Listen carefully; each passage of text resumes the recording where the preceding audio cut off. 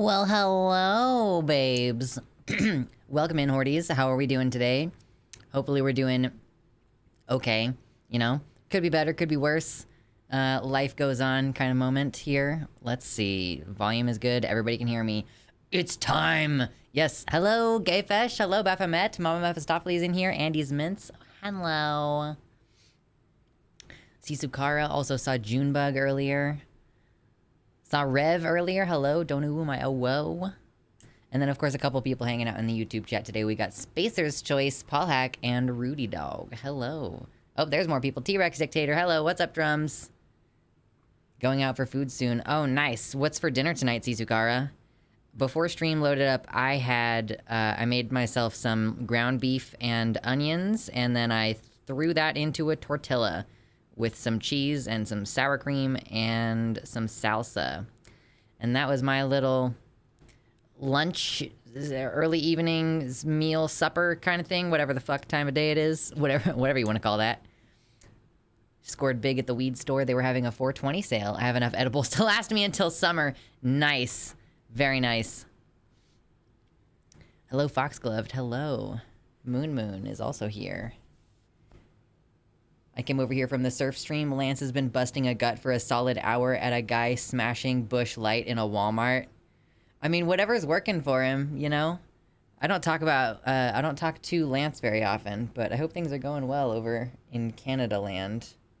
Must be fucking nice!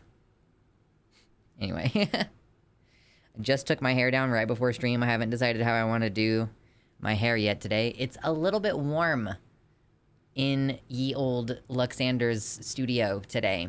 And I have to have a big fucking, like, full spectrum photography light directly in my face. So I'm feeling a little bit warm today.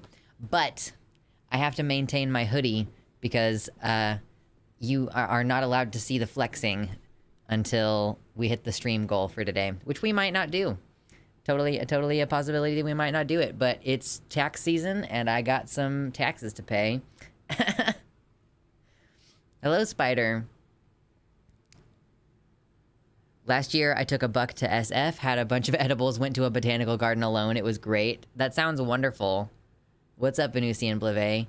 I haven't, you know, I've been meaning to go to a botanical gardens, and I was thinking about going to one for my birthday, but the particular botanical gardens that I was interested in going to was like a pretty long drive away, like a pretty significant drive, and additionally it costing money, and like I need an oil change in my car. Like I just decided I wasn't gonna go. So unfortunately did not get to go to the botanical gardens. I finished the Contra video. I think what I'm doing right now is accidentally just rubbing sweat into my eyeballs. I keep like rubbing my eyes, and I'm sure they look irritated now because, yeah, I keep rubbing my eyes, and I think what's happening is I'm just getting sweat from the gym into my eyeballs. So I'm gonna try to fix that a little bit. Anyway. All the trans people and lefties will get on a bus and stay at Lance's house when the Civil War starts. True! Yeah, Lance, I hope you have a big house, because we are all gonna come squat. I want my next birthday to be at Vincent Price's house. Was it Vincent Price's birthday or something? Is that why people are I've seen people talk about him, like, a couple times. Oh, thank you, Ty Marinia, for dropping a like. Hope you have a good rest of your day. I am enjoying tortellini, veggies, and hummus for supper.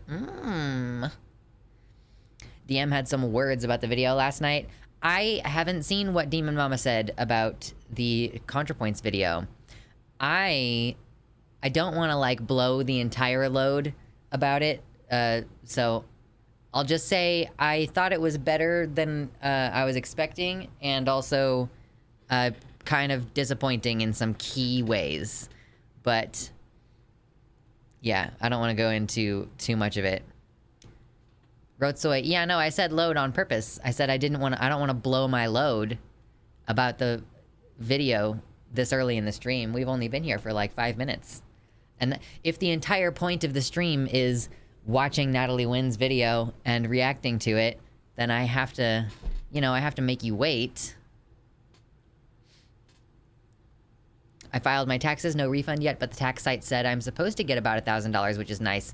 Yo, that's amazing. Between federal and state taxes, I'm gonna owe like $2,500. So I'm trying to figure out, like, do I get a loan? Do I... Your hair is doing that something about Mary in front. Oh yeah, what are we doing? Oh yeah, like a little cum in my hair moment. Here, let's try to fix that. It needs a wash.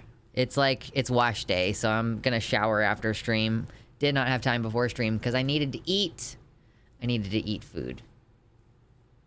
Okay. That's a little bit more normal looking. What's up, Shade?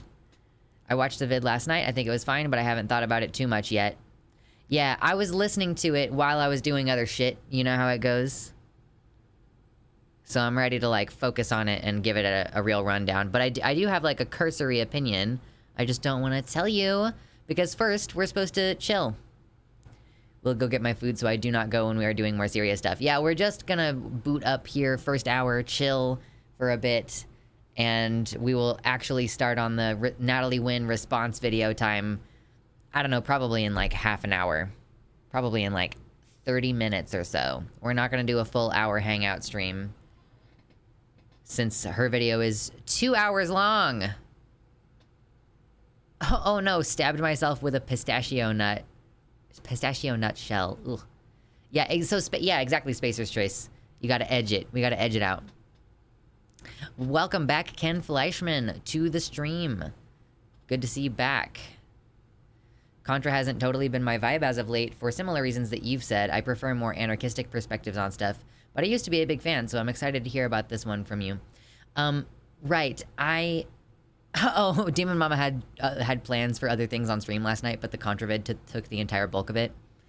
I did not have other plans for today, because I'm backed up. Like, we covered so many important, politics things last week, but I've been between preparing taxes and still having my I'm tutoring my teenage siblings and like looking into, you know,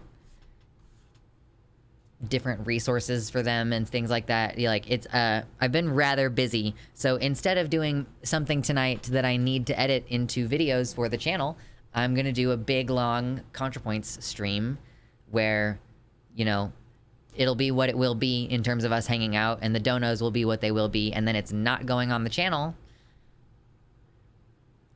I will exploit the content of bigger creators on stream, but I don't usually post, like, full reactions on the channel. If I find that I have, like, a concise, like, thought, maybe I'll sit and record it and be like, this is what I officially think about Contrapoints now. But that's just because, like, that was a major part of what made me in the first place as a channel, was like people being interested in my opinion as a non-binary person on Natalie Wynn.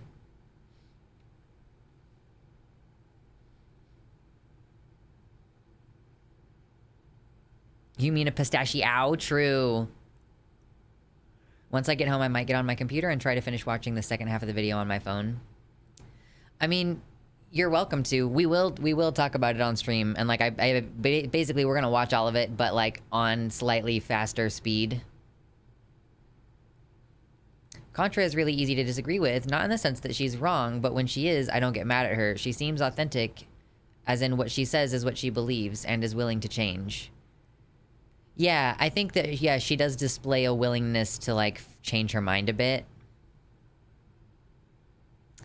I think that's how I initially found you, looking for NB perspectives on Contra specifically. Yes, I am willing to offer that to the community. People seem to...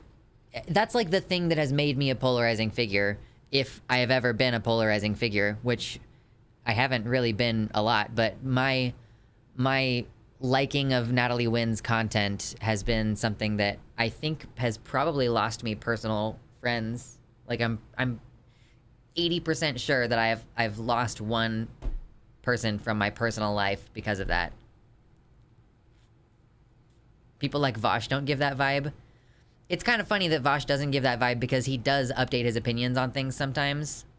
But it's also funny that, yeah, bringing up Vosh in a Contrapoints discussion, because she does call him out in the video. Spoilers! If you haven't seen the Contrapoints video, she called out Vosh. Yes, yes, Natalie specifically name drops me in her canceling video. Let me tell you a story, y'all. Do you want a story time? There's like 50 people in here. If you're hanging out and you're enjoying hanging out and talking about Contrapoints, hit the like button really fast. And, you know, that's easy and it's free and we'll continue on, and that immediately helps the stream. Always immediately. So, when Natalie Wynn mentioned me in one of her videos on Contrapoints, it was like, it was the canceling video, wasn't it? She was like, look at these two people who criticized me and you should go follow their content. It was me and Corbiday. I was in the middle of trying on some clothes to see if they still fit or not. So I was fully, like, tits out when Natalie Wynn said my name on her channel, and I was like, ugh! I was like, oh my god, what is going on? I was trying on bras, and the tits were fully out. I was like, oh my god, my spleen fell out my asshole. Liking stream, a free and legal thrill, true. Tits out for Harambe.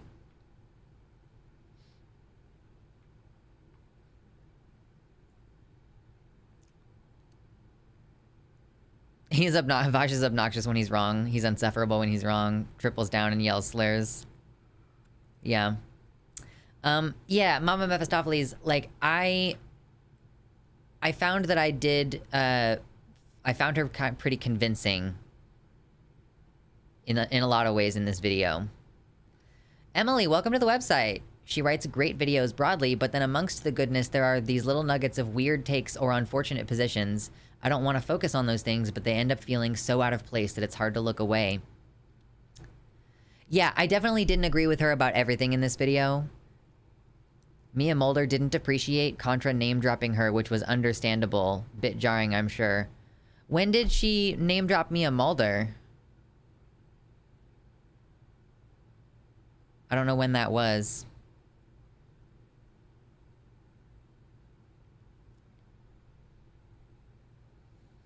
I haven't seen the banger yet, but it's fine. I'll watch you, Lux, and then watch it for myself, and then comment both on her video if I feel obliged, and or maybe on the Discord or stream, for sure.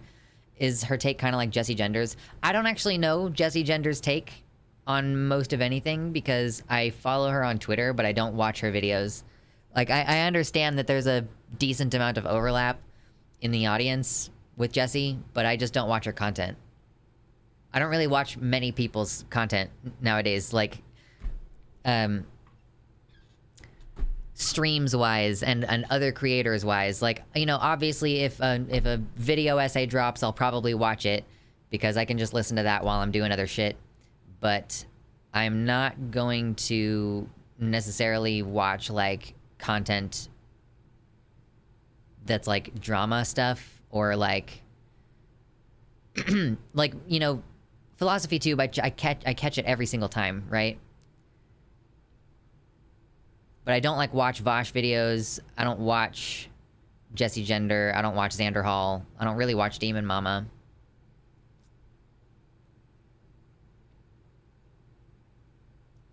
Mia got canceled for replying a heart on a post that Abby made, talking about how her friends and family were harassed over the Buck Angel situation. Yeah, I guess that it does kind of just draw attention back to something that she was harassed about, like, and, like, could potentially reignite the harassment again.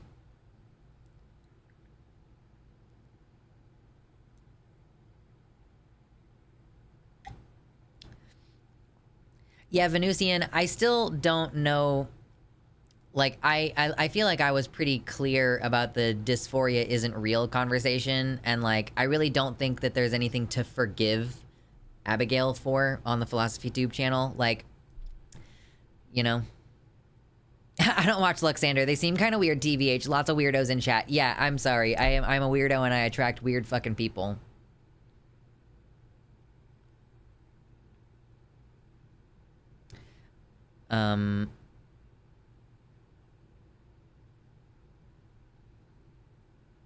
Definitely weirdos. Yes. Hello. Hello, baby squid. Welcome in. So many degenerates. It's true. This chat is just full of degenerates, and we love it. Hit like if you appreciate the degenerates in this chat, and the degenerate who owns the channel. My hair is just... It's wash day and my hair is just being so funky. Please. Why are you being so weird? Okay. It's a little bit better. Maybe I just need to put it away. We're just gonna put the hair away. Excuse me. Excuse me, we're putting the hair away. My roommate actually had a bad take on the Abby situation, and after a conversation, I think most of the people who went after her just straight up did not understand what was happening. I mean, I think that people, like, sometimes... Some people were very insistent on their interpretation of what she said, and, you know, I just can't, there's just nothing to argue about. Hello, Violet! Oh, thank you so much. I really appreciate it. So yeah, I have like 35K. I don't, you know, if you're farming gold, like, if that helps offset the amount of gold that you're farming at all, thank you. I'm going to make an effort to actually farm the gold in between, when I actually get my WoW time this time. Instead of just like wasting 60 days of WoW time and then needing to buy more.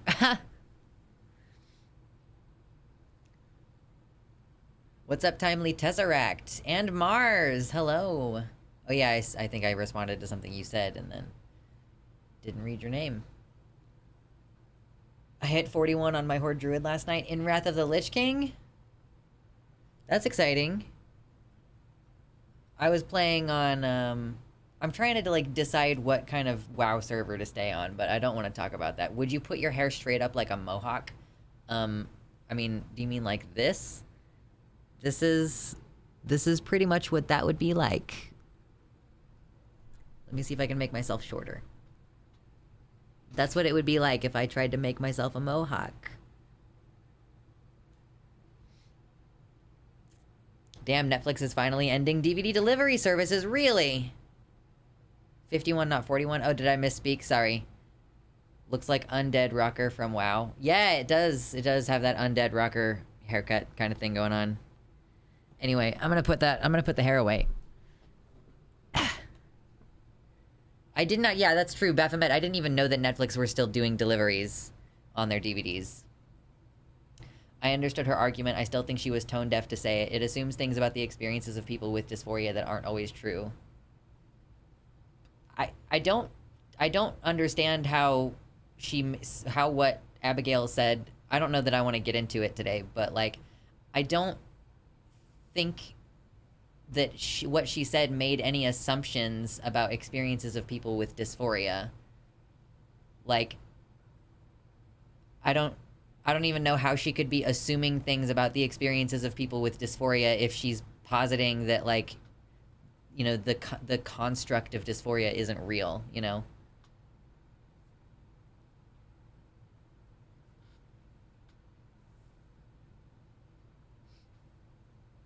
That's a look right there. Do we like the mohawk look? Yeah. I assumed Abby meant the specifics of the medical diagnosis, not the feeling or anyone's experience. Yeah. Like saying dysphoria isn't a unique thing from what cis people might experience. Venusian, do you have any idea how much money cis people spend on... Like, how much money do you suppose cis people spend per year on hair transplants and boob jobs and height surgery, which is a thing now? Like, the height surgery is a thing people do. Like, can you imagine having someone, like, basically destroy the bones of your legs in, like, for the chance for you to be a little bit taller? That's more extreme than what most trans people go through.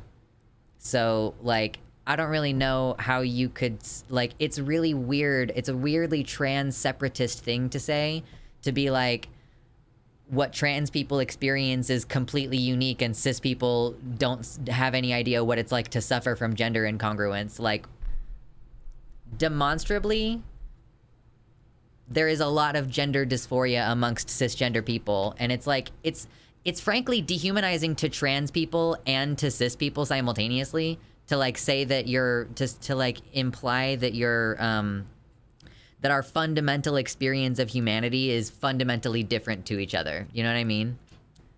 Rosette, welcome to the Cool Club. Yeah, if you're hanging out on the if you're hanging out in the YouTube chat, and you're fine if you're hanging out over there and you're enjoying it, but you can come over here to the website chat. This is luxander.net over here. Luxander.net/live. This is not Twitch.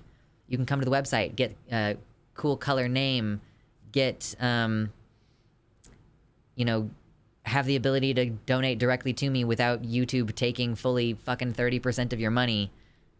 Custom emotes. Can we get some custom? What are some of your favorite emotes in the chat, y'all? What are some of your favorites? Because Re doesn't get used very often, but I love Re. Pepe hands, one of my favorites. Dick's the obvious favorite. Are we still discoursing Abigail's tweet? Yeah, Vivi, someone in the YouTube chat said that they used to watch PhilosophyTube, but they won't forgive her for her take on dysphoria. But why does my dysphoria point towards one set of sex characteristics, not another? Why do cis people's dysphoria, why does cis people's dysphoria point toward their own gender instead of another one? Like, the fundamental experience is the same, and I really don't, it's also, weird and parasocial for you to say something like, I won't forgive her. Like, frankly, if you're gonna say, oh, it was tone deaf, not to get personal, but if I could have the same experiences of cis people, I would. I mean, you could be a cis person who has their bones broken to try to make them taller, if you were a cis guy who have, I'm not saying that it's as fucked up because, you know, society affirms gender dysphoria amongst cis people, but the idea that it's in any way different is, kind of insane to me. Oh, yeah, that is a good one. Oh, what is he called? Peepo Fat. Oh, yeah, that's a good one. Oh, that's a good one. Yeah, Drums in the website chat says, I'm a cis guy and gynecomastia fucked me up dysphoria-wise. Yeah, who are we to say that a cis boy's dysphoria over growing breasts suddenly is, any less valid? Excuse me. Any less valid or anything than a trans guy's, yeah, I don't know. It's a separate but equal, it's a weird, it's the idea that that some humans experience pain differently than others. It's just fundamentally, a really weird thing to think. It's a good emote. It makes me feel seen as a fat guy. Yeah. Big fat.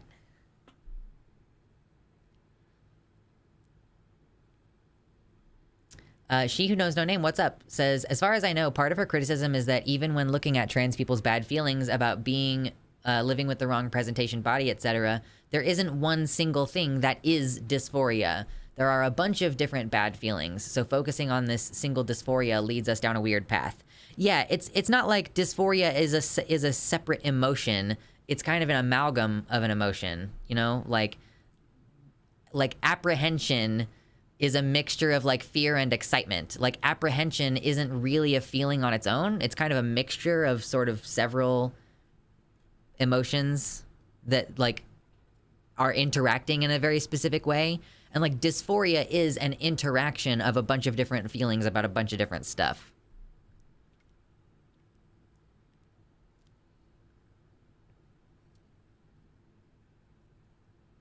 Can I lengthen my arms? I don't know. I wouldn't risk it for sure.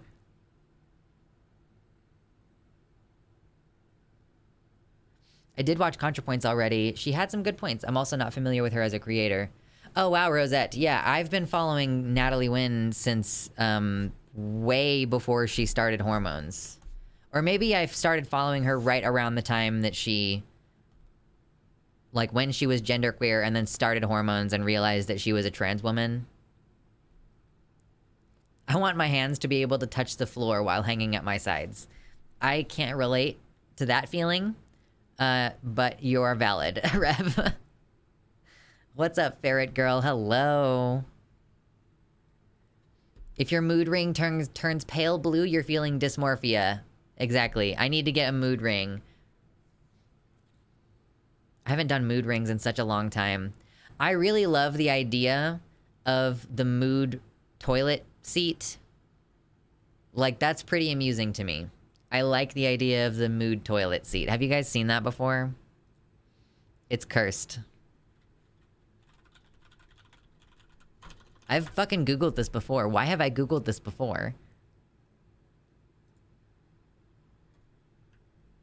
This is the mood ring toilet seat.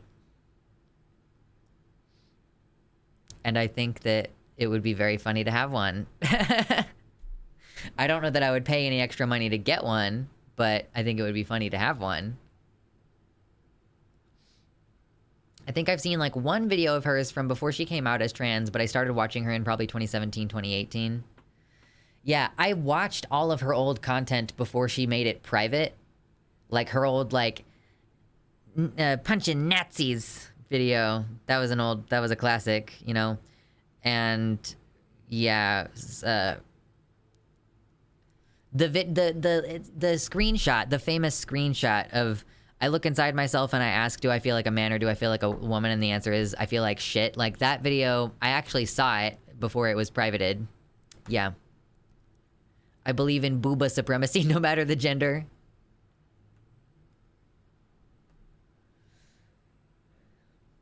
What feeling is constipation? Zhirb. Any other people in the chat who have had zhirb? I saw her new vid today. It was very informative. I liked it a lot. My only problem was the rehashing of old drama with Vosh. It felt very out of place. That's what happens when she starts writing a video like 8 months ago and then doesn't get it out until now. What is zhirb? Let's experience zhirb together, my friends. My horties. Zhirb. I gotta get my headphones. Where are they? Okay. I didn't see any Philosophy Tube before she transitioned. On the one hand, I want more Philosophy Tube, but on the other hand, I feel too weird watching the old vids.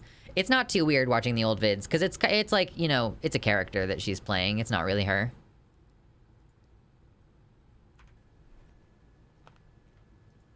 Oh. Oh, ho! Oh, ho! Mamma mia. Oh my... This is Brian David Gilbert, and I love him. Oh my god! That pickle was squishier than I thought it was gonna be. Oh, that feeling when you bite into a pickle and it's not as crisp because the pickle it's a little squishy. You know that feeling? Sure. What is it? What? What is the feeling? Disgust? Incorrect. That's not it. Disappointment? It's not disappointment. I know what disappointment feels like.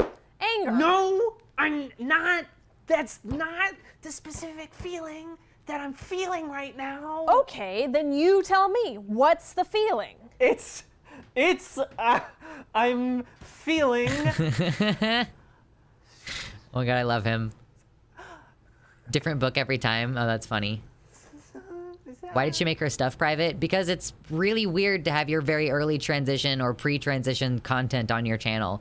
I don't know if you've ever looked, but on my channel, there used to be way more videos, and now there are a lot fewer videos because sometimes I'll get comments on really old videos and I'll be like, that shouldn't be public anymore. And then I make it not public anymore. Like my earliest videos that are like, I'm just starting testosterone and like first month changes. No, those are not on the channel anymore. No. They don't need to be there. So many other people have done 1 month on T updates. I don't want that on the I don't want that on the internet anymore. So it's not. But anyway. I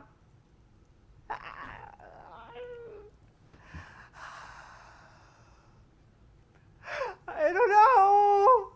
I don't know what the feeling is. I don't know what it is.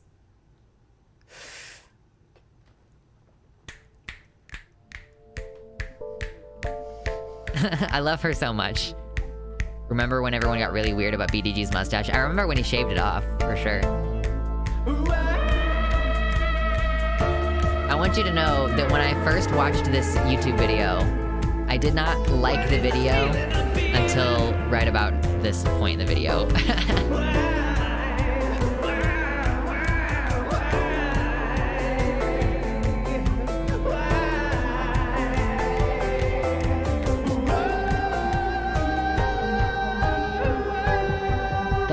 shirt. It's gotta be so cold.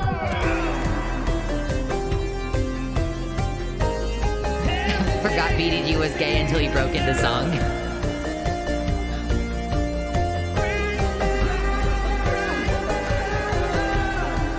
I don't want to like actually speculate about people's like sexuality, but the vibes that BDG gives off, it's either bisexual or asexual chaos. I cannot figure out which one.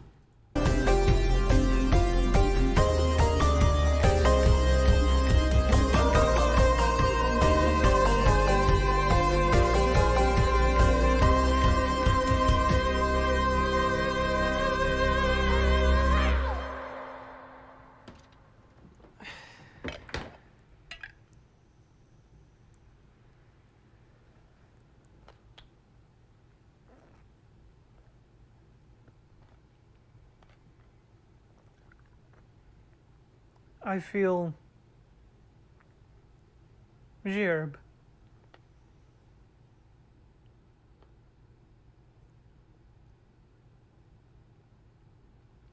Gerbness.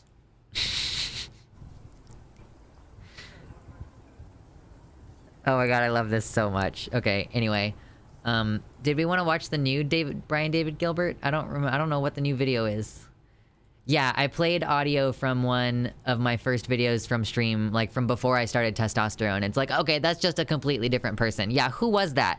Who was that? Like 10 years ago, before I started T. Yerb. We're gonna watch this. Oh, I've seen this. Yeah. I watched this already. I cannot imagine him knowing what sex is. Yeah. I kind of get that. Anyway. We're dicking around a little bit and we'll start watching Contrapoints here in a few, y'all. Alright? We'll watch in a few.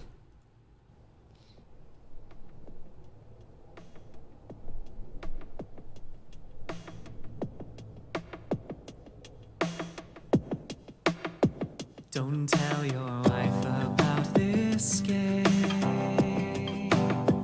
You can do anything in this game.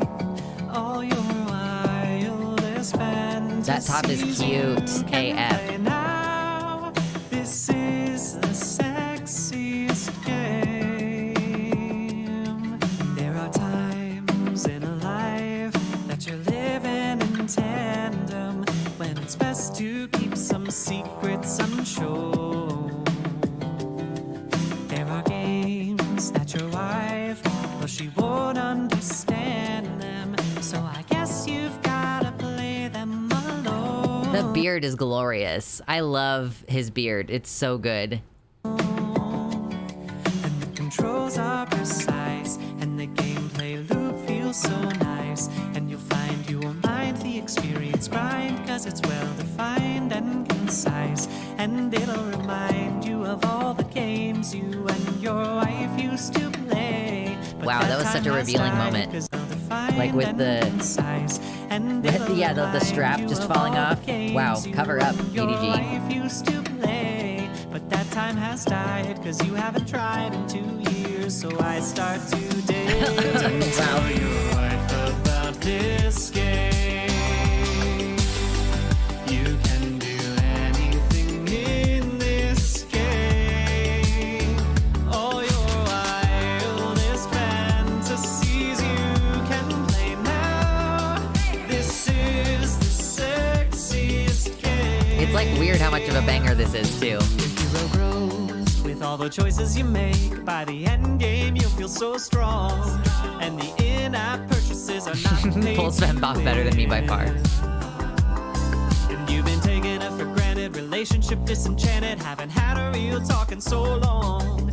All the I don't want to just make it so that men can't do cross-dressing without it being like gender, but also like the vibes are very gender, you know? You know what I mean? just makes the love Reminds me of a white woman's Instagram. True, it does have a little bit of that vibe. feel too thin. Because when you said I do, you didn't do it with enough follow through. And though the match has been made, the text that's displayed says you're still in the queue. and you will find any explanation to keep your mind from The pigtails, like, the truth that you better have treated your better half better, but you're too sad.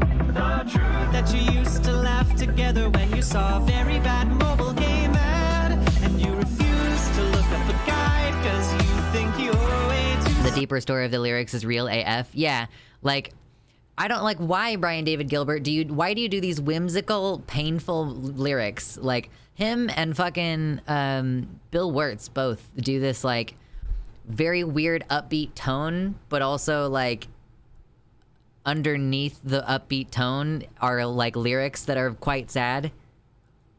Smart, and the build that you built together is falling apart, and you wanna go back to a previous state, but you're too proud to start. Wow.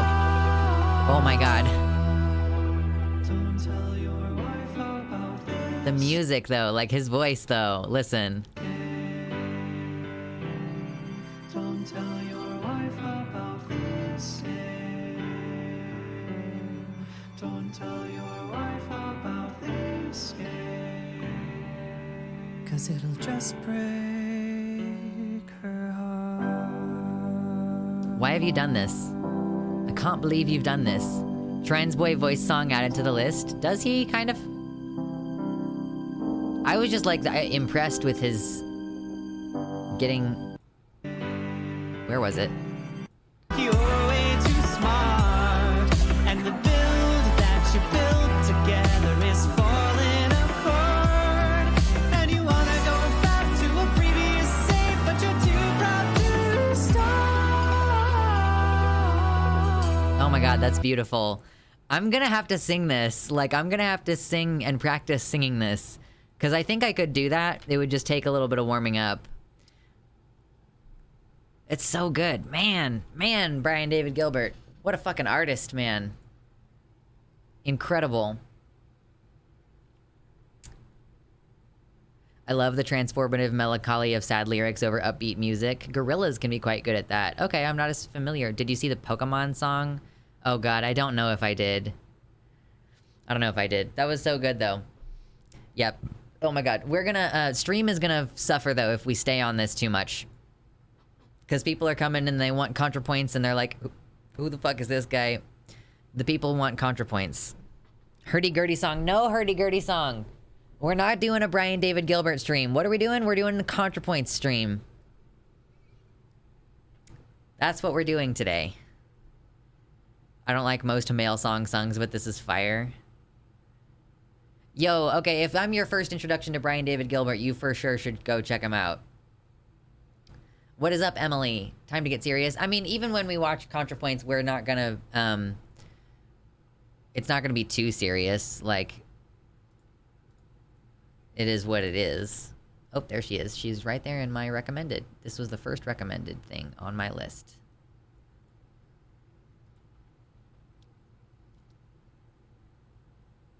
That time he listened to the same creepy clown song for charity is incredible. I became a fan of Brian David Gilbert during the Unraveled years. During the years of Unraveled. And then he was like, I am pursuing my own stuff now. And I was like, that's fucking cool. I feel like anybody seriously invested could have already watched her video. I mean, yeah, I mean... I just, you know, we do so much serious conversation, and since it's about J.K. Rowling, and so it's kind of a step removed. Like, I don't know if anybody else feels this way, but when I watch a video about J.K. Rowling, even though we are discussing her relationship to, like, the issues that we're having in legislation and everything, like, even though she is tied to that, it feels just like a little bit further removed to talk about gender criticals. And so for me, engaging with Contrapoints in this is like a couple of steps separated, because I'm engaging with Contrapoints content and like her perspective and whether or not I agree with her. And then the subject is kind of J.K. Rowling, or a lot of this video is actually about Anita Bryant, who I wasn't as familiar with before watching this. And also, she's British, so she's not actually real. Tuesday in it. It's Tuesday in it. People want the hot takes. Luigi video was peak drama. Yes, the Luigi video was peak drama. I loved that one. Oi, you having a laugh? Tuesday. I already watched with Demon Mama and on my own, but I'm stoked to watch you cover it. Yeah.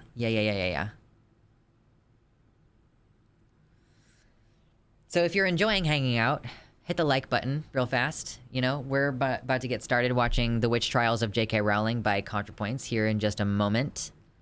But you gotta hit like first, or I won't do it. And if we get enough donos today, which I've set like a crazy high dono amount because taxes, but I'll take off my, here, how about, I'll take off the sweatshirt, and I'm wearing a tank top underneath. But then I have my sports bra. So it's up to you guys. If we get to the stream goal, I'll take off the sweatshirt so that I can flex at you, but it's your choice whether I'm gonna take off the shirt or not. I kind of like the look of the layers of the, like, sports bra with the tank top. And, you know, selling your body in order to pay your taxes is just, like, a thing that you have to do nowadays. Lux gone wild, exactly.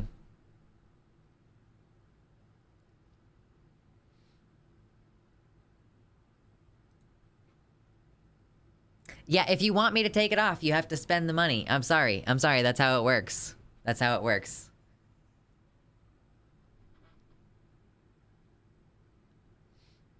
Hello, Anjali. What is up? Having a little buffer between you and the transphobia is good. I feel better watching someone else yell the responses at the transphobia that I also want to say, even though the transphobe couldn't possibly hear either of us. Takes off tank top, revealing 2 sub-tank tops below. I mean, here's the situation. A white tank top, black sports bra. Your choice.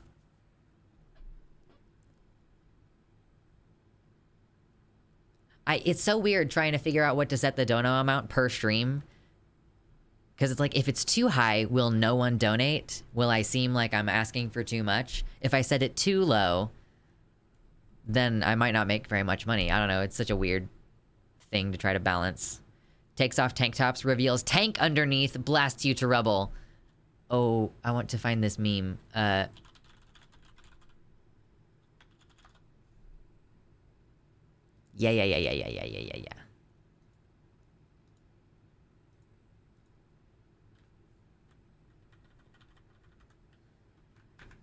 Drive me closer.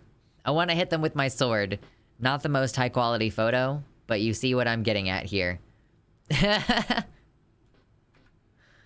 Absolutely. Worth it? You know, 69 concurrent viewers. Maybe someone will think it's worth it to spend $300 to watch me flex for 5 minutes. Luxander and Warhammer 40k ref. Is that fucking Warhammer? I have no idea. It's such an old meme, though. It's ubiquitous enough that it's reached me, a person who doesn't know anything about 40k. True, Quantum Cactus. It's not black shirt. I think it's black dress. Black dress with the tights underneath. I got the breath of a last cigarette on my teeth. And she's in... Yeah, I don't know. I'm not gonna keep doing... Anyway, I did used to listen to that song. Pirates of the Caribbean music starts playing. Strip stream as an NB2. I support this stream. You know, I'm just trying to figure out how I can incentivize donos, because I need to make more money than I made last year, ideally. Lux and Keffel's Booba. Bro, Keffel's Booba is insane. Keffel's Booba, like, I fucking wish I could have Booba like Keffel's. Like, I just so much Booba. Like, her cleavage is insane. Numpty, thank you so much for the $25 dono. I really appreciate that. It's tax season. We're edging ever closer. Edging ever closer. Appreciate that. Yeah, Lux and Keffel's Booba. I can't even imagine. I took your exercise advice and switched my routine from less cardio to more calisthenics with some gradual increases in reps and sets. I do actually feel better doing it. I am excited that that is making a difference for you. Hopefully over the next like couple of weeks as you continue to accrue the benefit, it'll feel even more good. And maybe I'm crazy, but I also think I look better. You'll start to get toned for sure. I've been doing the working out. I've decided to change my routine a little bit. I'm doing a little bit less in the legs because I have an old back injury that I'm trying not to like fuck up in the process of trying to get strong. So that's something that you can look forward to on this channel though, is me continuing to get more and more strong and dangling my flexing at the end of the rope of, I don't know, should I drop it? I don't know. Should I drop it down to like 200? Because that would feel more reasonable. Doesn't really matter. Probably not going to reach the goal anyway. Totally fine. Okay, what am I doing? Which trials of J.K. Rowling? I think maybe I'm going to grab a water. And congrats on the increased strong. Yes, $69. I did think, like, for a minute, I was like, I should set it at $69, and then as soon as I hit 69, I'll bump it up to 420. But I also think that that doesn't quite work.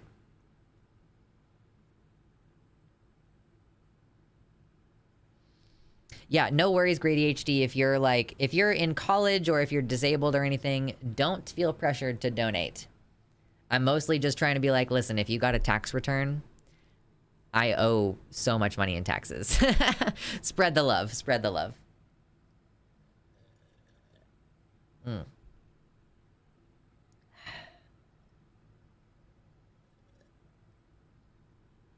You should do the Hulk thing and bust out of a shirt by flexing. It might be like a year before I get to do anything remotely similar to, like, before I will have enough flex to to mess up a shirt. It's gonna take at minimum a year. $42,069. It would be crazy amazing if my income were anywhere near that. As soon as I get paid. Rotsoy, I appreciate it.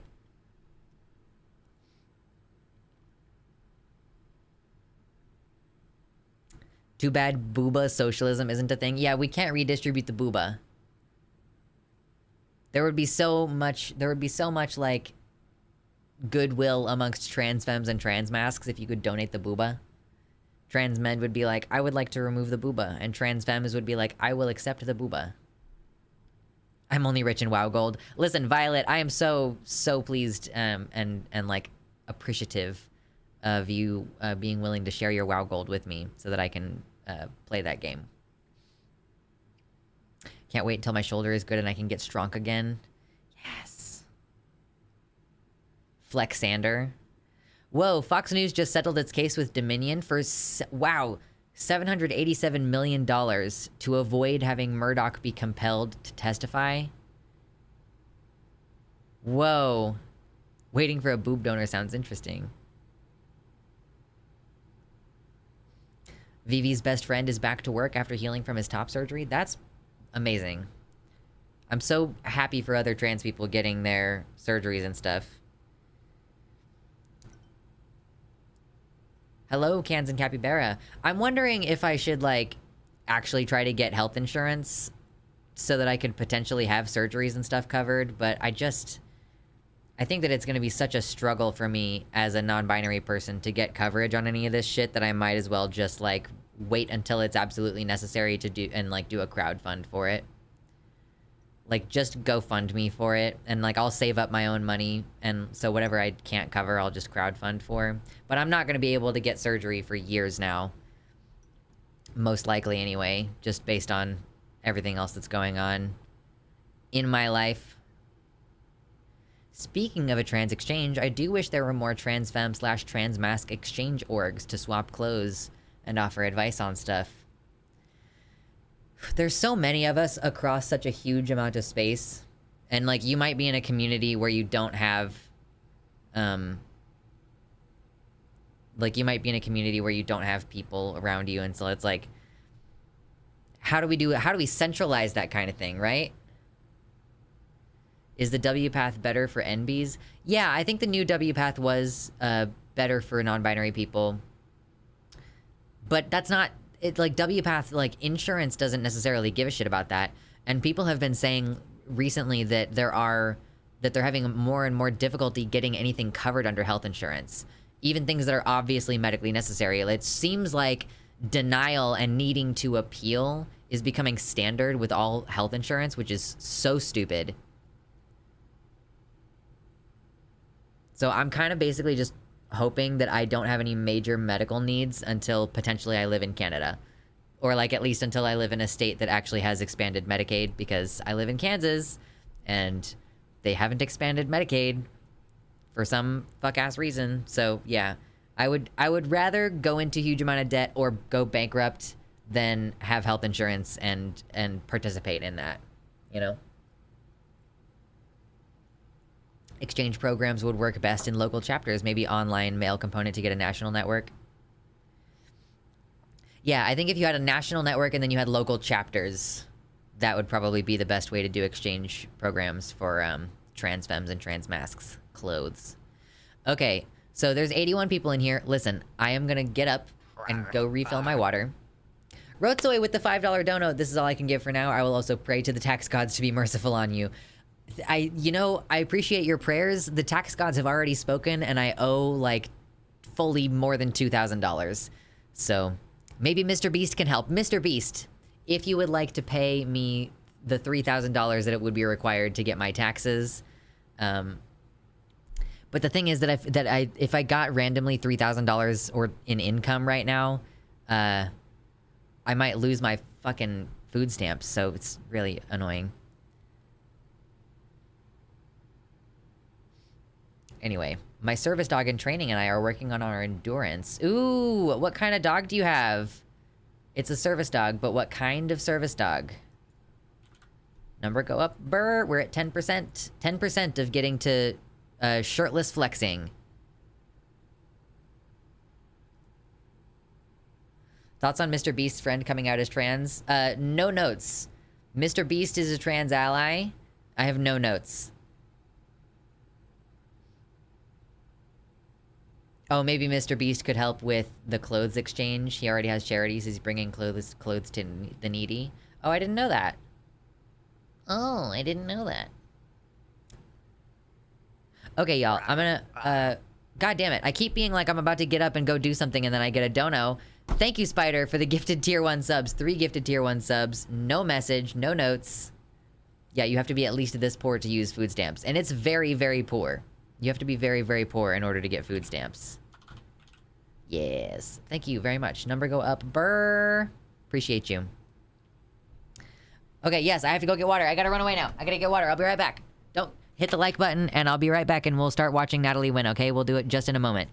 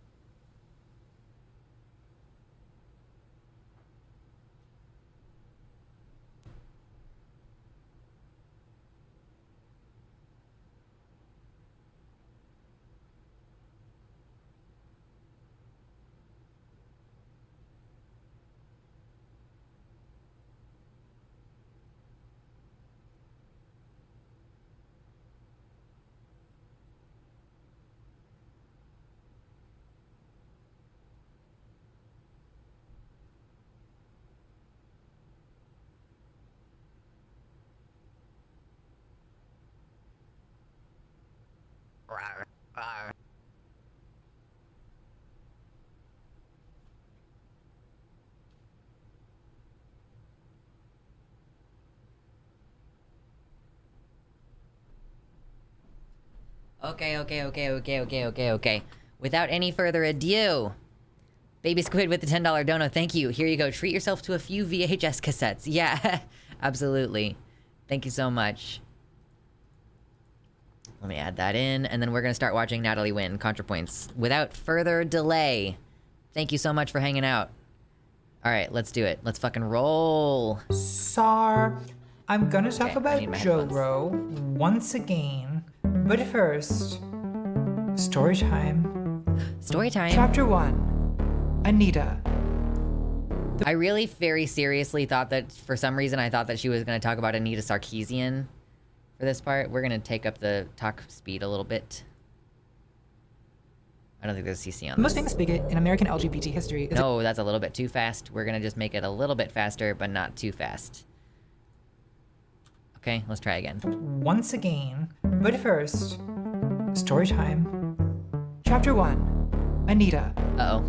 The most famous bigot in American LGBT history is a woman called Anita Bryant. This is her story.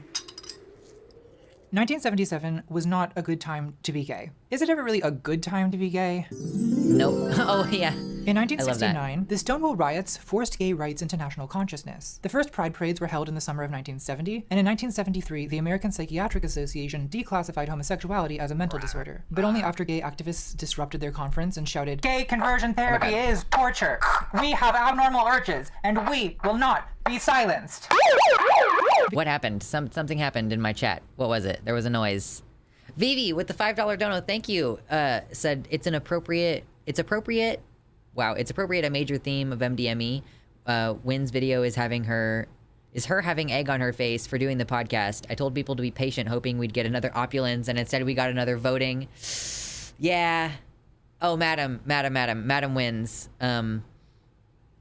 It's a major theme of Madam Wynn's video, her having egg on her face. Yeah, I was kind of wondering if she was ever going to address that she was on a podcast for Megan Phelps, formerly of the Westboro Baptist Church. And she does address it in this video. I was glad to see, for sure. Thank you, Vivi, for your dono. Let me update the thingy. Because that's the only way to get anything done in this country. You have to be super annoying about it. True. They give you no choice. On January 18th, 1977, Dade County, Florida, known for such popular cities as Miami, approved a law that added the phrase, Wait, what did this say? country. You have to be super annoying about it. They give you no choice. On January 18th, 1977, Dade County, Florida, known for such popular cities as Miami, I've never been to Miami, so I don't know if I'm being sarcastic. That's what it said. approved a law that added the phrase affectional or sexual preference to its non-discrimination ordinance, effectively banning housing and employment discrimination on the basis of sexual orientation. And it was just then, as things seemed to be getting better, that Anita Bryant made her little appearance. Yeah, we love the 70s look. We love the little 70s glam. These glasses, this hair, very good. Oh, I love the good Christian background too. Very nice. Anita Bryant, Miss Oklahoma. Anita Bryant is a native Oklahoman who once had a career as a pop singer, beauty queen, and spokeswoman for the Florida Citrus Commission. Come to the Florida Sunshine Tree. My twins love 100% orange juice from Florida any time of day. Orange juice from Florida. It isn't just for breakfast anymore. Orange juice with natural vitamin C from the Florida Sunshine Tree. She was known for these It kind of makes sense after Anita Bryant that we don't do this anymore. Like, you know, we don't really have one major spokesperson for companies anymore that I can really tell. You know, there was like Anita Bryant, and then more recently there was like Jared from Subway. I don't think we really have this thing anymore. Bill Cosby for Jell-O? Oh no. Yeah, for sure though. She looks like a female Dahmer. Oh no, that's mean. Hello, Crazy Kudu. Welcome to the website. We appreciate you coming over here. Anybody who's hanging out on the YouTube chat, if you didn't know, I much like Vosh and the Surfs and Keffels and all those wonderful people, have my own website, luxander.net/live, to be part of the chat. You're able to use the custom emojis and donos and stuff. It's very good stuff. 70s queer realness is just kind of Nat's aesthetic. It just fits in. It fits so well. TV commercials with the tagline, A day without orange juice is like a day without sunshine. Breakfast without orange juice is like a day without sunshine. cute. When Anita heard her pastor speak about this non-discrimination ordinance, she What's up, felt Mersh? a divine disturbance in her heart. How touching. According to the word of God, it's an abomination to practice homosexuality. As a mother, There's always this weird over pronunciation. I'm gonna take it down to regular speed so that you can hear what I'm trying to say. This weird over pronunciation of homosexuality. discrimination ordinance, she felt Listen to her. a divine disturbance in her heart. How touching. According to the word of God, it's an abomination to practice homosexuality. As a Like, it's just a weird... I don't know why that's a quirk that bothers me so much, but it's just even more than calling it homosexuality in the first place. Like, the homosexuality. I don't know. Something just feels viscerally bad about it. Natalie thinks that the GOP is the problem. Yeah, we'll get to that part in the video for sure. Keffel says she's back from rehab. Yes, I saw that Keffel said that they were back. I hope that she's feeling better, and things are gonna go better in the future, hopefully. Yeah. The funniest term I hear from bigots is homosexualism or homosexualists. Homosexualists? I've never heard this before. It's so this is a Gloria Steinem look. That's so funny. Keffel said that she's gonna do a Patreon thing and then hopefully get back into streaming. Yes, I saw the announcement for that, so hopefully things are going well in the Keffel's world. Okay, anyway, continuing. It feels weird because they are using homosexuality as a sterilized term. They're saying it as though it's a disease or mutation. I mean, what I'm saying is, like, it's not even just the fact that she's saying homosexuality. It's the homosexuality. The weird overpronunciation of it is... Yeah, like, I guess that's even more othering on top of it. Homosexualities. Homosexualites? Is that what you said? Homosexualites? True. It was interesting in the 80s and 90s being called a practicing homosexual. Oh. Come on. A mother, she would not stand for this. So Anita wrote a letter to the county commissioner, saying, As a concerned mother of 4 children, I am most definitely against this ordinance amendment. I have never condoned... I'm not a practicing homosexual, I'm unlicensed. Yeah, I'm an unlicensed homosexual. Nor taught my children discrimination against anyone. But if this ordinance amendment is allowed to become law, you will, in fact, be infringing upon my rights and discriminating against me as a citizen and a mother to teach... Are you guys practicing homosexual or evangelical homosexual? Oh, I am hardcore evangelical homosexual, for sure. I am a fundamentalist homosexual. Can I be a cultural queer person? Yeah, I am a fundamentalist homosexual, for sure. Teach my children God's moral code as stated in the Holy Scriptures. Anita, kill your shitty child. When the amendment passed, Anita created a campaign for its repeal, the Save Our Children Coalition, which sponsored provocative TV ads implying that gay people are degenerates who ruin communities and seduce children. The campaign has been vicious. Yeah, what a new story. What a new narrative. This recent groomer shit. Isn't it so great? Isn't it so wonderful? My grandma just calls it the gay. Truly. We respect the grandmas who call it the gay.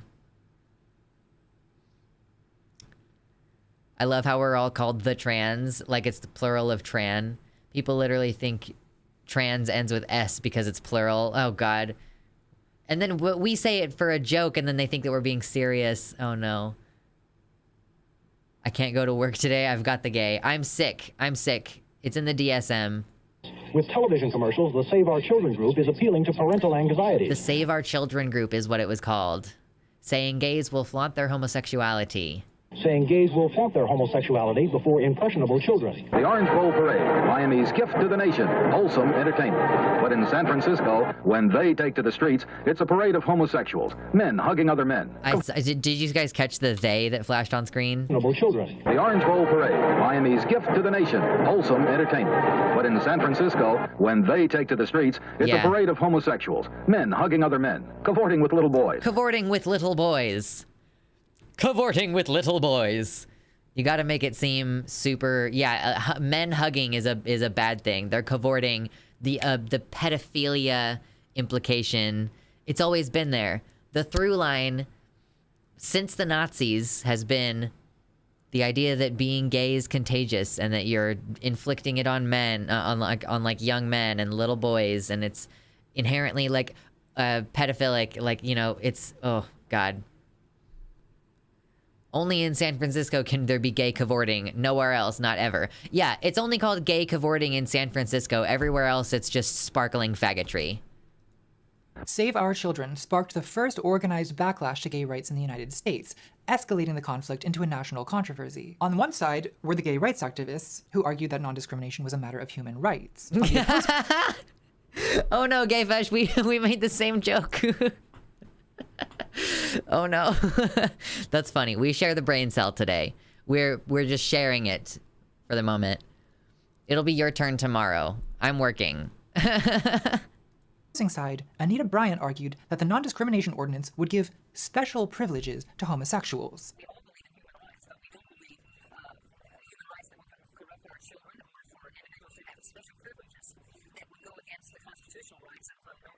As long as they don't want to flaunt Normal America. Notice that. Normal America. It's also not the only time she's gonna do it in this video. Like, so clearly, like, it was part of her shtick. It was part of what she used to say to people that, yeah, like, it's so fucked up. It's exactly the same rhetoric as nowadays. Like, this was in the 70s. This was 77. This was like, my parents were not very old at this point.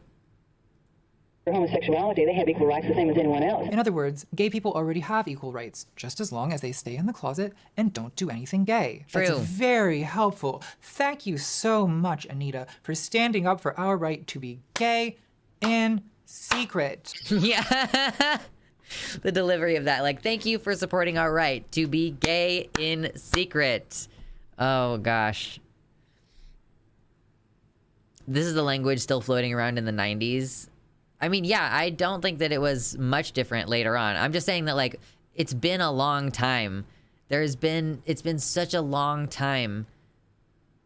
And can we please move past this? Can we please, like, have there be actual social consequences for being like this? Jesus. Yeah, some people are more normal than others. They do their job and do not want to come out of the closet and force their homosexuality on me in the areas of business or in the schools. They can live their life, and we're not going out after their jobs and trying to get them out of their teaching jobs or housing. Anita also argued that allowing flaunting, like, yeah, just don't bring it up at all in any context other than in your own home, and we will not have a problem, was Anita Bryant's position. And that's more or less the same thing that's happening with trans people now, is people are like, oh yeah, you know, you can be trans, but, you know, it's like the Michael Knowles, we want to eradicate transsexualism from public life, quote unquote.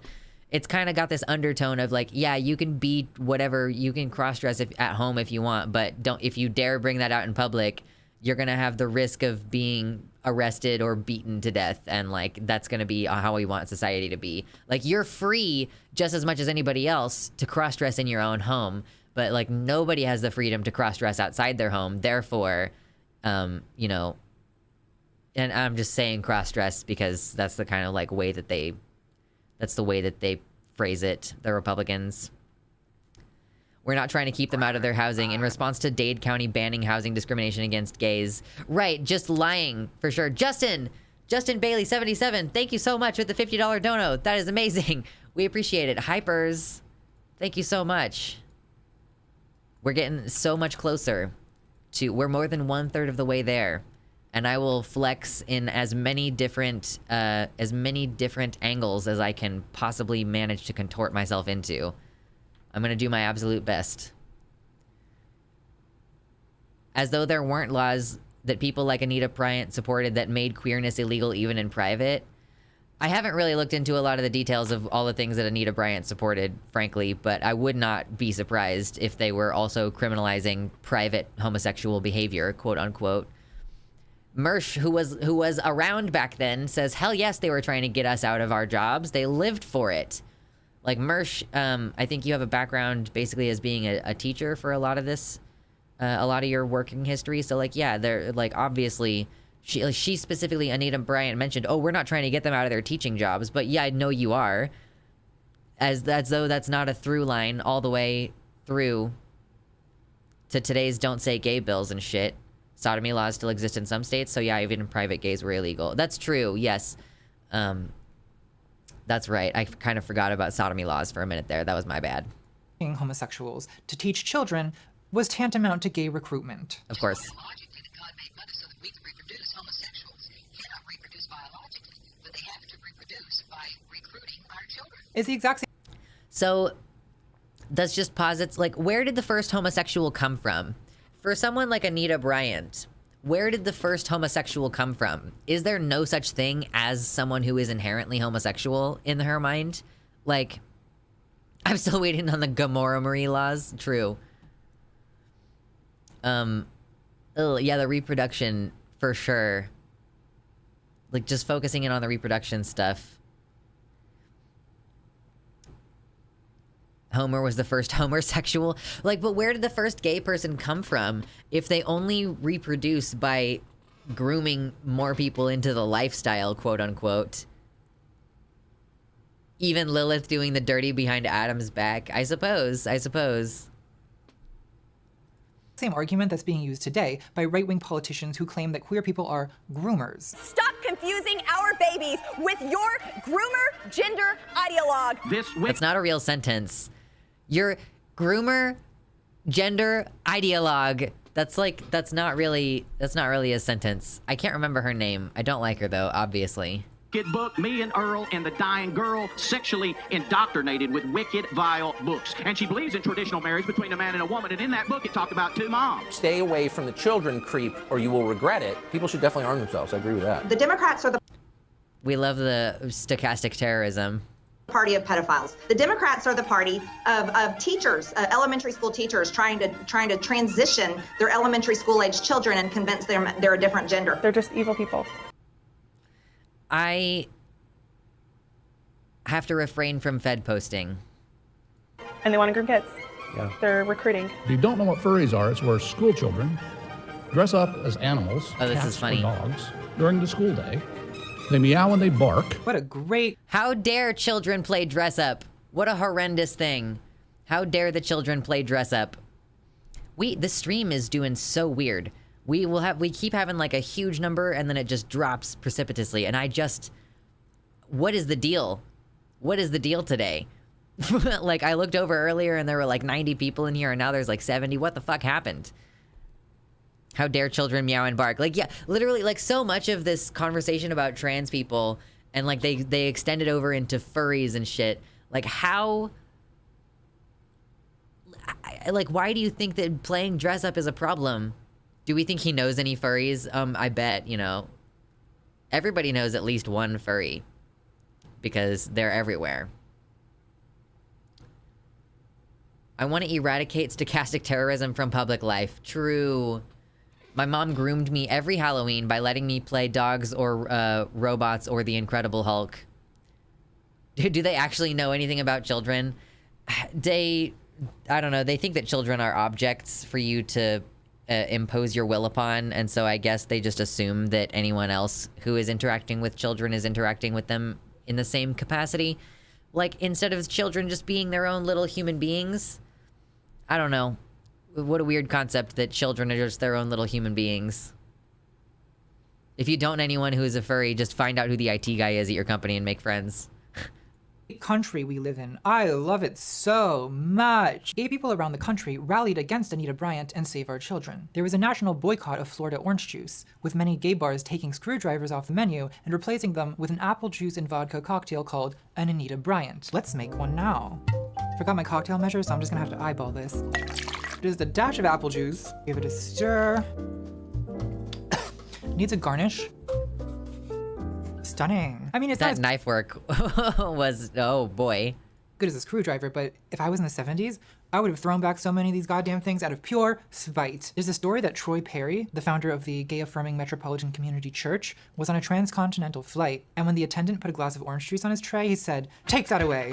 I'm a homosexual." At Gay Pride... We stan. That's so fucking good. I stan. As a former bartender, I'm kind of dissatisfied I never was asked to make an Anita Bryant. I guess I'll have to ask for it someday. It sounds like a really awful drink, though, if we're being honest. I just feel like apple juice, like, you really need something tangy. Like, the citrus is something you really need in a cocktail like that. Marches in 1977 and 78, anti-Anita Bryant slogans featured prominently on t-shirts, signs, and buttons. Anita Bryant sucks oranges. A day without lesbians is like a day without sunshine. True. And meanwhile, True. Anita's campaign inspired more anti-gay legislation, including bans on gay adoption and same-sex marriage, both of which passed in the Florida Senate, as well as the failed Briggs Initiative. I legit had never heard of Anita Bryant until this video. It's not a great mix. I mean, vodka and apple juice. Like, ooh, oh no, does not sound great. I want to make a modern Anita Bryant with maybe a splash of grapefruit juice too. Maybe, yeah, do you think that, so bartenders in the audience, do you think that you could improve on an Anita Bryant by adding like a splash of grapefruit or like, I don't know, bitters or something? Would that make it better? I don't know. I feel like cranberry vodka would be pretty good. Lemon, maybe a little lemon in there with the apple. Why do we not, are we still boycotting fruit from Florida? Or is it just because of Ron DeSantis? Grapefruit tastes like battery acid and ass. I am personally not a fan of grapefruit, but if it's like mixed in with something, it might be pretty decent. I don't know. Anyway, if you're enjoying hanging out, hit the like button. If you're not gonna hang out, hit the like button before you go, eh? Let's keep going. California, which would have forced public schools to fire gay teachers. So Wait, Anita Bryant, wait. including bans on signs and buttons. Anita Bryant sucks oranges. A day without lesbians is like a day without sunshine. True. And meanwhile, Anita's campaign inspired more anti-gay legislation, including bans on gay adoption and same-sex marriage, both of which passed in the Florida Senate, as well as the failed Briggs Initiative in California, which would have forced public schools to fire gay teachers. Yikes. So Anita Bryant was worse than a bigot. She was an influential bigot, but she may also have... Yeah, so Anita Bryant's campaign against homosexuals and homosexualism had a material negative impact on the lives of gay people in the country at the time, like in Florida, for example. Fresca is delicious. I just don't, grapefruit juice makes me feel like my teeth are gonna hurt a lot. Apple juice, vodka, and like 16 olives. No, that sounds terrible. Why would you do that? Helped to unify and galvanize gay activists by providing them with a common enemy. According to historian Lillian Faderman, Anita Bryant created fervent activists out of those who'd previously been content simply to enjoy their newfound freedom. True. Faderman cites Eric Hoffer's observation that a mass movement can get along fine without a god, but it won't get along at all without a devil. For gay people all over the country, Anita Bryant became that devil. Ah, that's fair. So even though she succeeded in... Oh, at the bottom of the screen, it was hidden by the text, but it said that guy, you know, he was a gay activist at the time, but then later on became a Trumper. Like, ugh. I guess good for him for surviving the AIDS epidemic, though, you know? Her initial goal to repeal the non-discrimination ordinance, there is no question that, in the long term, Anita Bryant was the loser. She took a lot of L's. Rip. That must be super hard for her. For the short remainder of her career, gay activists protested her events. They shut down the tour for her book about how persecuted she was by the militant homosexual, and they succeeded in turning public opinion against Anita Bryant to the point that she became virtually unemployable in mainstream entertainment. And it helped that lots of gays in entertainment, not a smart move. Oh boy, Anita, you fucked up. Came across as kind of a judgmental prude that even hip straight people didn't want to be associated with. Our top story tonight... $5 dono, thank you so much, Vivi, for saying vodka is hard to cut. IMO, you kind of need that liquor-y taste a la martinis or else to water it down entirely. Maybe use a rum base. I mean, vodka and orange juice is what a screwdriver is, right? It's like the acidity really cuts it. I don't know, though. I am not a bartender person.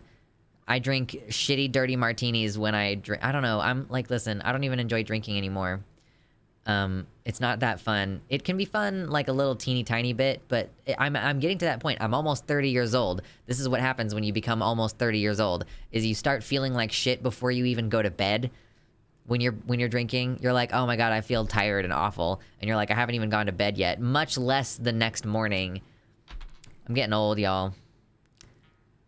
Absurd. Okay, yeah, what am I trying to do? I'm trying to update this. Okay, hold on. Anita Bryant, former mediocre actress and orange juice promoter, performed coitus in public yesterday and starting a campaign to promote heterosexuality. We don't... That's funny. That's a really funny SNL skit. Like, Anita Bryant, mediocre actress Anita Bryant, did coitus. She said coitus, which was weird, but she was saying that the joke was like, Anita Bryant has sex with her husband in public in order to champion heterosexuality. Pretty funny. I want SNL to dunk on JKR. Do they have a skit for that? I don't think so. Yeah, old SNL was pretty biting, says Decoy Duck. Like, today's SNL fucking sucks. Do you, like, if any of you knew about the response that SNL did recently to the Ned scandal at the Try Guys, like when one of the guys was cheating on his wife, who he had built his entire brand about being a wife guy and a family guy, and he was cheating with a subordinate employee, like publicly, like at a concert, like making out with a subordinate employee that he was dating at a concert while he's married, and his entire brand is about that. SNL, like, took Ned's side, basically, and, like, made fun of the remaining Try Guys who had to make a video covering their asses legally, like, addressing the controversy and dealing with the fact that like this guy almost destroyed their company with like a fucking, you know, the canoodling lawsuit or whatever. So today's SNL, toothless. They would never go after JKR. A screwdriver is any vodka plus juice combo. SNL had Trump host. That's very apolitical centrist BS. They've only made fun of Trump because they caricature all presidents. Right. Plus, Ned knows people who worked at SNL. Right, yeah, it was likely that was written by his friend and everything. So obviously SNL, not the biting political commentary that maybe it used to be back in the, you know, 80s and 90s, perhaps you could say. Serve orange juice anymore. Like she famously told Playboy magazine, "Why do you think the homosexuals are called fruits? It's because they eat the forbidden fruit of the tree of life." This is such weird Christian bullshit. I hate when they do this. Like, I don't know what the actual reason is that homosexuals, like, came to be called fruits or fruity. But, like, ad hoc tying it back to the tree of life and God stuff. Put video on screen. No, I refuse. You don't need to read this. This is not for you. You can't have it. Homosexuals are called fruit because they're so sweet. Oh, it's true. We are so sweet. God referred to men as trees, and because the homosexuals eat the forbidden fruit, which is male sperm. Oh my god. Oh my god, like it's the male woman sperm. is heterosexual Wow. cringe. This is how you lose the culture war. So let's all squeeze a fruit for Anita. Pass a little juice around. And of course, there was the... Can you imagine being that ubiquitously terrible that people will just be like, you can just evoke your first name. You don't even have to say Anita Bryant, just Anita. And you just invoke this entire concept of a very cringe, prude mother. That's a great pause face. I've done a great pause face on that. I only eat female sperm. True. T for T only. Only female sperm. I liked the male sperm part. Anita may have been homophobic, but she recognized the existence of female sperm. I mean, she's a trans-inclusive queen. Okay? Trans-inclusive queen. The famous incident where a gay activist smashed a banana cream pie in Anita's face during a TV appearance. And went into a place called Norfolk, Virginia, and were met with protest and all kinds of problems. And every... Security agent, security agent. No, let him stay. No. Let him stay. Well, at least it's a fruit pie. Miami-Dade County finally... well, at least it's a fruit pie. What a cunt. Oh my god, Andy's Mints, thank you so much for the $69 dono. Let's get to that flex goal. I promise I will flex for you. I'll take off my shirt and everything if we get to the goal. Thank you so much. I have to do math now. How dare you put me in a situation where I have to do math? I don't feel like doing it, so I'm just gonna do this.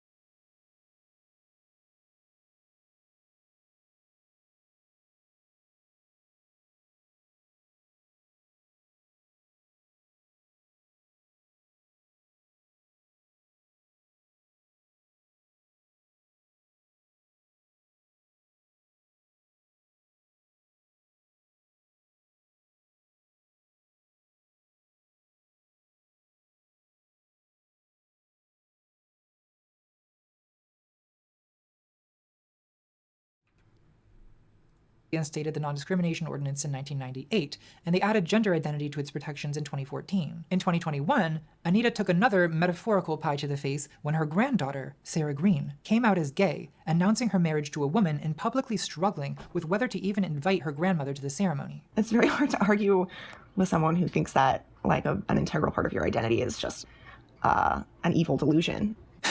That it is, Sarah. That it is. So yeah, that's really rough. I went to see someone who is trans-affirming but homophobic. Like, you are absolutely a woman, 100%, and God thinks you'll go to hell if you don't date men. Like, I think that there must have been, like, there must be some version of Christians who are like, you know, at least, like, you need to find a good man. You know, like, if you're going to transition and be a woman, like, you need to settle down and find a good man. Can't you at least be normal in that sense? Like, I'm sure that it must have happened. That's the story of Anita Bryant, as students of LGBT history know it. But isn't it a bit one-sided? Wasn't there a lot of toxicity on both sides? The Anita Bryant forces talk of absolute truth and morality. Gay leaders are equally dogmatic about human rights. A plague on both their houses. Isn't it cruel, even, to slur Anita as a bigot and a homophobe? In fact, isn't it possible that Anita Bryant was the real victim? Oh no.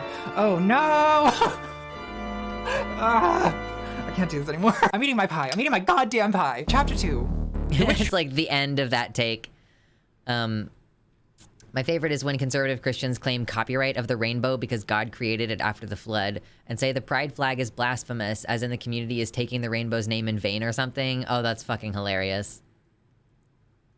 Fruit as gay slang or slur is amongst the lexicon of the Kant slang Polari. Oh, it's from Polari, used in the gay subculture in Britain. In Polari, fruit means queen. Oh, cool. Cool. Isn't that the whole HSTS/AGP divide? Yeah. It does dovetail with the idea that gay people were gay because they had the souls of the opposite gender. I've heard some people claim that, you know, supposedly there are some subcultures where you could be considered more normal as a heterosexual trans person than you would be as a cisgender gay person. I don't know if that's actually true, or if that's just one of those, like, psycho things that cis people say. Oh no, Jimsy, rip. No Mayo side. No Mayo side. I once knew a trans girl who was homophobic and transmed. That's impressive. Quite impressive. I know in Iran, they forcibly transition gay people. That's fucked up. Damn. Trials of Anita Bryant. God help us all. The mainstream media would have us believe that Anita Bryant is a so-called homophobe, some kind of hateful bigot. But isn't this just an authoritarian tactic used to silence valid concerns? Mothers in this country are worried about their children going to school to be taught by perverts. How can we be so sure that the militant homosexuals weren't the real bigots? Isn't it possible that Anita Bryant was the first victim of cancel culture, of, dare I say it, wokeism? Well, no, that's the dumbest thing I've ever heard in my entire life. But suppose that you're an idiot, and suppose that that's the narrative. Suppose that you're an idiot. Well, what would be your argument? I mean, if someone put a gun to my head and forced me to make that argument, I'd probably say something like this. Anita Bryant lived a difficult life. In 1940, she was born into brutal poverty in rural Oklahoma. Her parents divorced when she was just 2 years old. Wait, what did it say at the top of the screen? I'm not paying attention. I'd probably say something like this. Anita Bryant lived a difficult life. In 1940, she... Random stock footage of the Midwest to set the mood. Thanks, Natalie. That is what it looks like. Nah, I mean, I wish that we had it like hills this big in the Midwest. I live in the Great Plains, so it's not like there's not as much of like a low mountain situation happening. That would be fucking great, though. She was born into brutal poverty in rural Oklahoma. Her parents divorced when she was just 2 years old, the same year she made her singing debut at the Baptist church. Parts of my childhood I blocked out because it hurts too much. I guess I was happiest when I was 8 years old, and my parents were remarried, and I was baptized and came to know Christ as my personal savior. Her father abandoned the family again when she was 12. It was real painful, and it just about killed my mother. She was a very submissive wife. She was too submissive, and it angered me. She let my dad step all over her. Because of him, I think I went through life for a long time hating all men. Anita described her most intense adolescence. Is Anita a closet case?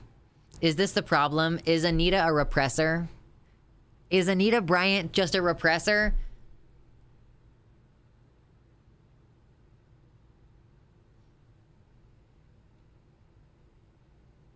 Like, I just feel like that was a little bit of a disclosure, and that she must just hate gay people because she hates herself for not being able to be perfect Christian.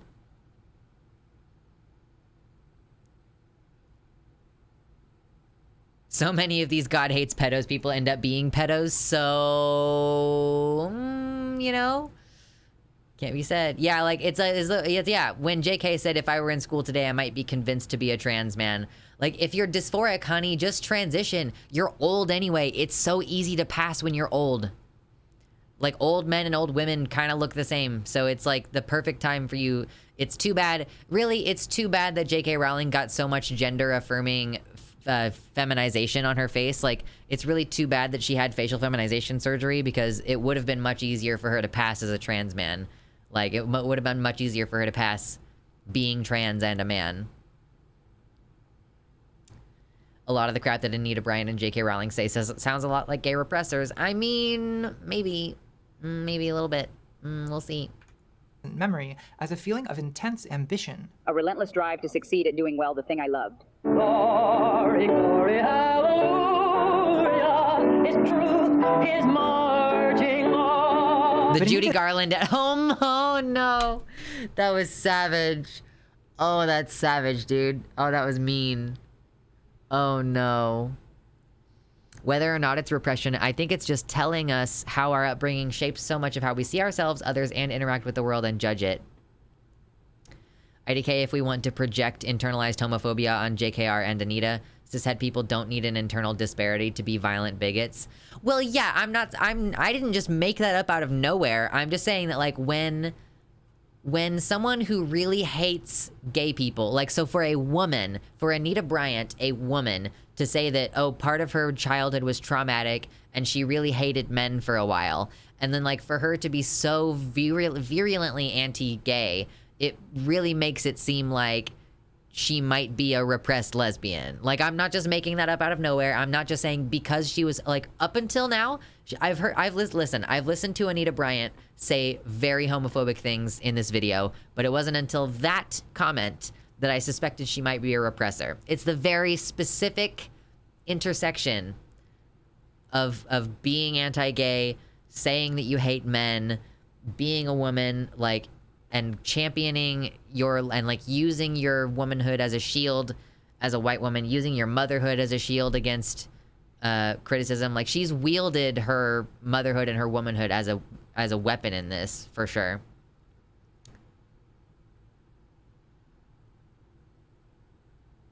If she was more specifically anti-lesbian, I'd buy it. Yeah, I guess it kind of remains to be... Like, I don't know all the things that she would say, but I think that... I get the impression that she spoke out against gay people, whether they were men or women. I don't know. His ambition conflicted with her submissive role as a traditional Christian woman. In 1960, Anita married Bob Green, Miami's top disc jockey, though only after he relentlessly badgered her into it. This is what heterosexuals do, fellas. Green was allegedly a controlling... That's so gross. I find that so disgusting. I don't know why. Abusive husband. Feminist Andrea Dworkin claims Green manipulated Bryant with a cruelty nearly unmatched in modern love stories. And Anita rationalized the abuse, saying, despite our sometimes violent scraps, I love him for it. But while Anita Bryant was just casually in an abusive marriage, just casually, and, like, defending it and, like, saying, like, oh, we get into violent scraps, but we're in what? Like, ugh. And this is the person that you think should be telling everybody what kind of relationships to be in? And, you know, she said earlier, or maybe, I don't know, like, I can't remember if this was from this that we've already seen or if I just remember it from later in the video, but she said that she hated her mom because her mom was too submissive to her dad.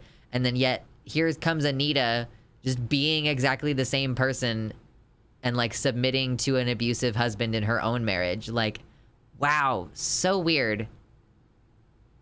While submitting to her husband and raising 4 children, Anita was still able to build the career she'd always wanted. By the 1970s, she was on the payroll of Big Orange Juice, earning $500,000 a year, enough to move her family into a 27-room... And that's $500,000 in, like, that money back then.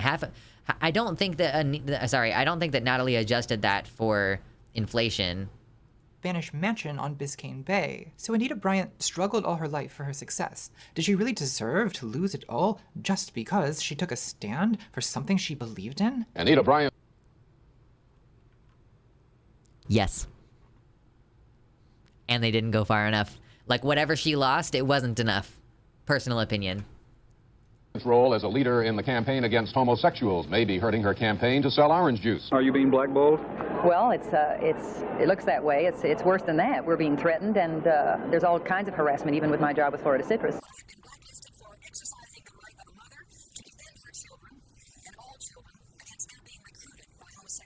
Her entire life had become a...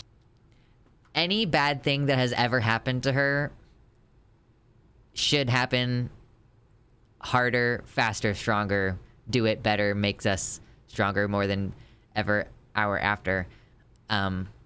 Anyway, that's Fed posting a little tiny bit. Everything bad that has ever happened to her was deserved. Every bad thing that has ever happened in Anita Bryant's life, she deserved it 10 times over. A series of catastrophes. She'd been dropped as spokesperson by the orange growers. She had been dropped as a commentator on the Orange Bowl parade. Would love some homosexual recruitment merch, though. I mean, listen, I'll keep it in mind. Homosexual recruitment. Would you have that on a t-shirt? Homosexual recruiter? Recruitment? Yeah, I don't know. Let's put that on a t-shirt. The television show contract. Her bookings dropped drastically.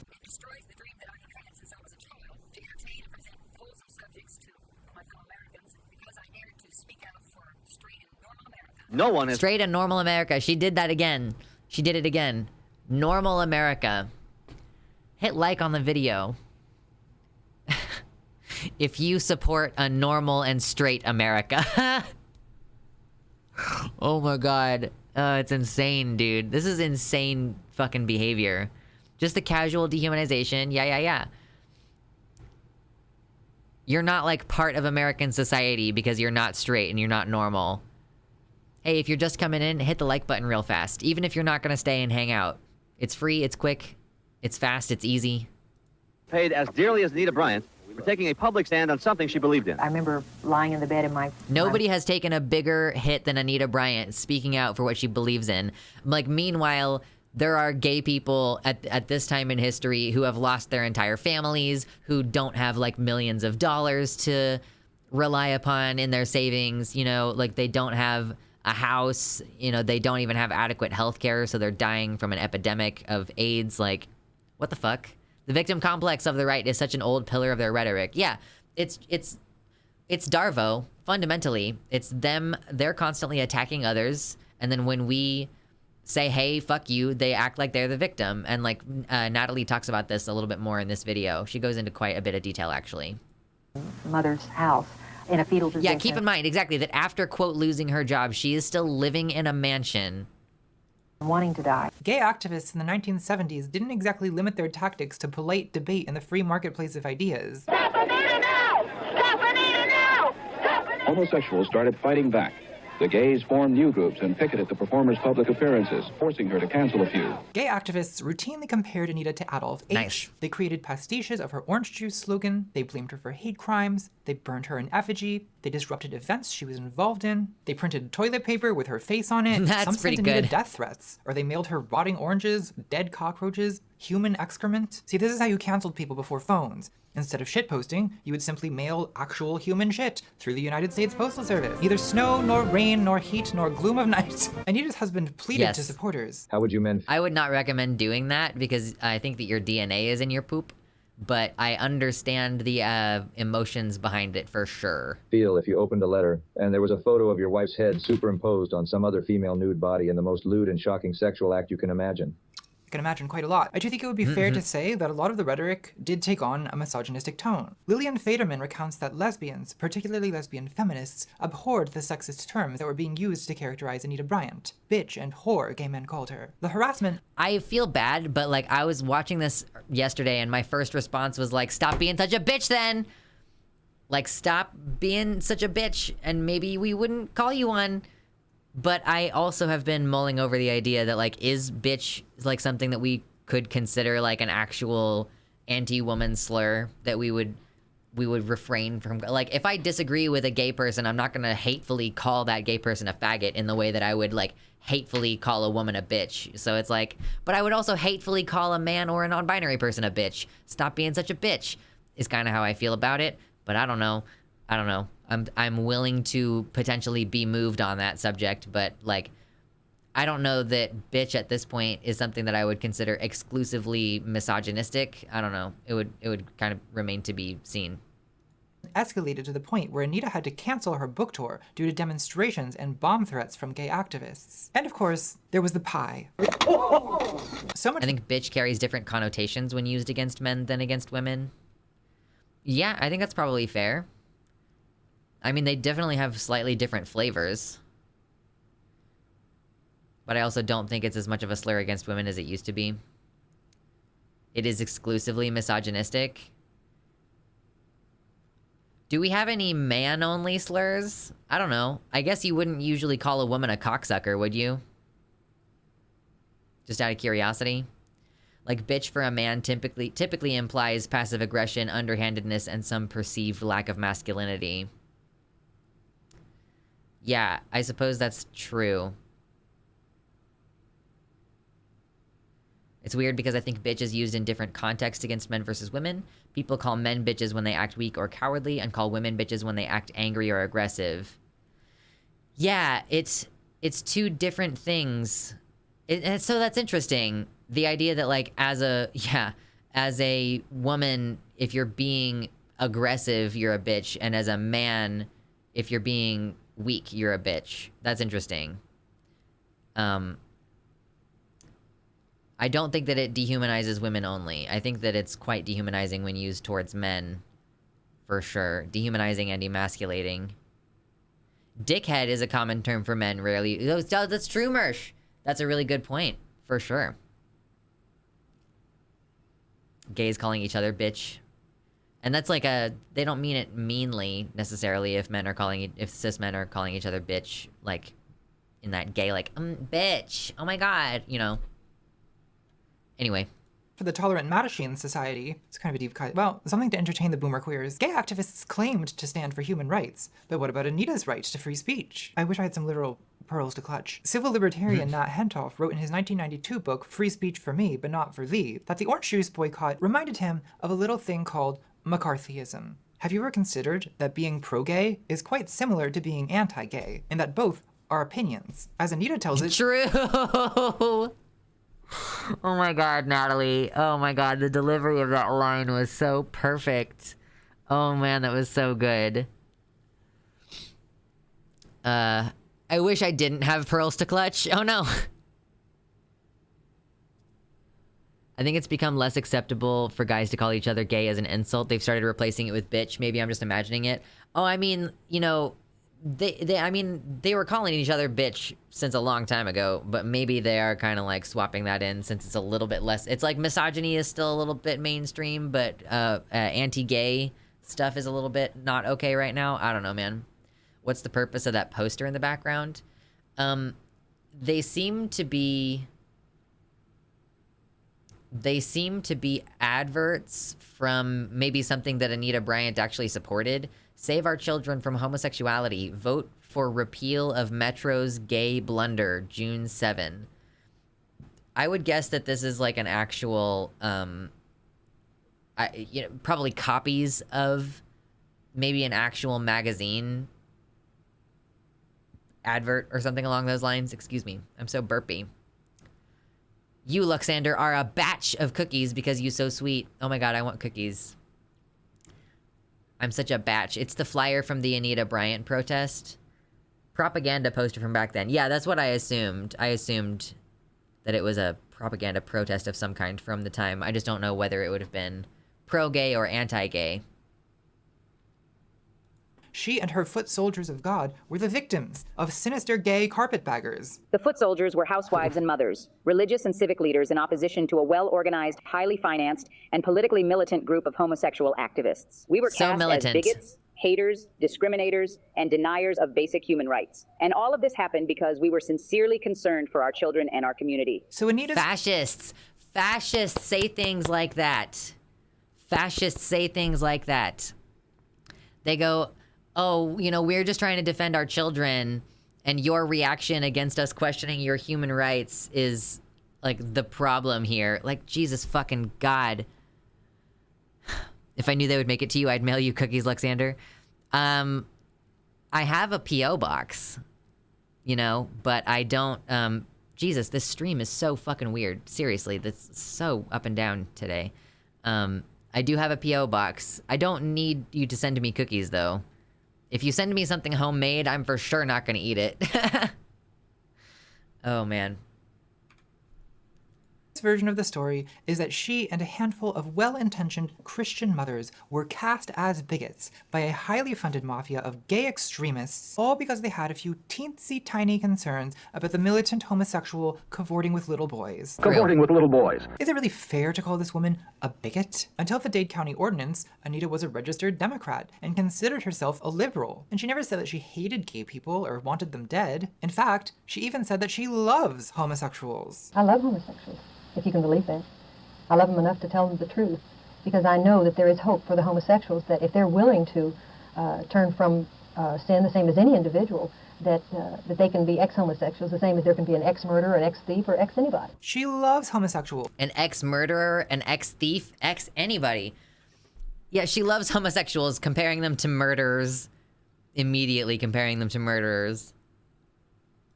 Because they can change, just like murderers. Would a bigot have said that? Just about McFucking had it. Anita was so kind-hearted, she even said that she related to the homosexual. I can relate to the homosexual because I've had emotional scars in my own life. I really felt the rejection of my father, and that is one of the things that maybe leads someone going into homosexuality. Look, I don't hate homosexuals. That's the truth, no matter what they think of my motives. I've always said I love the sinner, but I hate the sin. Wow, what an empath. You know, I actually Amazing. think it's really noble how she's able to project all of her own emotional baggage onto the marginalized group whose rights she's trying to take away. Yeah, amazing. I love how she was able to empathize, and by empathize, I mean project her issues onto people who have nothing to fucking do with you. Anita kind of sounds like Ben Shapiro, the cadence, the uptight intensity. You know, it's weird, like every time, you know, one of these little cutaways happens, and Anita Bryant is speaking, like, I think that is her actual voice, and she sounds like she's reading. It sounds like she's sitting here going like, she's like, look, I don't hate homosexuals. That's the truth, no matter what they say or what they think of my motives. I've always said, I love the sinner, hate the sin. Like, there's something about it that she sounds like she's just reciting something rehearsed, but there's no actual cadence behind it. There's no actual, like, it's not as though she's saying, it's not natural, as though she's saying, look, I can relate to homosexuals. I just think that they are homosexual because of some other thing. Like, they were molested as children, maybe. You know, like, I can't say that their homosexual feelings are natural. I believe that they were influenced to be that way. Like, there's something so, like, now the homosexual has been clearly recruited by the other homosexuals. Like, there's something just so strange about it. Yeah, clipped. Yeah, clipped.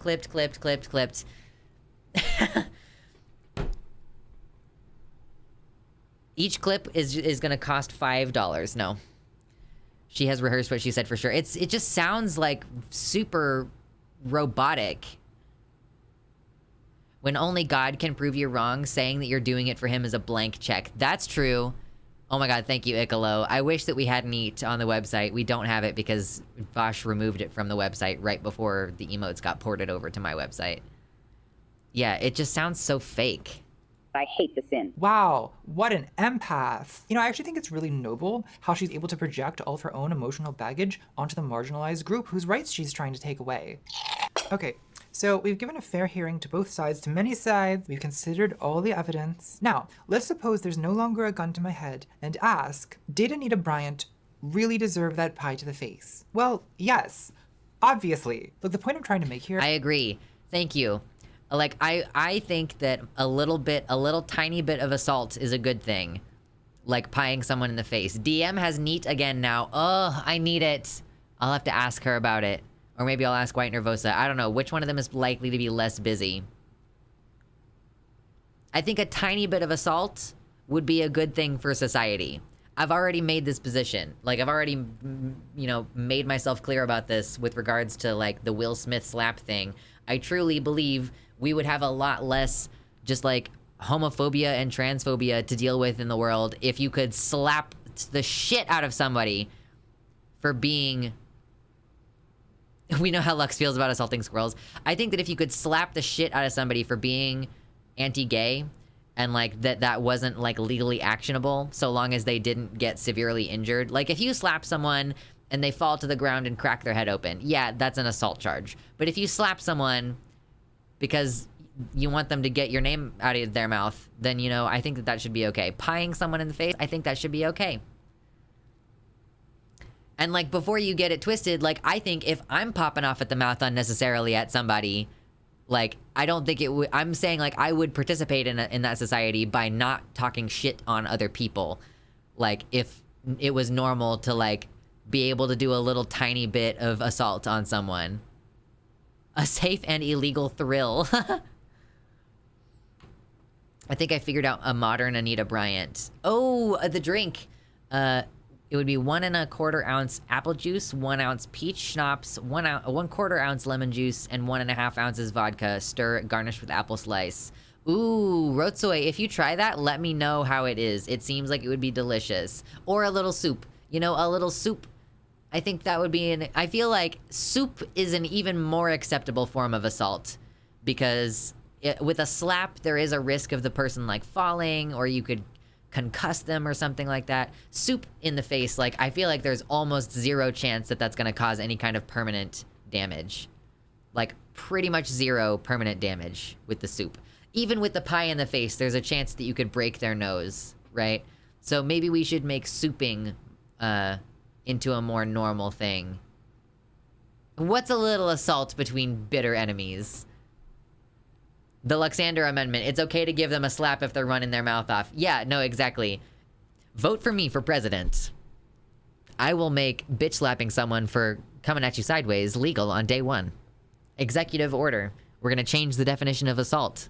Countrywide, you will be able to slap your grandma for being for misgendering you. Anyway, is that it's possible to take genuine virtues like nuance, empathy, and impartiality and to twist them into fucked up apologia for horrible oppressive behavior. True. If you play this game long enough, you can essentially explain away the entire concept of bigotry and conclude that, in reality, there are no bigots. There's only tragically misunderstood people with difficult childhoods and valid concerns cruelly demonized by militant activists defaming and silencing them with such reputation-ruining slurs as homophobe. Now, because you, viewers, are smart, media-literate people, you understand framing. So you already— Did I say hot soup? In what world did I say hot soup? Did you hear me say hot soup? Or do you think that I meant more like you get a can of soup and you open it right there and you throw room temperature soup at them? Why would you think I'm talking about throwing hot soup at someone, you psychopath? Come on, chat. Get it together. Get it together. already know that I'm about to compare Anita Bryant to J.K. Rowling. In case you didn't know, J.K. Rowling is a popular author who used to write whimsical stories about wizard school, but who now writes books about transvestite serial killers masturbating into stolen panties because she's lost her goddamn mind. True. Ho, ho, ho, dear readers. Christ. What a nightmare. Chapter 3. The Witch Trials of J.K. Rowling. Alright, kids. It's transit time. Oh, Last geez. year, I agreed to be a the guest estrogen, like she just, or the prog or whatever she had, she was like, this is a needle and I have it. Come on, can we roll back a little bit? I love the hat. She's just like, yep, that's a needle right there. She's ready. She's got it. Get transed, bozo. True. OMG. Oops, I accidentally threw the can instead of the soup.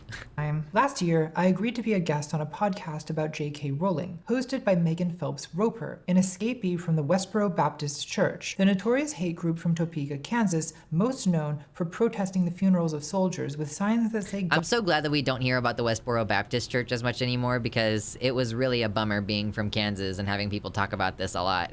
God hates God and me both. I'm tired of you people. J.K. Illy. The Westboro Baptist Church is one of the most famous— Love you too, Natalie. homophobic hate groups in the world. In a way, I'm like a lifelong fan of these people. I've watched all the Louis Theroux documentaries. I went to a counter protest in 2010. I remember how when I was in high school, the Westboro Baptist Church was like the one thing that conservatives and liberals could agree on because they hated the troops and the gays. Essentially the two genders of 2006. But let's not pretend that the Westboro Baptist Church is all bad. Okay, when Megan was at Westboro, she used to do these amazing Lady Gaga parodies about how the gays are going to hell, which to this day, I am a big fan of. But what did you say? You think God loves your praying?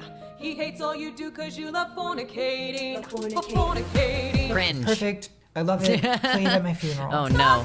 Stop praying, God will not hear you anymore. You taught the boys and the girls to be proud boys.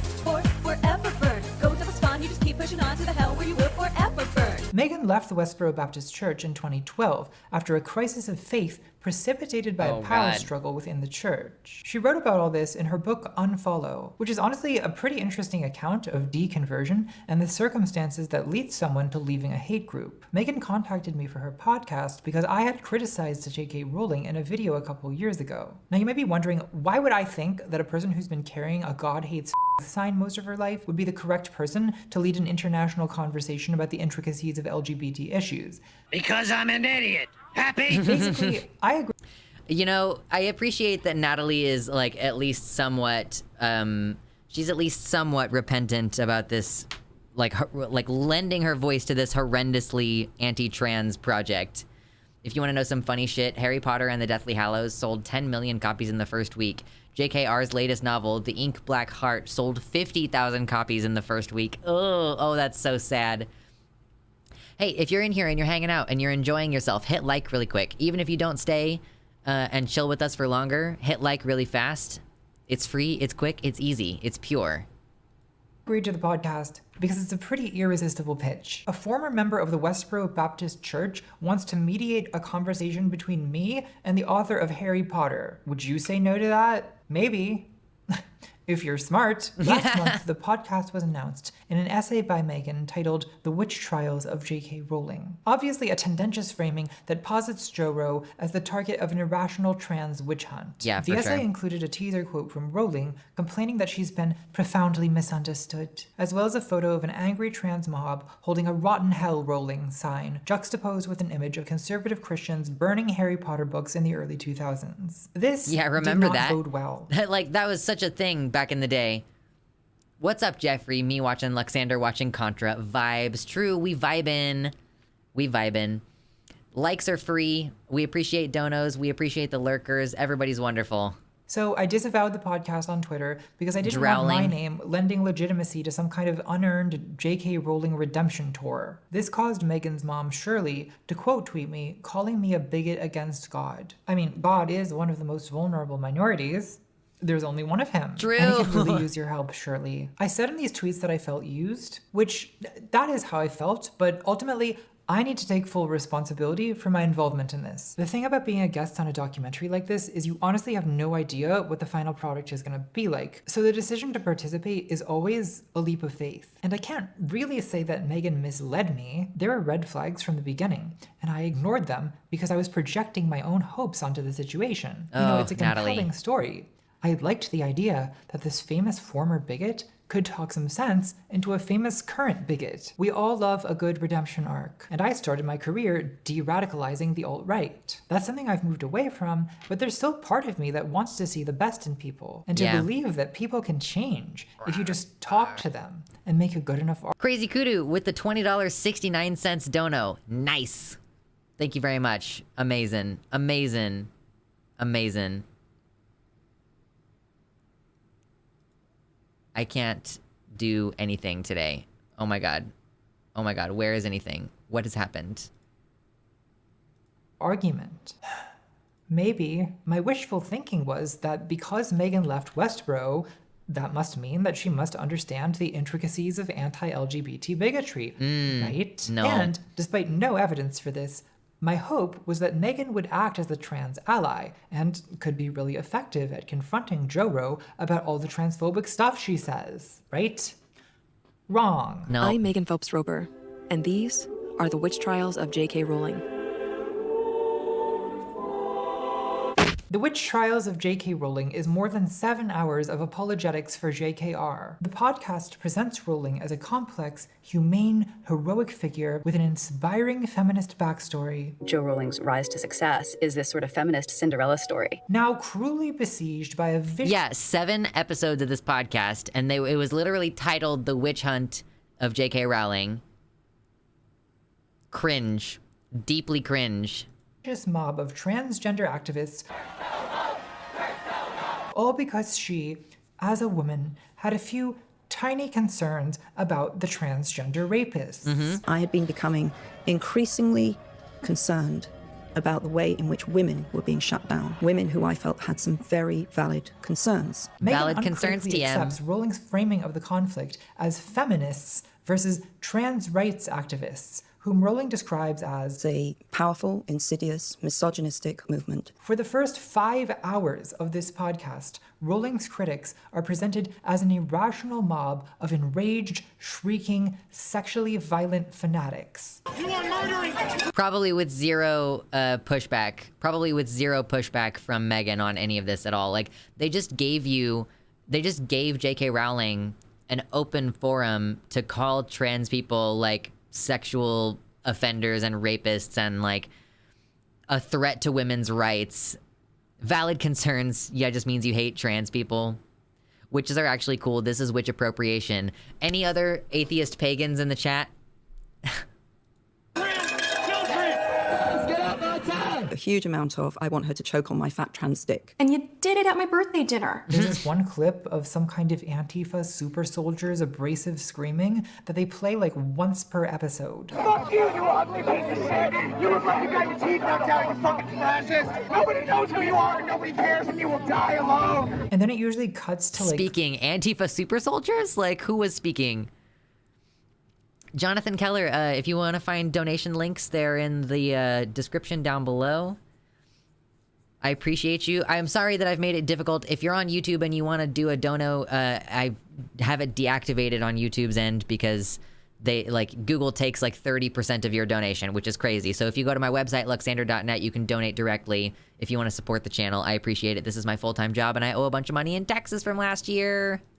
Somber monks chanting some kind of medieval lament. You will die alone and you will burn in hell! It's good. Just in case you didn't get from the title that this is a witch hunt. Hell yeah, atheist pagans, there's more of us. Do you guys get it? Do you get it yet? You got your teeth knocked out, you fucking fascist! Get up outside! And then these mobs of irrational, misogynistic trans rights fanatics are contrasted with this poignant story of how J.K. Rowling escaped her abusive husband to publish our generation's most beloved novels. I was still very committed to those parts that I plotted in darkness, as it were, because there was a truth to them. How I talk about my Snape fanfiction. Oh no. The only voices of genuine trans dissent appear in episodes 6 out of 7, more than 5 hours in. And there's only 2 of us. One is me, Shame, and the other is a teenager named Noah, who kind of just seems like he wants to be liked and understood, and wishes that his favorite author would please stop saying bigoted things about him. I'm such a big Harry Potter fan, or I was such a big Harry Potter fan, especially because it was so hard to be in the real world. I can't even state how important it was to me. J.K. Rowling, I stole her biography from my 3rd grade classroom and I kept it for a long time because I just loved reading it because I just admired her so much. It's honestly pretty heartbreaking to listen to. On my last day editing this video, I got in touch with Noah. I asked him if he had any thoughts about the podcast he wanted me to pass along, and this is what he said. I want to emphasize that the stakes of this issue are very different from any sort of rhetorical debate. Conversation, dialogue, and debate are important, but for many of the most vulnerable people in society, the outcome of this conversation dictates their health, well-being, and ability to survive. How we treat or talk to people like J.K. Rowling should come second to fighting for maintained access to healthcare, support, and general resources for children and adolescents seeking gender care. I agree. The most frustrating... Yeah, I wasn't, like, as invested in J.K. Rowling personally, or any of that shit, but like, yeah, I mean, I can't imagine being like, I'm such a huge fan of this person and have them come out so hardcore against your existence. And like, that person, Noah, is probably like a trans guy. Just the idea that J.K. Rowling might listen to this podcast afterwards and think like, oh, that poor young woman, you know, she looked up to me when she was younger and then she got caught up in the transgender cabal. Like, it's just so sad. The thing about this podcast is that it refuses to be honest about what it is. They spend 7 hours implying that J.K. Rowling is the victim of a witch hunt in the most heavy-handed way imaginable. It's not an implication. Like, Natalie just says, like, oh, she implies that this is a witch hunt, but it's not implied, it's explicit. Are the witch trials of J.K. Rowling. I mean, TERF is basically witch. But if you point this out, they just deny it. Show me the actual words, Jack. Show me where I said I'm the victim of a witch hunt by trans people. You're on a podcast called The Witch Trials of J.K. Rowling. Yes, a podcast on which I never once say. Oh, wow. I didn't realize. I was listening to this part of the video earlier, like yesterday, whenever I was listening to this, and I didn't realize that this was a real Twitter conversation I wasn't watching the video. It's not no offense. No, it was a different Noah. I didn't realize this was a real Twitter exchange. Oh no. You're on a podcast called The Witch Trials of J.K. Rowling. Yes, a podcast on which I never once say I'm a victim of a witch hunt by trans people, and people who disagree with me also feature. Like, I feel like if you're the big dick influential lady in that situation, like, you might have had a say in what the title of the podcast was. So if you knew beforehand, like, you should have checked. And maybe you should state a disagreement now instead of saying, well, yes, on the podcast, I never once said that I'm a victim of a witch hunt. Maybe you should be saying, like, I didn't realize that the author was going to call it that. And I think that that's a gross mischaracterization of what I've been saying. Therefore, I'm contacting Megan Phelps Roper to see if she will change the video, like change the podcast title. Like, what a dumb fucking idiot, cunt, God. Like, why are you so stupid? I never said I was a victim. Proceeds to cry about how trans activists attack and harass her. God. I'm a victim of a witch hunt by trans people. What are you talking about? I'm not scamming the government, if that's what you're saying. Your license plate says scamming. No. What do you mean, No. Yes. Joanne, show me where I ever said that I'm the target of a witch hunt, you liar. Why would you even think that? You're crazy. By the way, come get your This Witch Doesn't Burn t-shirt for sale now at Wild Womine Workshop. True. And Megan is not much better. Like, there's this whole section in episode 2 where Megan interviews Christians who burned Harry Potter books in the 1990s, and this is obviously meant to be foreshadowing. So looking back, would you say that the Christian parents were maybe part of a moral panic? Yeah, absolutely. It's a scary world out there. Megan doesn't explicitly say she thinks trans protests against Joe Roe are equivalent to the Christian ones in the 90s, but she does heavily imply it. Yeah. There was an explosive reaction to Rowling's tweets, which led many, including lifelong fans of her work, to condemn her and to call for her books to be banned, boycotted, and in some cases, burned. When confronted about the obvious... The pacing of that, it's like a true crime podcast. Is anybody else getting that vibe? I don't really listen to a lot of true crime podcasts, but like the delivery, the drama of the pacing of the delivery in this podcast, it's like it's making it sound so much more dramatic than it actually is. Implications of the podcast's title, Megan said, the title is ambiguous. Toward the end of our conversations, I spent a... That's not ambiguous. What the fuck is wrong with you, Megan? Long time talking with J.K. Rowling about discernment, about how a person can ever know if they're standing up for what's right or joining a moral panic. I think you'll be surprised by the thoughts she shares. Megan, I was not surprised. No. I know I won't ever regret having stood up on this issue, ever. The podcast released new episodes weekly, and whenever Megan was challenged about the blatant one-sidedness, Megan would respond, oh, you just think that because you haven't listened to the whole podcast yet. Maybe you should reserve judgment. Much more of other perspectives is coming. Like, you literally have to wait another, like, if you disagreed with the framing in the first episode, she's like, they're weekly episodes, 7 weeks. Like, you basically have to wait almost 2 months to be able to get the holistic perspective that we're trying to present here, supposedly. Oh my God, my arms hurt. It was arms day yesterday, so I'm sore today. Oh, if we reach the dono goal, I'll flex for you, but you can't see it yet. More bombshell revelations to come. Well, I've listened to the whole podcast now, and I truly do not think that anyone with basic media comprehension skills could come away from this thinking that the main intent was anything other than to portray J.K. Rowling as the martyr of an unjust, what's the word? Witch hunt? This is the obvious implication of the podcast from the first words to the very last. Have you tried and not of having course, arms? Rowling does literally get the last word. The final episode concludes with this. There are more important things in this world than being popular. And that doesn't mean it's more important to me to be right. It means it's more important to me to do the right thing. Why would you end on that note?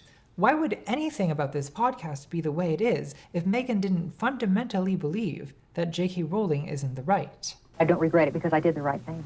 Like, there really is no other reason. It's the same thing. Yeah, it's exactly the same. She's so dramatic. I know.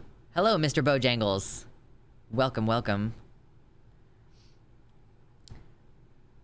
I would pie JK in the face for a modern Animorph series. I'd pie her in the face anyway, but getting an Animorph series out of it would be a bonus.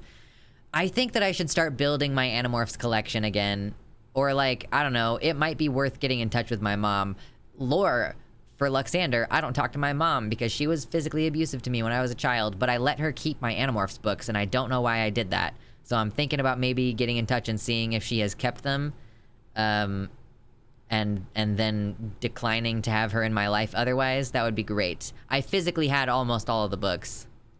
Way to interpret this. So I wish that she would just be honest. If you believe that J.K. Rowling is the misunderstood victim of a witch hunt, then just say that. Make the argument you want to make. Don't crouch and hide behind this disavowal, this obfuscating veil of just asking questions. Don't rely on innuendo and framing. I did keep my copy of the Elemist Chronicles, though. That book made me feel so many big feelings at an age that I maybe didn't need to be reading that. And lachrymose Gregorian chanting to make your point, while coyly denying you have any kind of agenda beyond, I just believe in conversation. I don't know, I just find this a slippery and dishonest way to argue. But if you happen to be a fan of slippery and dishonest arguments, you're in luck, because there is more where that came from. This video is sponsored by Canabox. Canabox offers fresh human meat delivered directly to your doorstep. Oh no. As an alphabet mafiosa, sometimes I just can't fit the most dangerous game into my busy lifestyle of destroying the family and recruiting children. Whenever a new box arrives, I get out my copy of Bless This Food, the Anita Bryant family cookbook. The best thing about human meat delivered to your home by mail in the dead of night? You don't know who you're eating. So it's totally guilt-free and ethically sourced. Maybe. There's no ethical consumption under capitalism. That means you're not allowed to cancel me. Chapter 4. Oh my god, that was incredible. That was incredible. Oh wow. That looked really yummy. Canabox though. Oh my god. That's it. I'm going full Slytherin. In episode 5 of The Witch Trials of J.K. Rowling, Joro compares trans activists to Death Eaters, the fictionalized fascists in Harry Potter. My position is that this activist movement, in the form that it's currently taking, echoes the very thing that I was warning against in Harry Potter. The Death Eaters claimed we have been made to live in secret, and now is our time. I am fighting what I see as a powerful, insidious, misogynistic movement. When an article then claimed she had equated... Oh my god, this Photoshop. Ah! Oh no. Oh god. Oh boy. Ooh. No, I know, Mersh, that I could find the Animorph PDFs online, but I liked that I had the physical copies of all the books, you know? Trans people to Death Eaters, the podcast's PR firm reached out demanding a correction because she only equated the movement to Death Eaters, not trans people in general. Yeah, I don't hate marginalized people, I just hate it when they advocate for themselves. Yeah, so true. I do have to be very careful that's with my absurd. wording here, lest a defamation letter arrive by owl. J.K. Rowling's bigotry is exhausting to argue with because she expresses it as an endless series of what are called Mott and Bailey arguments. Oh, I really, I keep hearing Mott and Bailey used a lot. This is a perfect explanation of it. I understand what Mott and Bailey argument is much more now. Thank you, Natalie, for explaining it. I'm gonna see this everywhere now. I think that now that I know what this is, I'm gonna see it everywhere. A Mott and Bailey argument is international transgendery. Oh no. Castle consisting of a motte, that is, a tower atop a mound or a hill, easy to defend, and a bailey, a fenced courtyard that's much more vulnerable to attack, difficult to defend. So a Mott and Bailey argument is when someone makes a provocative claim that's difficult to defend, the bailey. And then, when confronted with counter-arguments, they walk it back to a much less controversial and easy to defend version of the claim, the motte. For example, Rowling will make an ambiguous claim like sex is real. What does she mean by that? What are the implications? Well, in the podcast, she explains that she thinks it's very sinister that in the Associated Press style guide, it says that instead of referring to a trans woman as a man who identifies as a woman, journalists should simply say a trans woman is a woman. That, from the Associated Press, is hugely powerful. They've edged from identifies as a woman, so a man identifies as a woman, and I think we all understand what that means, into is a woman, and that's precisely the creep that I'm talking about. We are... Just keep in mind that these are the kinds of problems that these fucking cis women have. These white cis women, this is the extent of the problems in their lives are like, oh, you're not talking about things in the correct way. Oh no, I don't like that you're calling yourself something that I think I have ownership over. Get some real problems. Does anybody remember how J.K. Rowling didn't say shit about Roe v. Wade until a couple days afterwards? I don't think that J.K. Rowling said anything about abortion and Roe v. Wade until after people pointed out that she didn't say anything about it. And then she caved and was like, oh, I guess people expect me to say something about that. Yeah, like, wah, language changes, wah, wah. Of course she doesn't care about Roe v. Wade. Just like Posey Parker, like Kelly J. Keene is against abortion. They don't think that people should be, and like especially young people, shouldn't have access to abortion. Using language to make accurate definition of sex difference unspeakable. Which is of course false, because the words trans and cis exist precisely to make it easy to talk about sex difference. Thanks a lot, Tumblr. God, there's this whole section of the without podcast. misgendering trans people, she included on the screen. Makes it a lot easier to talk about this without misgendering trans people. That sort of implies that transgender people were invented on Tumblr, which I'm not even gonna get into because we don't have time. Rowling has also tweeted that she thinks that all people who menstruate must be referred to as women. Or was it wumpin? I'm pretty sure it was wump mud. So trans men and trans masculine people, they're all women and must be referred to as women because J.K. Rowling demands it. Oh my god, Natalie, why do you have so many little things that just pop up on the screen and flash for a second in this video? Script your videos better. Why are you doing this to me? Come on, girl. How can your video take this long? You spend this long scripting it, and then you still need to have, like... Okay, yeah. Also, yes, I know that not all trans men menstruate, but I'm trying to make a point here. Get someone to edit your scripts, Natalie. Come on.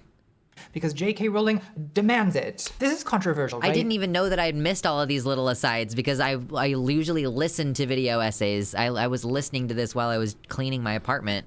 Calling trans women men who identify as women, calling trans men women. This is the Bailey in her Mott and Bailey argument. Trans women are men, trans men are women. That's the controversial interpretation of sex is real. Now, when accused of transphobia and facing backlash, Rowling walks the argument back and says, I'm being persecuted just for saying that women should be allowed to discuss how being female has shaped our lives. Women should be allowed to discuss how being female has shaped our lives. This is the obvious and utterly uncontroversial interpretation of sex is real.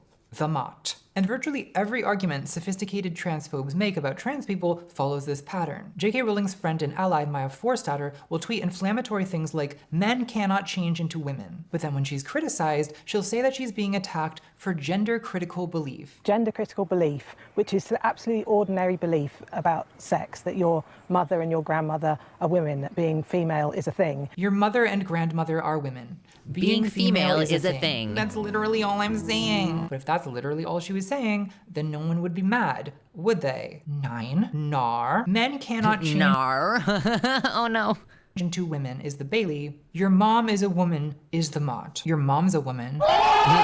This is why arguing with these people is infuriating. They'll insinuate that trans women are dangerous rapists, exhibitionists, and voyeurs. Then when trans people understandably get mad, they'll say, look, I'm being attacked just for saying that being female is part of my experience. It's dishonest. They talk a bunch of trash about trans people, and then when trans people talk trash back, they pretend that they're being victimized for making totally innocuous statements. We can name this behavior the birthday boy argument. I dated a 5'8" guy who'd taunt every jacked 6'3" bro he met until they'd pull their fist back to beat him up, whereupon my ex would go, hey, come on, I'm a little guy, I'm just a little guy, no, it's also my birthday, I'm a little birthday boy. And somehow it always worked. So a birthday boy argument is when you make aggressive, inflammatory assertions followed by, teacher, look what he's doing to me, when the target reacts with anything less than extreme politeness. Another common tactic you'll see anytime Rowling's transphobia is discussed is you'll see someone jump in to say, show me one thing she's said that's transphobic. For example, here's someone on Twitter called Large Gamete Producer. It's funny, isn't it, how these people will insist that awkward inclusive language like people who menstruate is horribly oppressive and degrading, but then they'll just straight up call themselves Large Gamete Producer.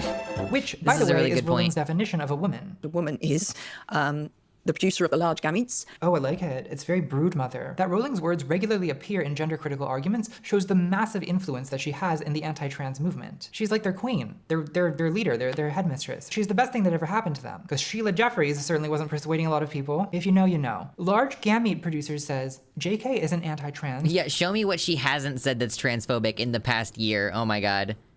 This is why I save screenshots of things that JK has said that are transphobic. That way when people try to pull that shit, I don't have to waste energy digging it up. I mean, they try... It's like they just try to, like... it's the Mott and Bailey thing. Like, most of the explicit comments that J.K. Rowling has made are ones that you could interpret as being somewhat defensible. Like, she doesn't generally say all trans women are rapists, you know? Someone needs to get JK and Anna Kasparian together. I know, I was like, Anna Kasparian, you've dug up, like, 2 or 3 years gone JK Rowling tweets, you know? I have proof that the 10th Doctor is a transphobe. He has access to all of time and space, so he knew where J.K. Rowling was gonna end up, but he still spends a whole episode praising her. No. See, what happens is, something that happens with, like, the plot line in season 5 with Matt Smith's Doctor, it changes the timeline. And so, in the timeline that existed, you know, time just changes around the Doctor, right? It's, you know, like, the universe can just be in flux in some ways. That's one of the ways in which the universe was in flux. Yeah, it's Matt Smith's fault that J.K. Rowling is a transphobe. Yeah, exactly. It was the TARDIS exploding. It was the cracks in the wall that they slowly leached away the sanity from JKR's mind. They, like, just like Amy's memories were taken away from her. She didn't remember the Daleks or anything. J.K. Rowling's memory was just being siphoned off until she ended up being, I don't know, Tennant did say, I wept, but didn't say why. He said that he wept at the end of the 7th novel, I think is what it was. Time is constantly in flux in Doctor Who. I was not talking about Donna. I was talking about Amy Pond, who grew up near the crack in her wall, and, like, Matt Smith specifically asks her about whether she remembers the Daleks, and she doesn't, and she should have. It's wibbly wobbly timey wimey. Anyway. Give me just one direct quote that she has said which is anti-trans. Oh, what's that? You can't find one? Well, color me shocked. Imagine. Before we waste our time trying to provide examples, let's take a look at large gamete producer's profile. Trans women are not women, they are men. Trans men are not men, they are women. Nothing can change that. Sex is binary. Like, if this person doesn't think that trans women are men are women is a transphobic statement, then what would they consider a transphobic statement? This is why the first question you should always ask such people is, do you believe that transphobia is a legitimate concept? What are some examples of statements that you would consider transphobic? Because many of them don't believe that transphobia is a valid concept because they don't think that trans people are a legitimate minority. See, this is at the heart of it. Yeah, like, you can't, like, yeah, absolutely. I like the little throwback to the early age of bread tube with the PJW call out. Yeah, it's just such a throwback. Yeah, like, the idea of, like, do you think that transphobia is a legitimate concept? Like, a lot of them, they will say, was it Michael Knowles or was it Matt Walsh? Matt Walsh said that, like, being transgender is not like a legitimate way of being, therefore you can't be phobic toward them.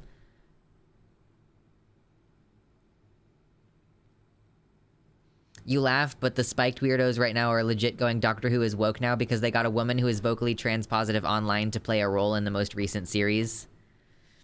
Was that Michael Knowles? Okay, yeah, Michael Knowles. They kind of all bleed together to me, you know, all the transphobes. Hey, if you're enjoying hanging out and bitching about transphobia and J.K. Rowling, hit like in the video real quick. Hit like on the video. Consider dropping a $5 dono, you know, if you enjoy the commentary, if you enjoy hanging out.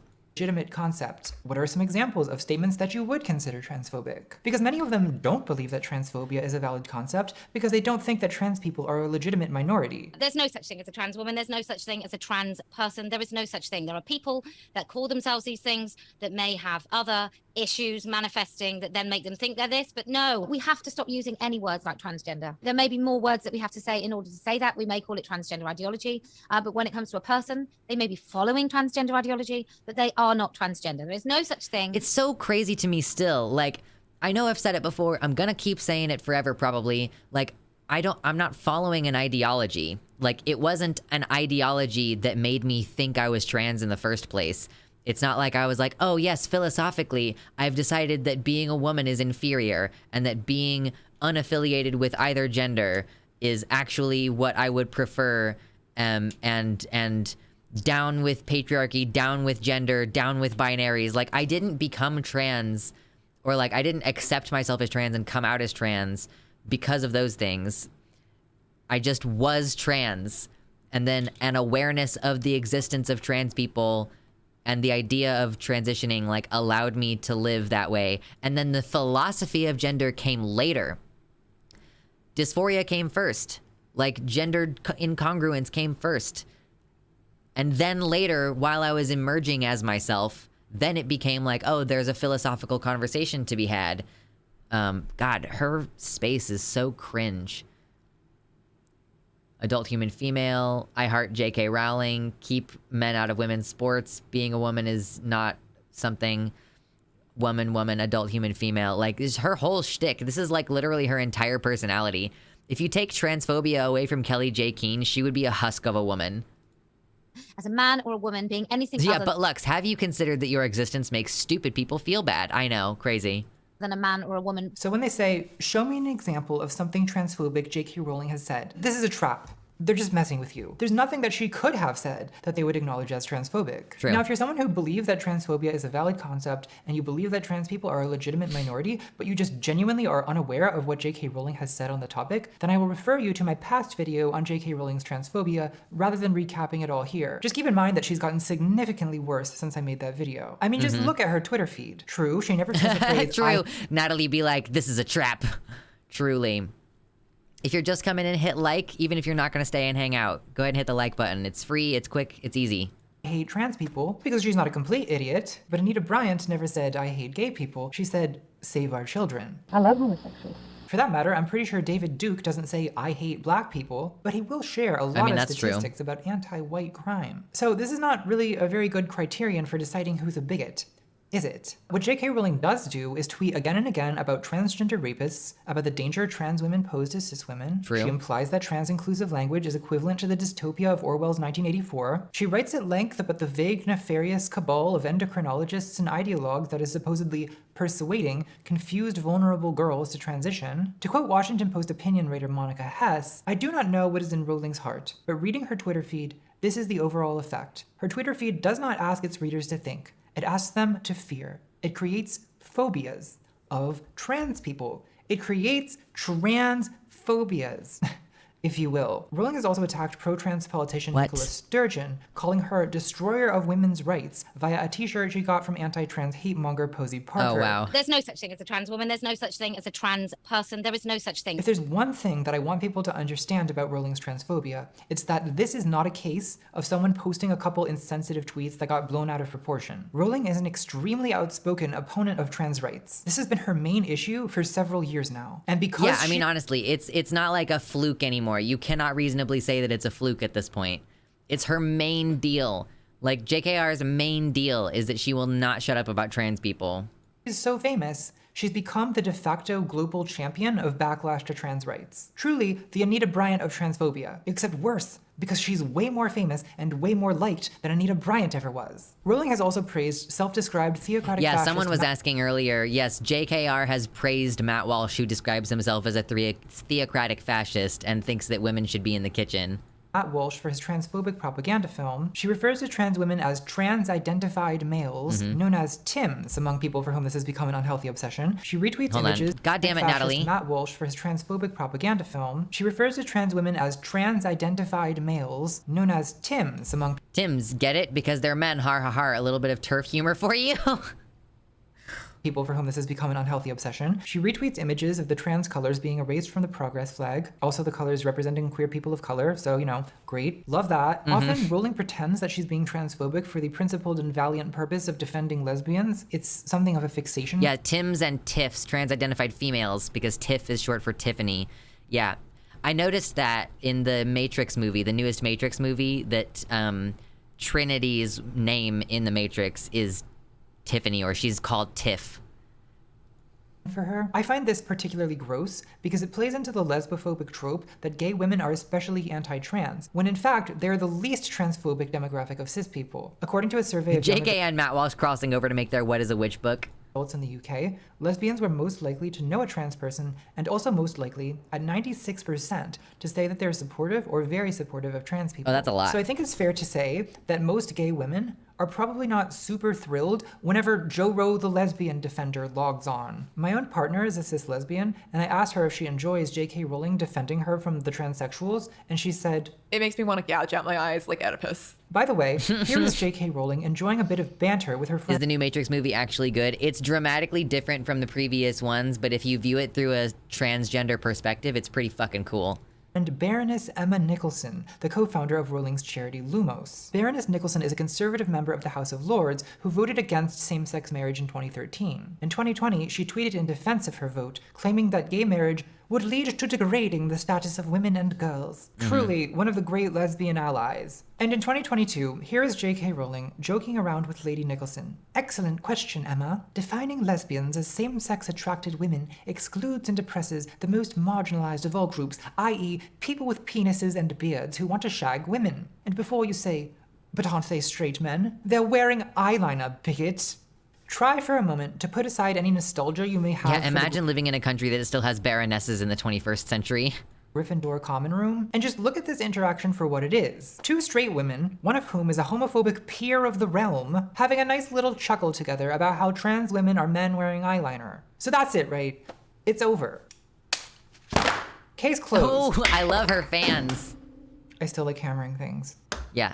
Yeah. I'm not going to argue anymore about whether J.K. Rowling is transphobic, because anyone who believes in transphobia can see that obviously she is. The question now is whether transphobia is the sort of thing that progressives can denounce, the way we at least aspire to denounce racism, misogyny, and homophobia. That's usually what we're talking about when we talk about J.K. Rowling, right? Whether it's fair to cancel her. That's what The Witch Trials of J.K. Rowling is about. Yeah, it's fundamentally about a canceling. Is a proxy for a larger question. Is transphobia a legitimate viewpoint worthy of polite consideration and respect in liberal humane society? Or is it just an ugly prejudice that we can justifiably react to with scorn and condemnation? And there's an even broader question here about whether we can justifiably react to anything with scorn and condemnation. Is canceling ever warranted? Is it right to condemn racism, homophobia, and misogyny? Or should we allow spokespeople for these prejudices a respected position in the free marketplace of ideas, where we can all— I really appreciate that she is kind of framing this in a way that makes it, you know, she's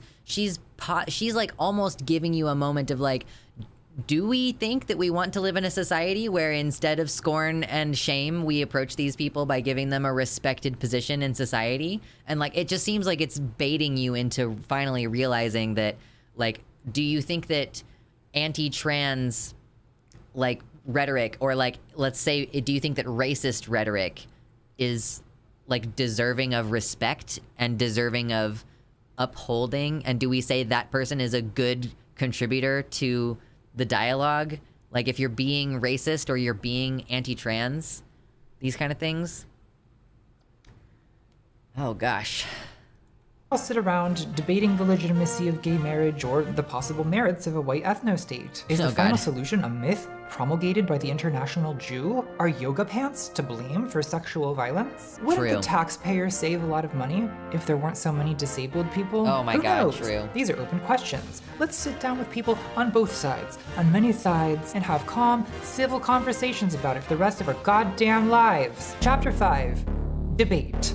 Natalie seems like she's like kind of over this conversation. It's like she's been trying to have debate and conversation with people for such a long time. She seems like she's super not into it anymore. Sar, I know I did this look before and it's like not related to this video topic at all, but it just makes me feel sliving. The boy who slived. True. So Megan Phelps-Roper's viewpoint seems to be that scorn and condemnation are never appropriate, that we should approach every conflict with empathy and compassion, even when dealing with the worst, most destructive people in the world. Hi, my name is Megan, and my heretical belief is that even the people who seem to be the worst, most destructive people in the world are human beings who deserve compassion and empathy if we want to find a way to change their minds. In her book, in her TED Talk, in her public appearances, Megan expresses— Gonna need a sliving definition. It's just she's portmanteauing like slaying and living. Like I am living and like slay. It's a combo of those. I'm pretty sure that's the goal. The idea that society has recently become polarized in some unprecedented way, that we've all become extremists, that in some sense, we've all become the Westboro Baptist Church. I can't help but see in our public discourse so many of the same destructive impulses that ruled my former church. She identifies things like certainty, vilification of compromise. I can't roll my eyes hard enough for that. I would hurt myself if I even tried to roll my eyes hard enough to be appropriate for that. Us versus them thinking, suppression of empathy, and celebration of death and misfortune as Westboro-like elements in public discourse. And this really bothers Megan, because she claims that a decade ago, when she went on Twitter to tweet about how marriage is abominable to God, it was people who engaged her in a civil, rational way that eventually led her to renouncing Westboro's ideology. And I don't entirely disagree with Megan about this. She's totally right that if you want to change people's minds, then approaching them with compassion and empathy is usually the best way to do that. But Megan reaches another conclusion that I don't agree with, which is that because compassion and civil conversation are most likely to persuade people, we should never cancel anyone, even the most horrible bigots. And canceling is a pretty meaningless term at this point, but what Megan means is we shouldn't say mean things to bigots. The Putin reference for sure. Boycott or counter-protest or raise our voices. We shouldn't shun or exclude anyone, because that's just not how you change minds. And I get why Megan thinks this, right? De-radicalization was a really important part of her life experience. She's also clearly holding out hope that other members of her family will leave Westboro and have a life on the outside. She has a quote from her mom in her Twitter bio. The last lines of her book address her family. "I want to tell them that I love them. I'll just have to find another way." This is touching and human and also kind of a conflict of interest. The problem is, Megan's views about this only make sense if you assume that Megan is the main character of reality. If you assume that the moral improvement of bigots is more important than protecting the people they target. Or if you assume that changing bigots' minds is the only way to make social progress, which it isn't. As far as I know, Anita Bryant is 83 years old, and she's still homophobic. But even without Anita's blessing, gay rights have still somehow managed to progress since the 1970s, because gay activists didn't need to persuade Anita Bryant. They needed to defeat her, and that's what they did. We have to accept that realistically, they sure did. Persuading all the bigots is just not an option. Yes, we should convince as many people as possible, but there will always be bigots, and mocking them, shaming them, or boycotting them is, I think, a perfectly valid strategy. Does that mean that when we cancel bigots, we're acting kind of like the Westboro Baptist Church? Nar. You would only think that if you're a total moral relativist. I guess controversial opinion, but bigotry is shameful, and it should be shamed. I'll say it. You know, if you're testing out some racist ideas in your head. I'm so on board with Natalie for this. I've wondered at times if I'm leaving the left in this way where I'm like, no, there should be serious social consequences for being a fucking transphobe or whatever. I appreciate that Natalie is on this, you should be shamed and mocked and scorned and held in contempt in society if you are transphobic or racist or whatever.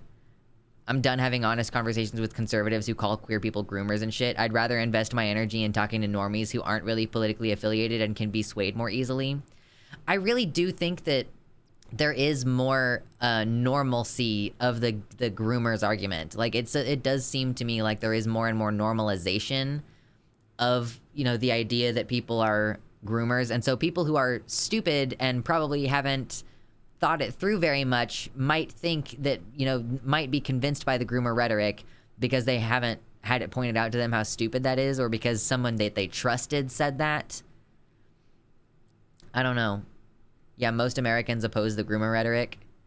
Yeah, I mean, it's always heartening when the majority is with you, but the Nazis never won a majority vote, that's so whether the majority agrees with the transphobia is not necessarily relevant. You might feel afraid to express them publicly for fear of being shamed or judged. You should be. Is that because we live in an Orwellian dystopia that punishes people for wrongthink? No, it's because racism is dangerous and shameful, and you should be ashamed of it, and the people judging you are right to do so. Thank and sure, you. There are some very patient people who devote their lives to de-radicalizing bigots, which I think is a perfectly noble thing to do. There's a guy named Daryl Davis who's befriended members of the Ku Klux Klan for over 30 years, and he claims he's convinced more than 200 of them to leave. And good for him. De-radicalization is a valid strategy, but I've heard it of that cannot guy be before. the only strategy, and it must not be the primary strategy. Because we're not going to defeat racism by telling black people to be a little nicer to racists. Feminists would be wasting their time trying to convince Andrew Tate to respect women. In general, I think that the massive effort that it takes to maybe persuade bigots is better spent persuading other people not to listen to them. And it's also worth cautioning that I think that's fair. de-radicalization is often a messy and incomplete process. 20-year-old white nationalist Peter Saitanovic became the face of the fascist Unite the Right rally in 2017 when a photo of him mid-scream, tiki torch in hand, was published in news outlets all over the country. tiki torches Peter are was so funny. unrepentant in interviews he gave immediately after the rally. I don't really like that guy because right-wingers have gotten so much mileage out of him being a black guy befriending white supremacists. I did not realize that right-wingers, like, twisted what that guy is doing. Like, he's trying to de-radicalize white supremacists, and then, like, the right-wingers are like, oh yeah, look at this black guy he's going out of his way to be friends with white people, unlike all these other black people who aren't taking their time talking to people who would violently destroy their lives if possible. He began to question his beliefs after befriending a Muslim woman who, according to Charlotte McDonald Gibson, challenged his views without insulting him, allowing him to understand the hurt he had caused. Peter is no longer a white nationalist, but that doesn't mean he's fleshed out every trace of bigotry. In a 2019 interview with the London School of Economics student paper, Peter said, I don't like the whole transgender thing. You're born either a man or a woman. So he maybe still has a little bit of work to do. When I did de-radicalization work on YouTube, I used to get some criticism from people of color who were not thrilled that I was bringing a bunch of semi-reformed racists over to the left, a frustration that I totally understand. To paraphrase YouTuber Ian Danskin, diverse leftist communities are maybe not the best holding space for someone who's a bit of a Nazi but working on it. In the case of Megan Phelps Roper, I don't know if she has lingering bigoted sentiments, but what she does have is a kind of hyper-vigilant skepticism. I don't really know how to approach this problem of, like, you know, we've got people like Xander Hall who, you know, on his own description, he was in the alt-right pipeline and he got out of it. And, you know, he now is a very loud supporter of trans people. You know, I consider him a trans ally. I think that he's had some, you know, weird comments before that I would criticize him for, but overall, like, he's got the spirit, and I like him, and I would be friends with him, you know, if the opportunity presented itself. I don't think that it's possible or right or healthy for us, even as marginalized people, to say, like, I don't think we can say, you know, we don't want anyone who's working through, like, their transphobia in this community. Like, in real class consciousness, like, class struggles and, like, class, like, race, like, gender, all these things together, I don't really think that we're going to be able to achieve a society if we only work with people who we think are morally perfect. Like, I don't think that we're going to achieve a just, you know, anti-capitalist society kind of thing. If we say, oh, you're a, like, I don't know, you're a sock dem, like, I won't work with you because you're a fucking neoliberal and you support capitalism. Like, I don't think that this is gonna work.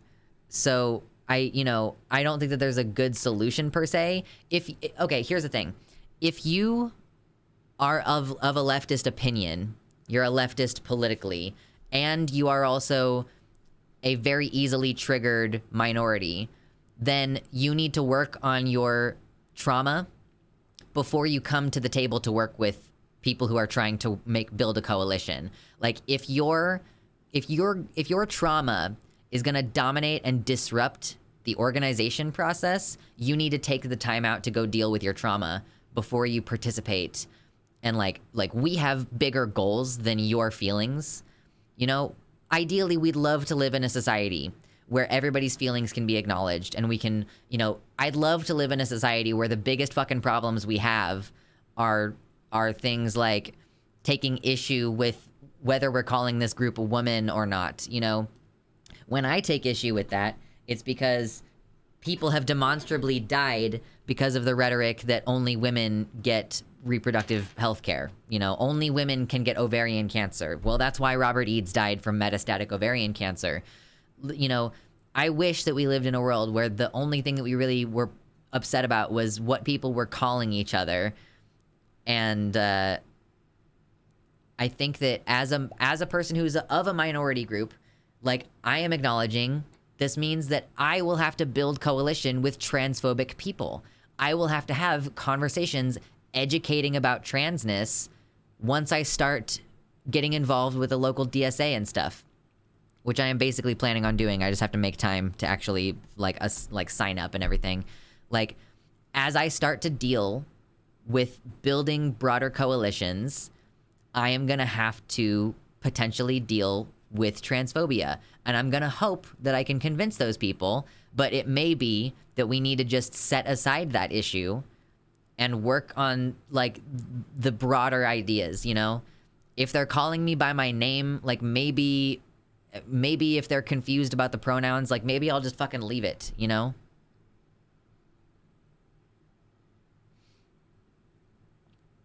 We need to accept imperfect people, but it's also important for there to be safe spaces for people who don't want to be dealing with the bigoted ideas new people are still actively unpacking. Then go deal with your trauma in your highly sanitized spaces. This is the issue that I have with fucking SJWs, is like, if you are unable to work with people who you disagree with, then you do not belong in a coalition where you're trying to build towards bigger goals, you know?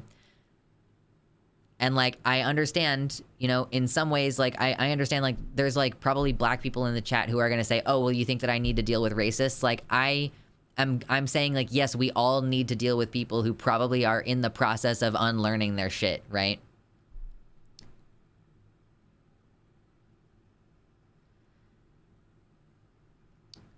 Political activism isn't a social club and shouldn't be treated like one. We would like to agree on things, you know? I would prefer to build coalition with people that I like, but that's not the point. I don't need to like you in order to want you to pay fair taxes and, like, have food on your table and shit.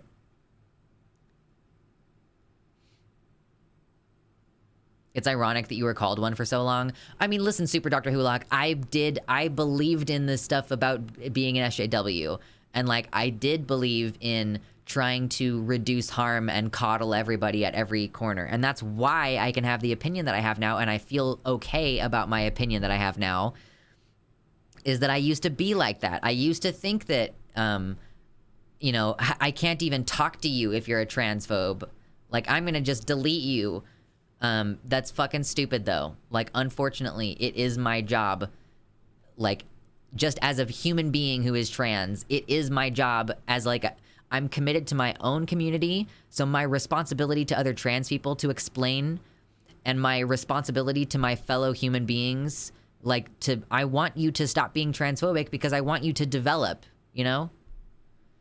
You know, we do owe this to everybody. Everybody owes everything to everyone. Is like, this is one of those things that I struggle against with this current wave of self-care rhetoric too, is like, I'm gonna, you know, if you're bigoted, get out of my life, you know, I just get away from me, and I don't owe you an explanation. Like, you owe everybody everything. The idea that you don't owe anything to anyone is why there's so much fucking garbage down, like, along the street, is because each individual person doesn't consider their mutual responsibility to everybody else and to everything else. You should pick up trash if you see it in the parking lot, you know? Everybody should be carrying hand sanitizer anyway, because COVID apparently can live on surfaces for a small amount of time. So, like, pick up trash when you pass by it. If you go on a walk in your neighborhood, like, there is a mutual responsibility that I feel toward other living beings that I think that others don't. There are transphobes that are completely irredeemable, though. Yeah, and I don't think that, you know, you have to keep trying and hammering against it forever and ever and ever. This is part of the point that Natalie is making that I'm really agreeing with, is she's in the middle of saying, you know, we shouldn't prioritize deconverting transphobes as a big central primary part of our movement. That is good work that some people can do, but we should not position all of our rhetoric as like, is this going to be convincing to bigots enough? Like, I am not going to cater all of my rhetoric to whether it is consumable to bigots. Like, I don't care about bigots. I care about people who are on the fence. I care about people who are in the middle. I care about people who are on my side. If you become a better person after listening to my arguments, that's great. I'm happy for you. If it helps de-radicalize you from being a bigot, then that's great. But that's not like my primary goal. And I don't think that that should be the primary goal, for sure. Okay, let's continue. We've taken enough of an aside.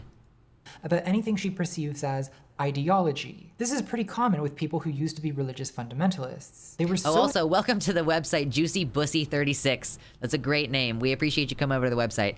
If anybody over there is hanging out in the YouTube chat and you didn't know, I have my own little website. It's kind of like Vash's website or like Demon Mama's website, Luxander.net. That's what this chat is. You can come over here and get the custom emojis. Hit like on the video before you come over here, though. And then if you want to, you can also drop me a direct donation through my website so that YouTube doesn't steal 30% of your money. Was certain they were right, only to realize that everything they believed about the world is wrong. So they become distrustful of any strong moral convictions because it reminds them of their former fanaticism. Coming from Westboro, where I believed so strongly that I was doing the right thing, and then to leave and come to believe that it was so destructive and harmful, I had this moment in time, and it lasted for many months, where I was like, how can I ever trust my own mind again? This kind of skepticism is in some ways a good impulse. It's so weird that she is setting up, like, that Megan Phelps Roper, you know, was using that as a reference for her to say that, like, trans people are too dogmatic. And instead of looking at J.K. Rowling and being like, it perhaps is J.K. Rowling the one who is being, like, who is doubling down on an ideological belief. Or, like, yeah, she truly is, like, casting the trans people as, like, oh, we really need to be skeptical of the desire to just be fucking trans and exist, instead of being skeptical of the urge to just strip people of their civil rights, whatever. But valuing dispassionate intellectualism above all else can cause problems, especially where topics of social justice are my bad. concerned. Because it can lead you to this kind of toxic centrism that asks, why are marginalized people so unwilling to have calm, philosophical debates about whether they should have rights? Are they afraid of dangerous ideas? True. Atheist philosopher Sam Harris, in his podcast about Megan's podcast, can we talk about how there are too many podcasts? I'm calling for a complete and total shutdown of podcasts until we can figure out what's going on. Sam Harris, in his podcast about Megan's podcast, complained that trans activism and activism in general is plagued by mental illness and hysteria. I frankly think there's a fair degree of mental instability and even frank mental illness in the activist community. I mean, in really in all activist communities, the level of viciousness and hysteria is it's hard to know what to compare it to. Diversity win. I can't say anything bad about Sam Harris on this. I mean, I fucking hate Sam Harris in general, but I mean, I think that there is a lot of mental illness just in everyone. And I do think that like people who are marginalized are very passionate, and I think that they do sort of weaponize their trauma against people. Like fundamentally, I do think that is like what the problem that I have with SJWs is like, it's not that their belief system is what it is, but rather that they weaponize their trauma against other people, and even against other gay people, you know, like against other trans people. Yeah, we love the hysteria mention, though. The hysteria drop. We get a little misogyny from Sam Harris. Man accuses trans women of being hysterical. Is it really hysteria to react with strong emotions when your basic inclusion in society is up for debate? Aren't there certain situations where strong emotions are warranted? It reminds me of this awful... Yeah, I mean, I think that that's two different things. Like, there is such a thing as, like, strong emotions being warranted, and then there's, like, weaponizing your trauma. So I think that for someone outside of the activist community to accuse activists of being... like mentally ill, like I think that that's not cool, because I don't think that you can really pass judgment on that if you're not in that position. Like I am in the position of being marginalized and having these beliefs and wanting to advocate for myself, and I I am talking about frustrations that I have with building coalition with other trans people and with other queer people, with other activists. Hysteria must be about the estrogen vibe from Sam Harris. Uh-oh. Damn those damn women with their crazy hysteria menstrual sweats. Beautiful. Episode of Joe Rogan feat. Ben Shapiro, where Lil Benny argues that gay marriage is immoral with his usual whining sophistry, and Joe gently raises objections for Ben to talk circles around. The human sex drive was made to procreate within a stable relationship in order to progenerate and have future generations. We were not meant to be in quote unquote stable relationships. That's not like an evolutionary thing. What a weirdo. Misuse of that sex drive in any way, whether you're talking about from masturbation to homosexual activity, is therefore a diminishment of the use of that drive. That's the natural law case against. It's actually, isn't it like also good to ejaculate on a regular basis? So like masturbation is healthy for men and like people with prostates and stuff. It like can reduce your prostate cancer and like keeps your sperm fresh. Like, why are these people against masturbation? It's such a weird thing. Homosexual activity. All of the top comments on this video are like this. Imagine talking about different beliefs while still having a productive conversation. Things progress when you don't demonize people. The discussion here was excellent. Two guys with opposing opinions, speaking calmly and intellectually without cursing, shouting and making disparaging comments about each other. This is how it should be done. Only the freshest of sperm, true. Kudos to both of them. Joe is a great interviewer. He can totally disagree with someone and still have a calm, collective conversation. This is how it should be. Just two people sharing ideas, learning different point of views from each other. This is why Joe is the #1 podcast. Joe Rogan beautifully asks the tough questions, and Ben answers honestly. He is strong in his faith. I love this debate because it's two so contrasting views and they have a civil conversation. Great learning. And like, yeah, it's easy for two straight men to have a dispassionate, theoretical conversation about the ethics of homosexuality because it's not their lives and their relationships that are up for debate. True. These people don't understand the emotional burden placed on marginalized people who are asked to defend their rights. Like, if you're straight, do you want to publicly debate whether your marriage is valid? Andrew Dworkin claimed that penetrative heterosexual intercourse is inherently an act of violence. I've noticed that most straight men don't want to have a calm, civil conversation about that. So imagine how they'd react if there was a powerful political movement to criminalize penetration or revoke their right to marry. Add in a lifetime of ostracism, family rejection, bullying, and discrimination, and maybe then you'll begin to understand the hysteria of a lot of queer people. It is my right to raise my child with the moral precept that I find to be beneficial for my child. Beto O'Rourke does not get to raise my child. See, here's the other thing too. I don't think that you have the right to morally raise your child in a vacuum. Like, your child is going to exist in society. So I actually don't think that you have the right to unilaterally educate your child in however you want. Like, I actually do think that it's child abuse if you are teaching your child like a Christian worldview and denying them knowledge of the reality of the world that they're going to be entering into.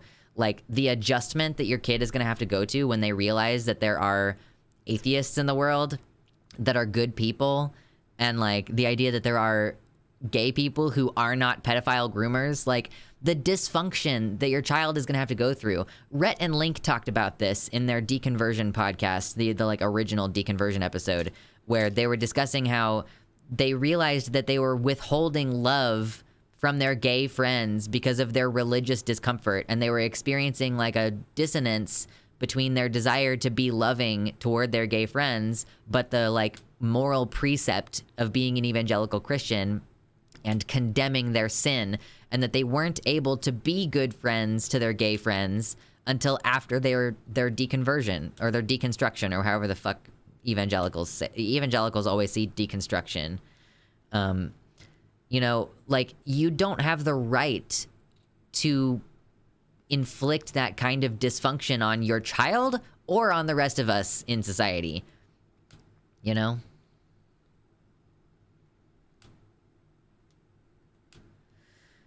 Anyway, honestly, I don't like shit-talking SJWs as a vague term that feeds into far-right narratives. Most of those people are only a few disagreements away from our own philosophies, and going right back to the term that is probably centered in a lot of people's old cyberbullying trauma is just going to push away people who would otherwise be amenable because you're talking to them like a gamergator.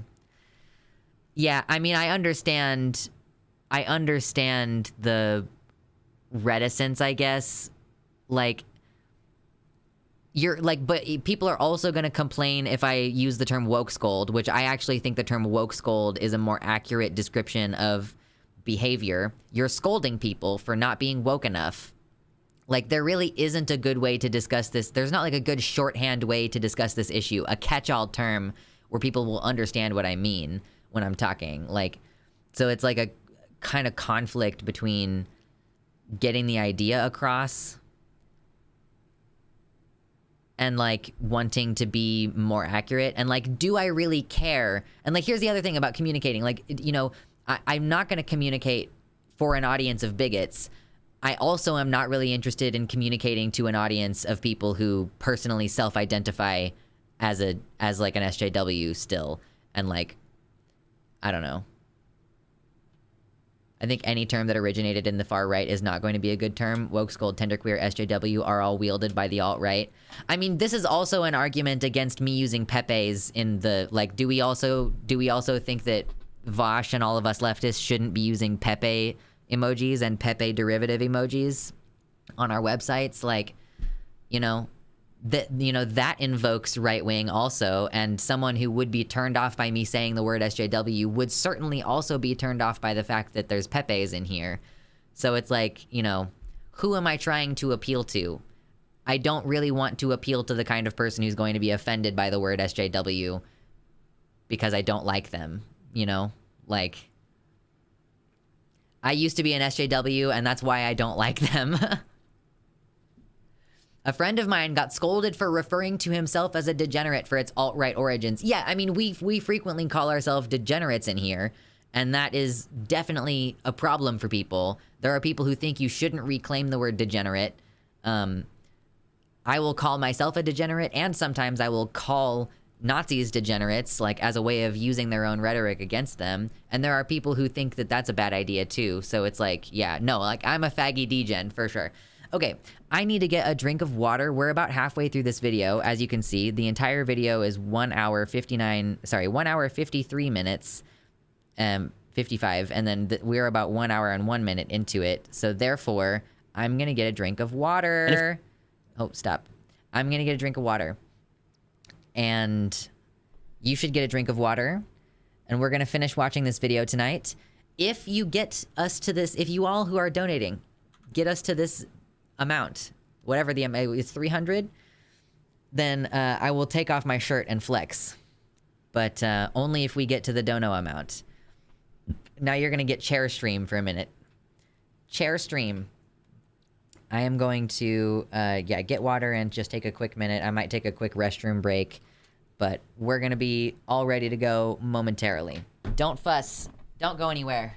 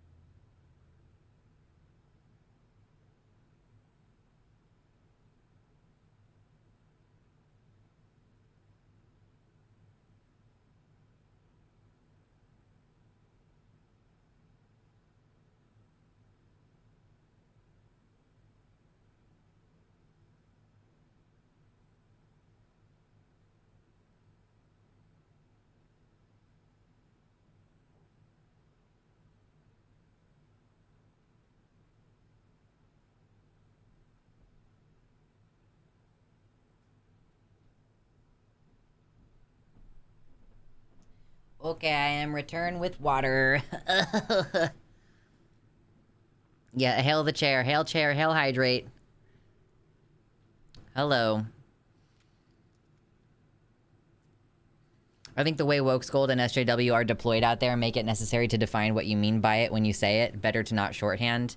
I mean, I guess I just disagree that like if you're in my chat and you know me and you've listened to me talk for longer than 5 minutes, I think it would be clear that I'm not saying SJW as a right winger. You know what I mean?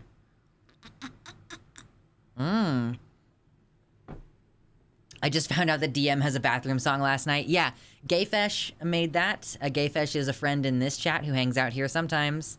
He might have left and gone over to do a Demon Mama time. Demon Mama's doing Bayonetta tonight. Not personally interested, so I came back. Well, thanks for hanging out with us. I like Demon Mama. I don't watch her streams very often, but I would consider her a friend if she were open to being friends reciprocally. Anyway, let's keep going with Ben Shapiro. If he tries, I will meet him at the door with a gun. You know what? That is insane. Headphones. Wow. Ben Shapiro threatening violence because he can't handle the debate. Sounds like a classic case of hysteria to me. Why can't Ben Shapiro just have a polite conversation about Beto O'Rourke transing his children? I now have two choices. One is to leave the country utterly. Two is to pick up a gun. Those are the only choices that you have left me. Dave Rubin is a gay conservative whose career requires that It's really funny for Ben Shapiro to say that. Like, the only options you have given me are to leave the country or pick up a gun. And like, meanwhile, all trans people in this country are looking at their options going, so a gun costs money and so does leaving the country. Which one are we going to do?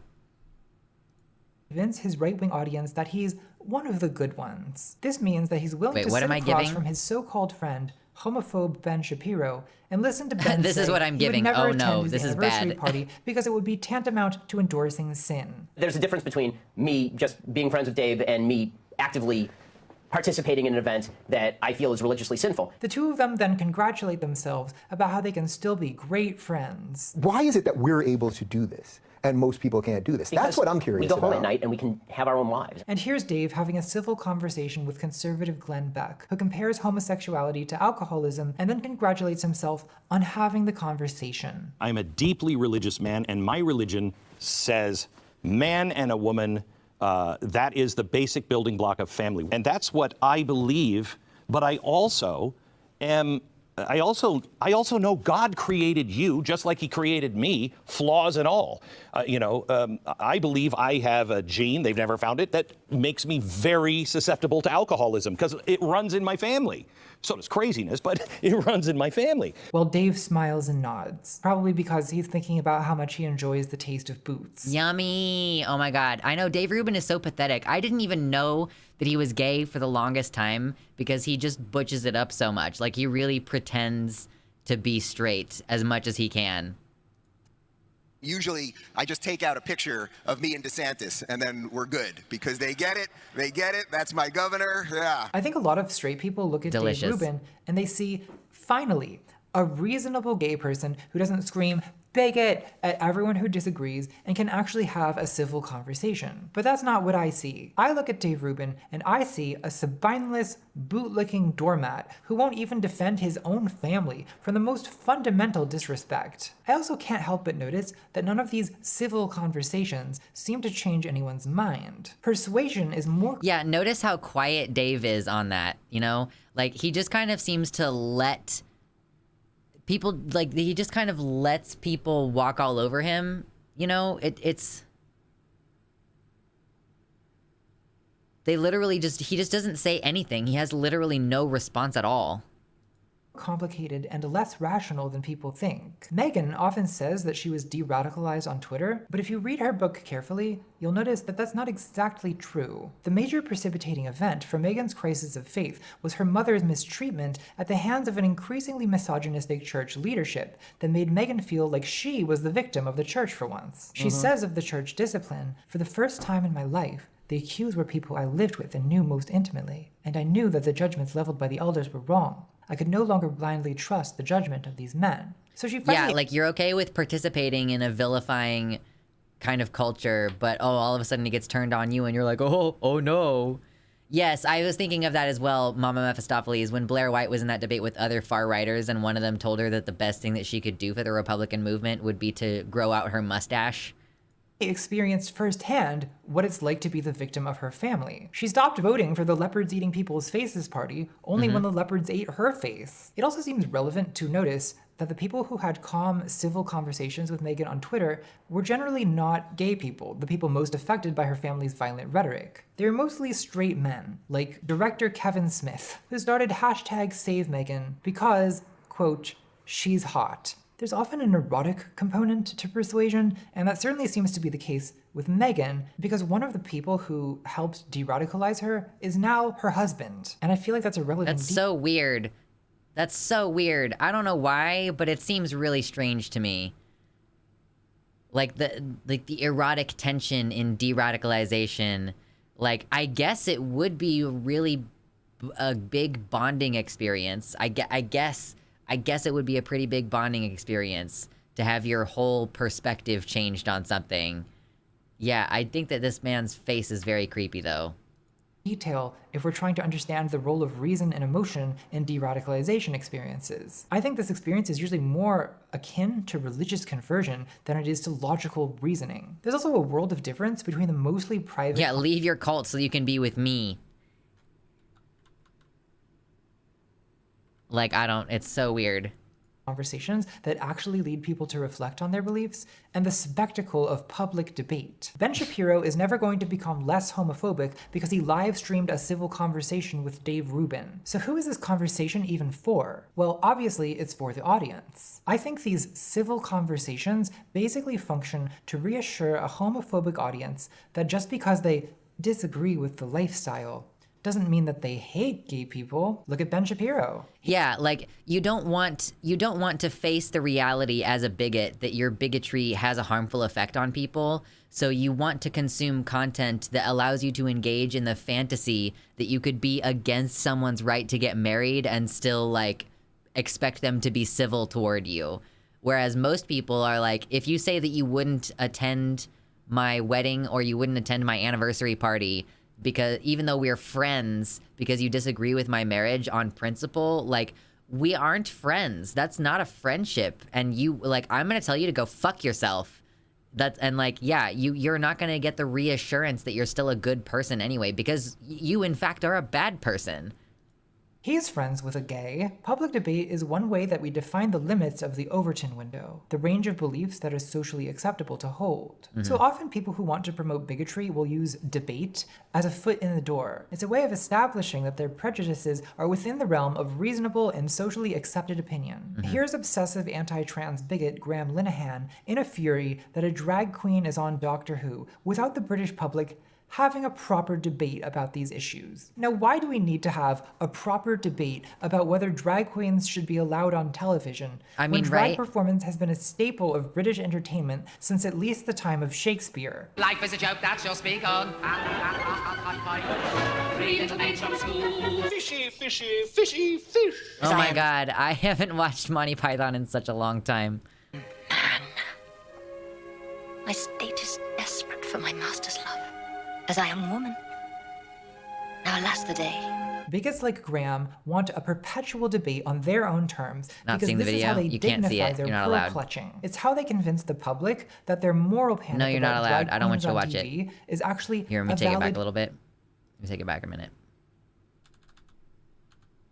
Overton window. style. Here we go. Doesn't mean that they hate gay people. Look at Ben Shapiro. He's friends with a gay. Public debate is one way that we define the limits of the Overton window, the range of beliefs that is socially acceptable to hold. So often people who want to promote bigotry will use debate as a foot in the door. It's a way of establishing that their prejudices are within the realm of reasonable and socially accepted opinion. Here's obsessive anti-trans bigot Graham Linehan in a fury that a drag queen is on Doctor Who without the British public having a proper debate about these issues. Now, why do we need to have a proper debate about whether drag queens should be allowed on television when drag performance has been a staple of British entertainment since at least the time of Shakespeare? Life is a joke that you'll speak on. 3 little maids from school. Fishy, fishy, fishy, fish. As I am Anne. My state is desperate for my master's love, as I am woman. Now alas the day.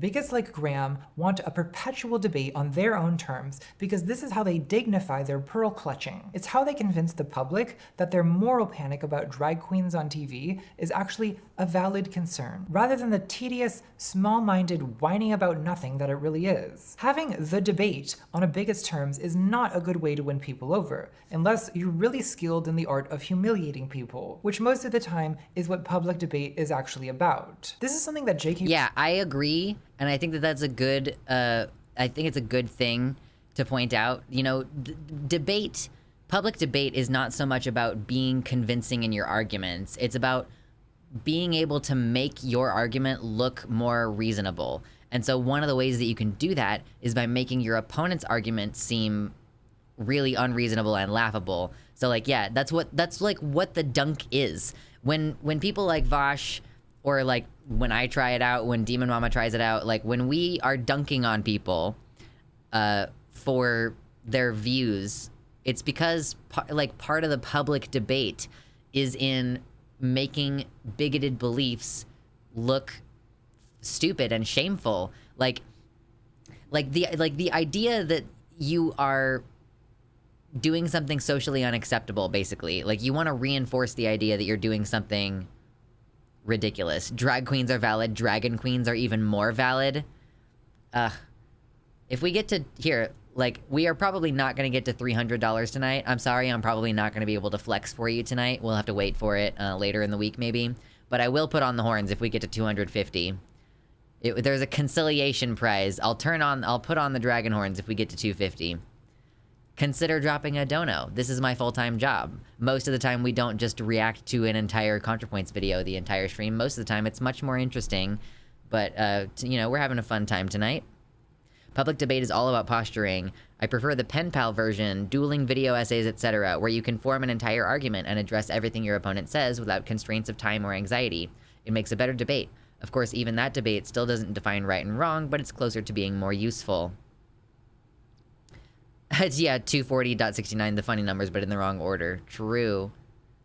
Rowling doesn't seem to understand. In the Witch Trials of J.K. Rowling, Joro takes a contradictory stance on deplatforming. She brings up right-wing provocateur Milo Yiannopoulos, saying that activists are making a strategic error and giving Milo power by protesting his events, making him look dangerous and sexy. But when trans people try to deplatform TERFs, Rowling characterizes this as silencing. So is deplatforming a strategic error that gives power to your opponent? Or is it a powerful tactic of silencing? I find Rowling's conviction that we ought to debate Milo Yiannopoulos really out of touch. Milo Yiannopoulos doesn't have reasons for the things he does. He has strategies for humiliating. What does neat mean? I've seen this before. What does it mean? If you can't donate, though, don't worry. I've taken some time out of my busy schedule, being fabulous and doing my hair, to prepare a speech for you. Well, a few remarks, really. Feminism is cancer. Thank you very much. To again quote Ian Danskin, you can't really reason with someone who thinks that feminism is cancer, because you don't not engaged in education, employment, or training. Okay, I see. No worries. You know, I'm just making the appeal. If you got a tax return this year, consider sharing the love, because I'm self-employed and I owe like $2,000, so... With cancer, you eradicate it. Rowling objects to if you call something cancer, you're not really saying that it's something you can reform. You're saying it's something you need to excise and, like, destroy. Slogan, no debate, in the strongest possible terms. And then we come to the famous two-word slogan, the stock phrase, no debate, no debate, no debate. We hear it all the time. That alarms me, really alarms me. I can't think of a purer instance of authoritarianism than no debate. It's kind of amazing. Like, you know, it's crazy for her to say, I can't think of something more authoritarian than the idea of no debate, when she lives in a country where, like, the actual, like, laws are constantly, like, trans people in the law constantly under debate. Like, like, the idea that trans people could exist without debate it couldn't possibly be authoritarian, because it's only a small minority of citizens who are making that claim, and, like, the actual majority official policy thing that's happening is constant debate, unending debate. Defective New, thank you so much for the tier 1 sub. I really, really appreciate that. Enjoy your dicks. I guess if you're lurking, that's a little bit less opportunity to enjoy your dicks, but that's okay. We still love the lurkers. We're slowly creeping toward the stream goal. So I thank you so much, everybody, for hanging out as usual. You got a license for that transphobia. Got a license. Didn't capitalism hard enough. I know, it's a fucking struggle, dude. To me that someone could think angry trans people on Twitter are the purest example of authoritarianism. I truly hope that one day I am privileged enough to be capable of such a perspective. True. Before I move on, I do want to clarify that I do think there are trans issues that are legitimately debatable by people who are not bigots. In my opinion, trans women in women's sports is one of those issues. But it's a complicated issue. Like, first of all, which sport are we talking about? Are we talking about figure skating? Middle school field hockey? I see no reason why trans girls should be excluded from that. But if we're talking about professional weightlifting, well, then it seems plausible that trans women who have been through male puberty may still retain some kind of group advantage, but not. I really, like, I on one level, I understand kind of this perspective of like, oh, well, you know, clearly you've been through a different kind of puberty and therefore there might be a physical difference. But the thing is that, like, we've already seen women being able to participate in these competitions as in the women's league, and there is no advantage that they have. Like, it's very clear that, like, there is no debate at this point because the science is settled. We've allowed trans women to participate at the elite level for decades now. And it's like not, there's no evidence that trans women retain an advantage, you know? So in this case, I do disagree with Natalie, but that's because, like, I've actually looked into it. She's basically speculating, like, I think that this conversation is worthy of debate, but she hasn't actually looked into it. She hasn't tried to determine whether there is an advantage. She's just saying it's plausible that trans women could have an advantage in certain sports. So, like, if you were to educate yourself on this, Natalie, you would see that you should not be open to debate on this because it's clearly not conferring any major benefit. All trans women have experienced male puberty. People are transitioning younger now, and that's another thing you have to consider. So I'm not against debating this issue, I just want people to approach it with nuance and good faith. And currently, a lot of the people who are vocally against trans women in women's sports sound like this. And we will keep men out of women's sports. How ridiculous. Of course. That will take place on day one. And I don't want to debate those people. I want to serve them a banana cream pie. Chapter 6. I want to do a little harmless assault. Illiberal methods. One of J.K. Rowling's core complaints about the trans rights movement is she sees it as illiberal in its methods. So when I first became interested and then deeply troubled by what I saw as a cultural movement that was illiberal in its methods. So what are these illiberal methods? If you are saying this person is cancelled, that is the language of a dictator. It's true. Cancel culture is exactly how the Third Reich started. Oh, look at Peep the Bud Light. Peep the Bud Light. Natalie, you have, did she film this? Like, she filmed this part very recently. She's got a Bud Light. Girl, that's fucking funny. Canceled the socialists, and I did not speak out because the hashtag was trending. But maybe we should see what an actual dictator thinks. Пресловутая культура отмены превратилась в отмену культуры. Не так давно отменили детского писателя Джоан Роулинг за то, что автор книг, которые разошлись по миру сотнями миллионов экземпляров, не угодила поклонникам так называемых гендерных свобод. You know, I can't help but wonder what counts as acceptable activist methods to an author for whom Hermione protesting slavery was taking things too far. I am fighting what I see as a powerful, insidious, misogynistic movement. I do not see this particular movement as either benign or powerless. Rowling seems to think that the trans rights movement is dangerous and authoritarian in some unprecedented way that makes it different. Thank you for the $5 dono, Vivi. I appreciate it. We've entered Nat's radical queer history class here for this. I don't know if she's ever going to be radical enough to be on, like, fully on the same page as me, but I mean, we appreciate her anyway. Thank you, Vivi, so much. From all past liberation movements. But how? What are these illiberal methods that distinguish trans rights activism from similar past movements? Canceling? Anita Bryant was way more canceled than J.K. Rowling ever will be. Boycotts? Boycotts have been a staple of every progressive movement in modern history. Disrupting feminist meetings? Disrupting feminist meetings is a feminist tradition. Haven't you heard of the Lavender Menace? In 1969, Betty Friedan, author of The Feminine Mystique and founder of the National Organization for Women and second wave feminism in general, coined the phrase Lavender Menace to describe the threat she believed that lesbians posed to the women's movement. Friedan was worried that being associated with... Yeah, I guess this is a little bit, I don't know, would you consider the Lavender Menace to be radical feminist history? I guess so.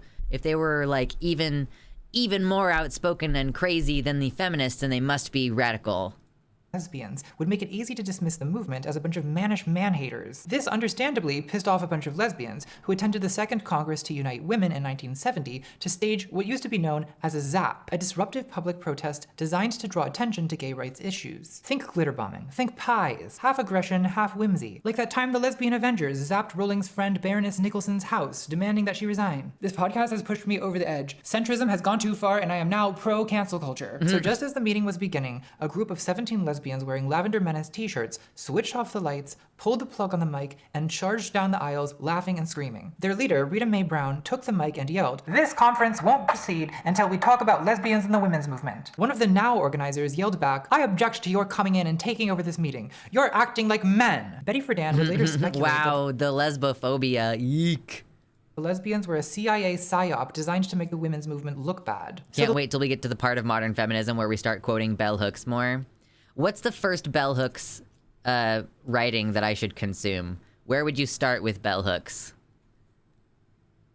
Lavender Menace disrupted the feminist meeting using illiberal tactics, not because they were against feminism, but because they wanted lesbian exclusionary feminists to include them. It's the same thing that's happening today when trans people disrupt feminist meetings, as J.K. Rowling puts it, interestingly neglecting to mention which feminist meetings these are. I was starting to see activists behaving in a very aggressive way outside feminist meetings. There was a feminist meeting in which they were banging and kicking on windows, very threatening. There's a historical obliviousness to Rowling's idea that trans activists are somehow more aggressive than similar past movements. Like, she retweeted a transphobic gay man called Dennis Noel Kavanagh, who says, "All those gay rights and AIDS protests, I don't remember a single one where we intimidated or silenced a woman. Not a single one. Not a single one. Not a single one. Not a single one. Not a single one." Dennis has also tweeted that he preferred AIDS to the trans movement. Oh, and wow. also, quote, "I will fucking nail you to a wall what you have done to these innocent children. Your mutilation of these little humans because they were gay will be nothing compared to what I will to what I will do to you legally. You think you are ghouls. Wait till I deal with you, bastard, and I mean to." Oh, God. Dennis, it's time to log off, Gorge. I do wonder, does Dennis threatening to nail people to a wall count as illiberal methods? I guess J.K. Rowling doesn't think so because she's never condemned it. In fact, when Dennis's Twitter suspension ended, she was right there to welcome him back, and she continues to retweet him. I've always been happy to acknowledge that angry trans people on Twitter sometimes take things too far. Things like death threats or misogynistic insults, I don't support that, and I've called it out in the past. Like when the leftist streamer Vosh, drama alert, who is not trans, tweeted at J.K. Rowling, "Women be quieter and start apologizing challenge." I called him out, tweeting, Well, so I will say my one commentary about this is that apparently there was an actual feminist slogan that Vosh was spoofing on. You know, if J.K. Rowling claims to be speaking on behalf of women as a feminist, then if Vosh takes the slogan, "Women stand up and be loud," or however it actually goes, it's a neat, I guess, kind of a niche feminist slogan, and says "Women be quiet and start apologizing." You know, I see the utility in that. However, as Natalie goes on into this further, I don't stand by everything that Vosh did in the aftermath for sure. I don't think that the initial comment was that bad. I've defended it before. I still don't think it's that bad. But I think that, yeah, the aftermath was very cringe. Oh, that was not the button I wanted to click. Please. Edgy, ironic misogyny while defending trans people magnifies the grain of truth in I mean, what though, TERFs I also kind of see where Natalie's coming from on this. TERFs always say that transphobes are misogynistic and that there's misogyny inherent. So if you're defending trans people using misogyny, then yada yada. It kind of like influences that idea that trans activism is misogynistic. But it's like, you know, they already accuse your movement of being misogynistic anyway. So, like, refraining from being misogynistic otherwise isn't like it's helping your movement. Like, I just don't, like, I just am so over this idea of, like, you need to do things in a way that looks good to the bigots. It kind of feels like Natalie, like, here's my fundamental problem with this video, is that Natalie is not consistent between, like she seems like she's building an argument towards saying one thing, and then at the end of her argument, she just says the opposite. God, this section feels so forced. What is the point of including this? That she's one of the good transes who called out the bad leftists? Who is that going to convince? She's trying to bring in this idea that, like, misogyny has been used against anti-LGBTQ people before. Like, people were calling Anita Bryant a bitch and a whore. And so there is a through line in, like, women attacking these rights and the community responding by being misogynistic. And she's basically saying that, like, one type of bigotry doesn't justify another. So I can agree with that. Like, I can kind of see, you know, like, one type of bigotry doesn't necessarily justify another. But I also think if your qualm is that they're accusing you as a trans woman fundamentally of doing woman face. They're accusing your inherent existence of being, like, fundamentally misogynistic. So it's not like you calling a woman a bitch or whatever. Like, if it's not like being misogynistic overtly is going to do any harm that wasn't already being done, in my opinion. Like, I don't know. That's just me.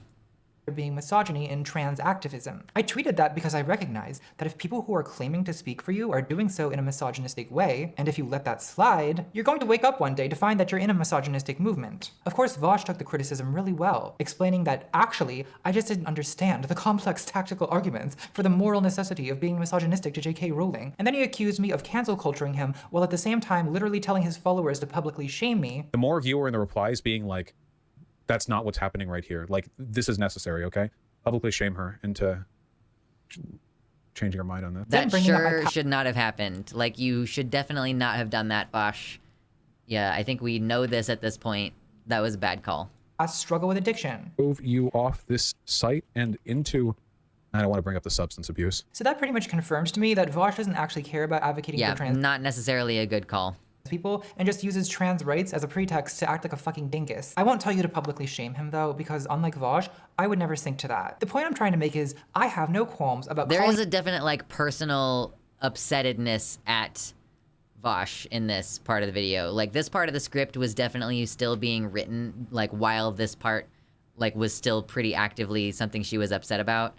And, like, like, the way that he behaved in the aftermath, like, his initial comments would have been whatever, but him, like, having that 7-hour kind of meltdown stream was a little bit much, you know? Anyway, if you're enjoying hanging out on the stream and you haven't already, maybe consider hitting the like button really fast. It's quick, it's clean, it's pure, it's free. Calling out people on my side whenever they go too far or cross a line, or do stupid tweets and then mansplain to me about how I don't understand tactical misogyny. Idiot. But the same cannot be said of J.K. Rowling. I have never once seen her call out any of the bigotry and abusiveness that is absolutely rampant in the gender-critical movement. There's a great video called J.K. Rowling's New Friends by YouTuber Sean that exposes the dishonesty of framing this conflict as meek, concerned feminists versus the abusive trans mob. A framing that the witch trials of J.K. Rowling accepts uncritically, citing numerous examples of death threats and abusiveness from trans advocates. Things like Kill TERFs 2014. How about slowly and horrendously murder TERFs in saw-like torture machines and contraptions? Now, I don't think anyone should joke about putting people in saw traps, but also, how serious is this threat that was posted to Tumblr in 2014? Let's use our critical thinking skills here. Do you think that Jigsaw, the villain from the Saw movies, has a Tumblr account and is threatening TERFs? Or do you think this was posted by a 14-year-old? The podcast cites 0 examples of death threats and abusiveness from anti-trans bigots. And it's not exactly like you have to dig deep to find any. I can fill the screen up with examples just from people who J.K. Rowling has explicitly supported or interacted with. I will it's really interesting for them to both sides an issue and, like, only show the horrendous commentary from one side and ignore it completely on the other side. "Drive you out into the desert and bury you 9 feet down," one tweet says, from a fan of J.K. Rowling. "First I'll set you on fire and piss on your half-alive corpse. Fuck trans activism, fuck gender ideology, and fuck you." Another threat from the same user is so graphically violent and sexual, I don't know if I can even read it aloud without violating the YouTube terms of service. But threats like this from the gender critical side are simply not mentioned in the witch trials of J.K. Rowling. Both Rowling and Meghan seem happy to cherry pick threatening tweets and sound bites of shouting protesters Fuck you, you ugly piece of shit! You look like you got Antifa super soldier. as evidence that the trans movement is dangerous and insidious to the core. But this exact technique has been used against literally every liberation movement in world history. For example, let's consider Reclaim the Night, the protest movement against sexual violence in Britain, which first got J.K. Rowling interested in feminism in the 1970s. Here's how The Guardian, Britain's spineless centrist paper of note, covered a Reclaim the Night protest in 1979. "Chanting slogans against rape seems reasonable to promote awareness, but what about the hissing and swearing at any innocent male, and cries of castrate men? We were all sympathetic to the principles of the women's liberation movement, but we left the crowd of shouting, torch-bearing women when it became clear that my friend's brother was running the risk of personal mutilation if he remained with us." The protesters were allegedly singing, "Here I stand, my knife in hand, free castration on demand." So this is how the British press covered the women's movement. Angry, torch-bearing women screaming, "Castrate men!" Now, is that a fair representation of the women's movement? Should we judge every movement by its most militant extremists? Is it fair, say, to pretend that Valerie Solanas, who shot Andy Warhol, who advocated for male extermination in her Society for Cutting Up Men manifesto, is representative of feminism as a whole? Many anti-feminists over the years have done exactly that. But it's not fair, is it? So why does J.K. Rowling think it's fair to judge the trans movement by the worst things trans people have ever tweeted? I want her to choke on my fat trans dick. I mean, yeah, because it's a good tactic, I guess. You can portray all trans people as deeply, deeply unreasonable this way. Castration for all who want it. And I made excuses for you then. In the 4th episode of The Witch Trials of J.K. Rowling, Meghan interviews New York Times columnist Michelle Goldberg, who has written sympathetically about transphobic feminism. There's a moment in this interview where Michelle kind of stumbles into an honest observation that I find fascinating. Right. I mean, I think you'll often hear people say, I'm not going to debate my basic humanity. And part of the difficulty is that there are indeed certain issues which we have sort of decided somewhat collectively with some sort of consensus are beyond the realm of debate. And I think that part of what is so difficult about this issue is that there's certain people who think that this kind of consensus can be imposed maybe as opposed to evolve organically.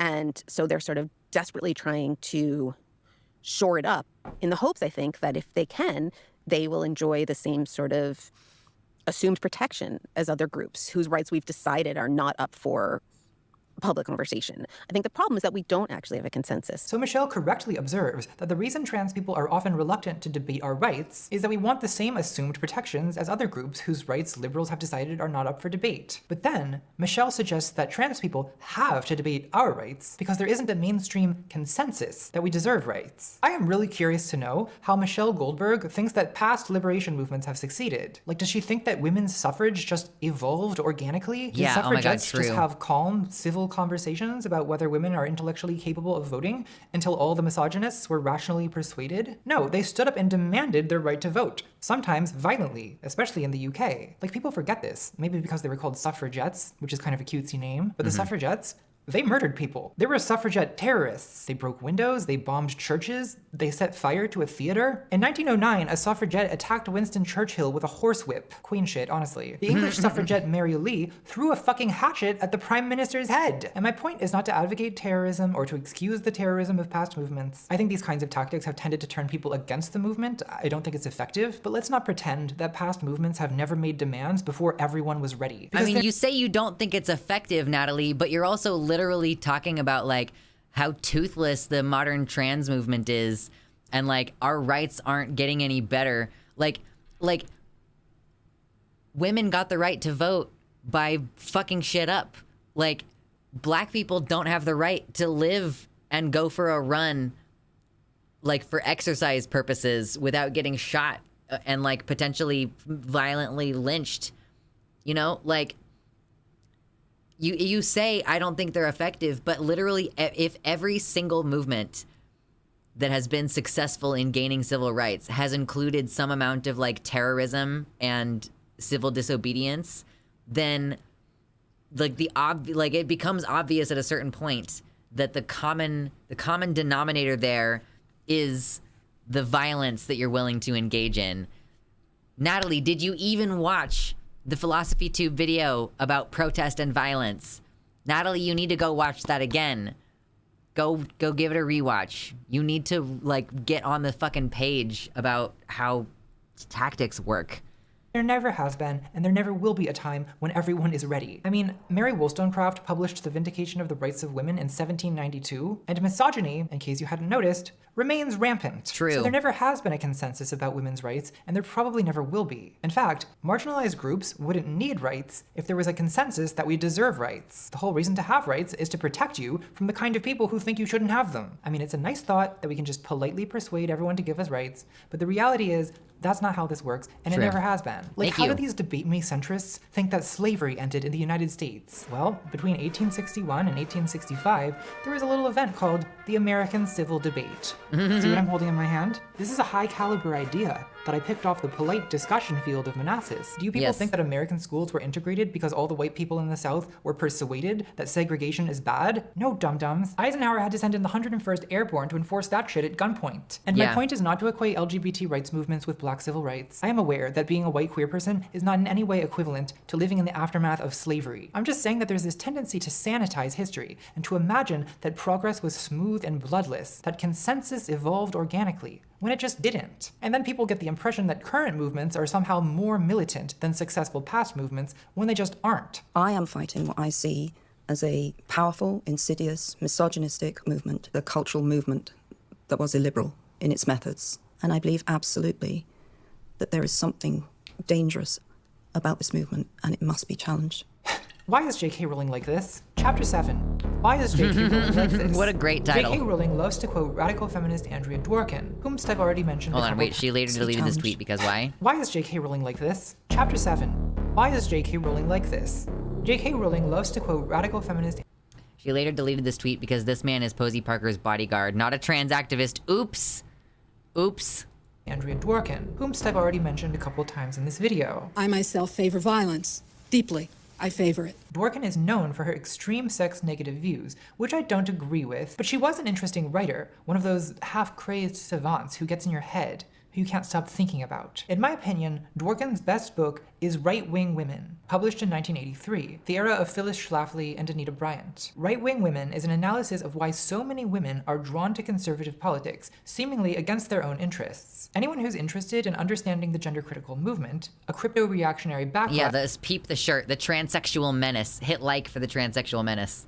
disguising itself as feminism, should read this book. In Dworkin's analysis, the political right makes certain metaphysical and material promises to women that both exploit and quiet some of women's deepest fears. No one can bear to live a meaningless life. Women fight for meaning just as women fight for survival. And conservative politics promises women meaning. The right offers women a simple, fixed, predetermined social, biological, and sexual order. Form conquers chaos. Form banishes confusion. The gender-critical movement offers women a Bioessentialism. brutally simple understanding of sex and gender. A woman is an adult human female. Right-wing anti-trans activist Posey Parker has made this phrase into the motto of the gender-critical movement. Adult human female. It's on billboards, it's on t-shirts, it's on banners, signs, and tweets. Presented with the authority of a dictionary definition, it's rigid, it's orderly, it's immutable. There are no exceptions, there are no blurred lines, there can be no change. This mantra is a defense against the conceptual instability and chaos that gender criticals fear. The same fear that once drove homophobic women like Anita Bryant.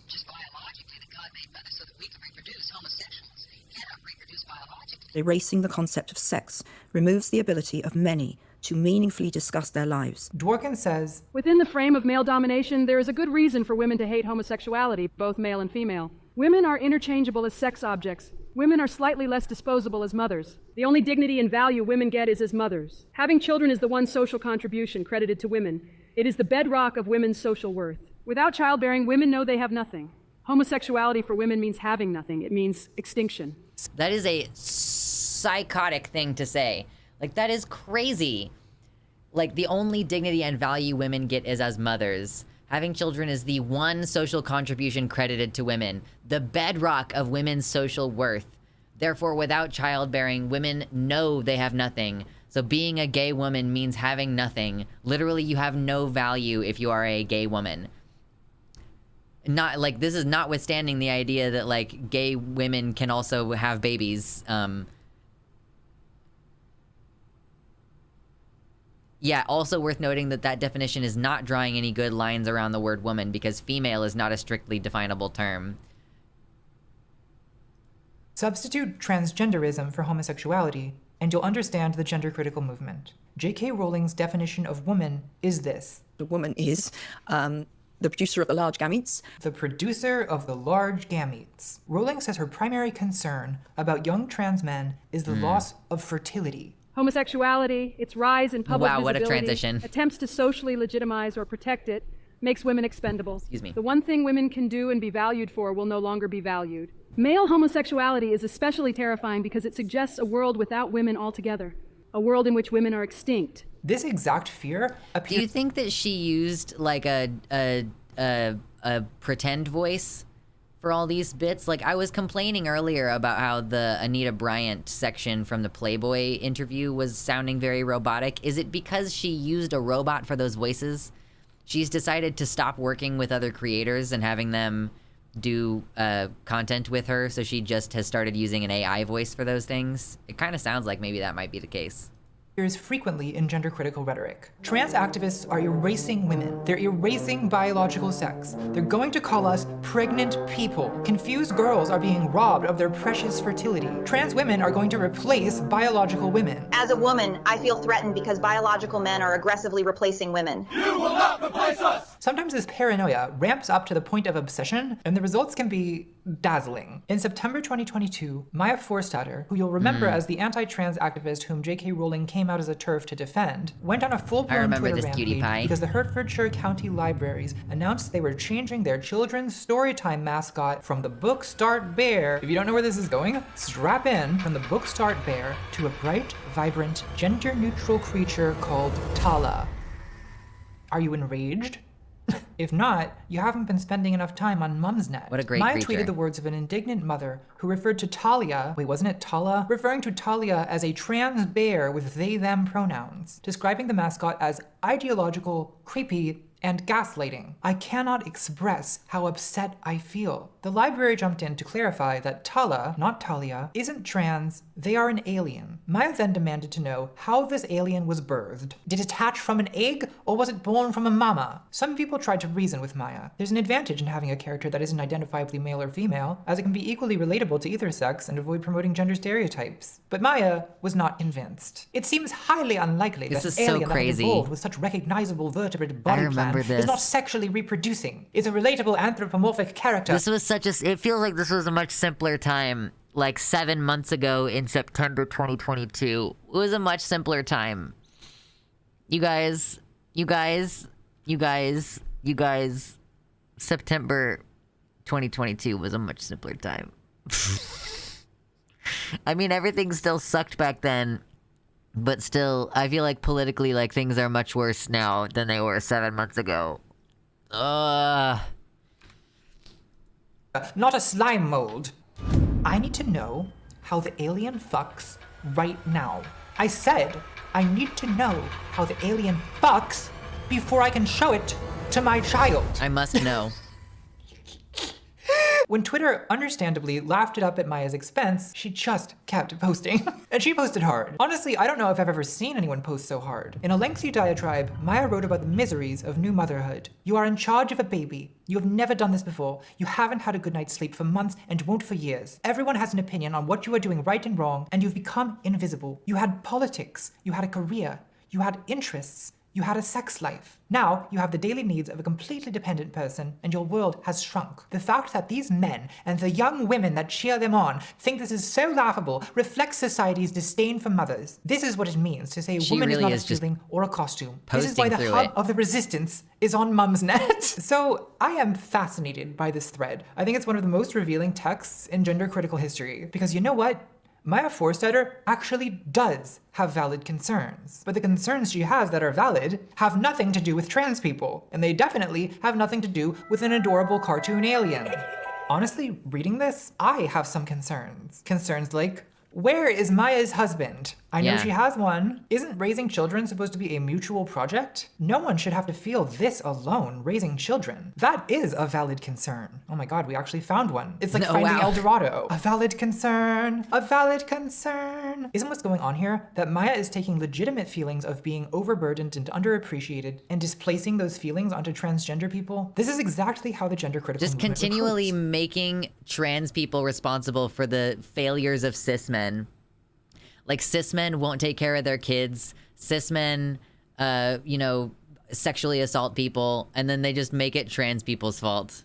By providing a scapegoat to frustrated women. It's not your husband's neglect, it's not the increasing atomization of society, it's not the indignities of aging, it's Tala, the non-binary alien, with its dungarees and smug aura of gender neutrality. Mumsnet is the hub of the resistance to non-binary cartoons. It's too much, these people are too much. Okay, we have to be serious now. The political right also promises women safety and security. For women, the world is a very dangerous place. The right acknowledges the reality of danger, the validity of fear. The right then manipulates the fear. Women fear and resent male violence, which they're most likely to experience from the men closest to them. Boyfriends, husbands, and fathers. True. They're most likely to be killed by sexual partners. But the need to survive in a male-dominated society means that women's legitimate fears and resentments often cannot be directed at the men with power. Inevitably, this causes women to take the rage and contempt they feel for the men who actually abuse them, those close to them, and project it onto others, those far away, foreign, or different. And this displacement of rage is just transparently what's going on with J.K. Rowling. In her essay about sex and gender issues,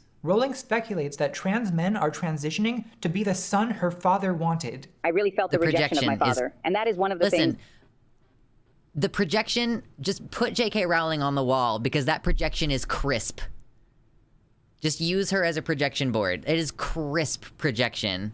That maybe lead someone going into homosexuality. And she describes the lingering trauma from her first violent marriage. The marriage at this point has turned very violent and very controlling. And that, she says, is why she decided to speak out against the transgender movement. If you try to understand this rationally, it looks like a total non sequitur. But if you look at it emotionally, there's a kind of logic to it. The existence of the dangerous Rowling. outsider always functions for women simultaneously as deception, diversion, painkiller, and threat. Women cling to irrational hatreds. Holy shit, I just look over and there's 100 people watching. If you're enjoying hanging out, hit like. Even if you don't stay, hit like before you go. Consider dropping me like a $5 dono because my full-time job is like political commentary 3 days a week on the stream. So enjoy.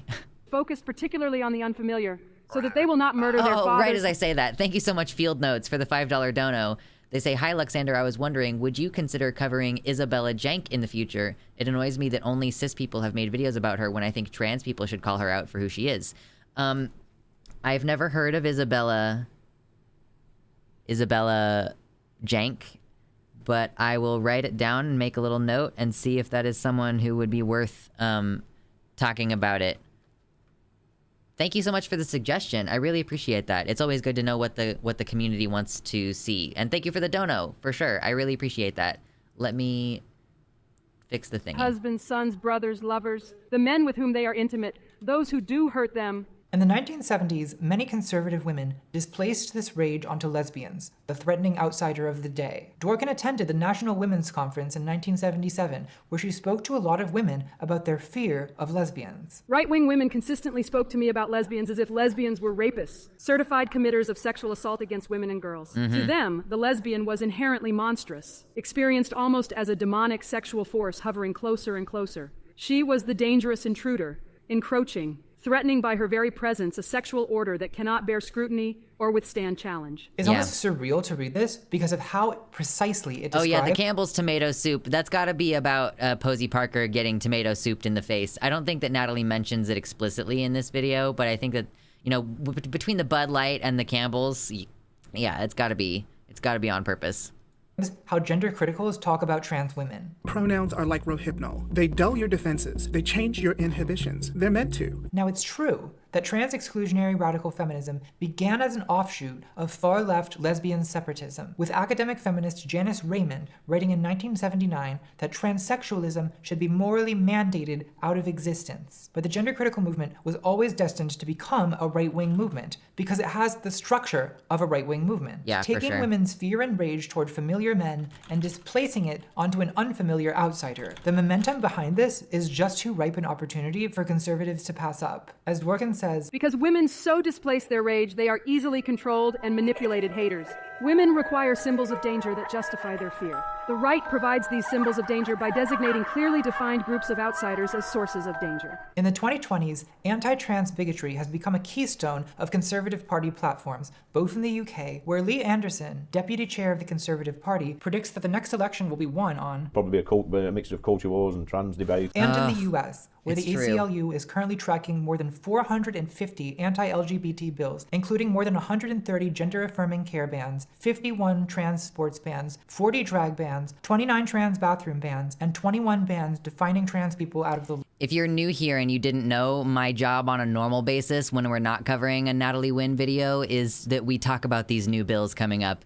You know, you see how Missouri is like a dark orange? My brother, who is like 16 and needs access to hormones, lives there. Yay! Law. Republicans have escalated anti-trans rhetoric to eliminationist extremes that have most trans people in this country living in a constant state of fear for our future. Transgenderism must be eradicated from public life entirely. Yeah. The left is attacking our children, pushing sex talk, transgender extremism, and noxious politics in our schools. We should reject this demonic assault on the innocence of our children and stand fast against leftist efforts to mutilate their bodies and minds. Stop confusing Mutilate their minds. Like, what a fucking psycho thing to say. To mutilate their minds. Your babies with your groomer gender ideologue. I will She's got a little touch of the COVID brain damage. I still can't remember her name, but she's got the brain damage for sure. Every Biden policy promoting the chemical castration and sexual mutilation. And ask Congress to send me a bill prohibiting child sexual mutilation in all 50 states. On day one. Oh yeah, so we're gonna make circumcision and intersex mutilation illegal. That sounds like a good thing to do. Yeah, but that's never what they mean. I will revoke Joe Biden's cruel policies on so-called gender-affirming care. Ridiculous. I will sign a new executive order instructing every federal agency to cease all programs that promote the concept of sex and gender transition. A few gender criticals still want to insist they have nothing to do with right-wing anti-trans bigots, like Helen Lewis. I mean, TERF is basically witch. Who attempts in her interview in The Witch Trials of J.K. Rowling to distinguish between the transphobia of the far right and that of feminists. I think the hardest thing for outsiders to understand is that there are two different arguments going on. One is the traditional conservative right argument, which is anti-LGBT. The other one is a criticism from the left, in which it says sometimes male people and female people have different interests, no matter how the male people identify. But as a trans person, I don't care whether you justify your transphobia in the name of protecting women or protecting children. Whether it's radical feminist Janice Raymond calling for transsexualism to be morally mandated out of existence, or conservative Catholic Michael Knowles calling for transgenderism to be eradicated from public life, it's the same repulsive bigotry to me. And in any case, the gender-critical movement has recently reached an implicit consensus that they're mostly done pretending to be feminist. The rising star of the movement, Posey Parker, aka Kelly J. Keane Minshall, rejects feminism entirely. Do you call yourself a feminist now? No, Did you ever call yourself a feminist? I probably did for a short time. But so you wouldn't be sort of like a Julie Bindel type feminist? No, well, some feminists, I mean, Julie Bindel has been critical of mothers in the past, and I think that's a theme flowing through feminism. I'm not a feminist! I'm not a feminist! This is not Andrea Dworkin.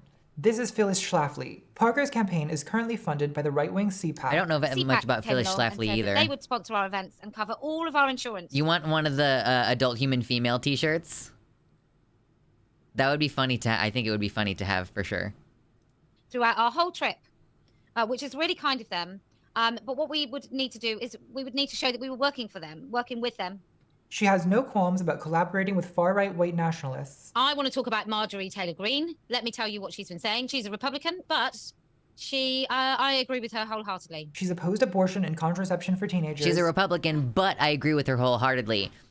She has to pretend to distance herself from right-wingers, even though they are hand in hand working together. Why are we enabling children to take sometimes contraceptives that are quite harmful, or access to abortion? I think that we really need to rethink all of this. I think parents need to take back control of their children. She's called trans people fools and perverts. Transgenderism is... Oh, thank you so much, Vivi, again for the $5 dono. Last dono tonight. Best of luck, all. Remember, TERFs lie about detransitioners. All people deserve bodily autonomy, including abortion and gender care. And don't be polite in your queer resistance. Thank you so much, Vivi. I appreciate that last dono. I appreciate all your donos tonight. And I hope you have a good rest of your night. Yeah, our stream is going a little bit later than it usually does. So we're going to finish this video. And then we'll probably wrap it up shortly after that, but we do still have like 10 minutes left in the video. So there's still 10 minutes left if somebody wants to like pump up those numbers. If you want to see Luxander flexing with no shirt on at the end of the stream tonight, you know, could be worth it if you want. Or you could just like the stream, which is free and doesn't require any financial investment. Anyway. Nuts. It's for fools and perverts. She's denied that transgender is a legitimate concept. It's not a real thing. There's no such thing as being born in the wrong body. There's no such thing as a trans woman. There's no such thing as a trans person. There is no such thing. There are people... I wish that people understood more about neurology. Neurology's so interesting. That call themselves these things, that may have other issues manifesting that then make them think they're this, but no. We have to stop using any words like transgender. You know, there may be more words that we have to say in order to say that. We may call it transgender ideology, but when it comes to a person, they may be following transgender ideology, but they are not transgender. There is no such thing as a man or a woman being anything other than a man or a woman. She's called trans women pedophiles. We know that if a man has a paraphilia of dressing as a woman, the most likely cross paraphilia is paedophilia. We know that these men have multiple paraphilias. Just making assertions like calling being trans a paraphilia, even though it's not. It's just objectively not. Emily, thank you so much for the $5 dono. Need muscles. Yeah, if you want to see the muscles, you have a limited amount of time left for the stream to get to that point. But thank you. Yes, I appreciate it. She said transgender. I know, she messed it up. They don't ever stop at one. She's said that each and every woman who stands in her... Oh, it's also, I don't think it's really clear in the literature that paraphilias stack. I feel like it's more likely that if you have one, you have one. ...way will be annihilated. Each and every one of you women who stand in my way, each and every one of you, let me just tell you, you will be annihilated. She's called on armed men to enter women's restrooms to attack anyone they perceive as not a real woman. And men, for once, I'm talking to you. I'm talking about you dads who maybe carry, I think that's what you say. I'm so down with the American lingo. Maybe you carry, maybe you don't. Maybe you consider yourself a protector of women. Maybe you're that sort of man. Maybe you have a daughter or a mother or a wife. Maybe you have a sister. Maybe you just have some friends. Maybe you just think women are human and you don't need any absolute connection with them to feel compelled to protect us.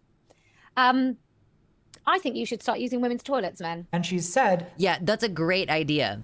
Tell violent men to start using like women's toilets, and then the thing that's gonna happen is that they're going to like strangle to death some older cisgender woman who keeps her hair short because she's, you know, like she's menopausal and starting to look a little bit androgynous because that kind of naturally happens to people when they get older. Like you're saying, I want to be protected from, you know, sexual predator trans identified males in the bathroom, but I'm encouraging random men to just go in the bathroom with the purpose of assaulting and interrogating women in there.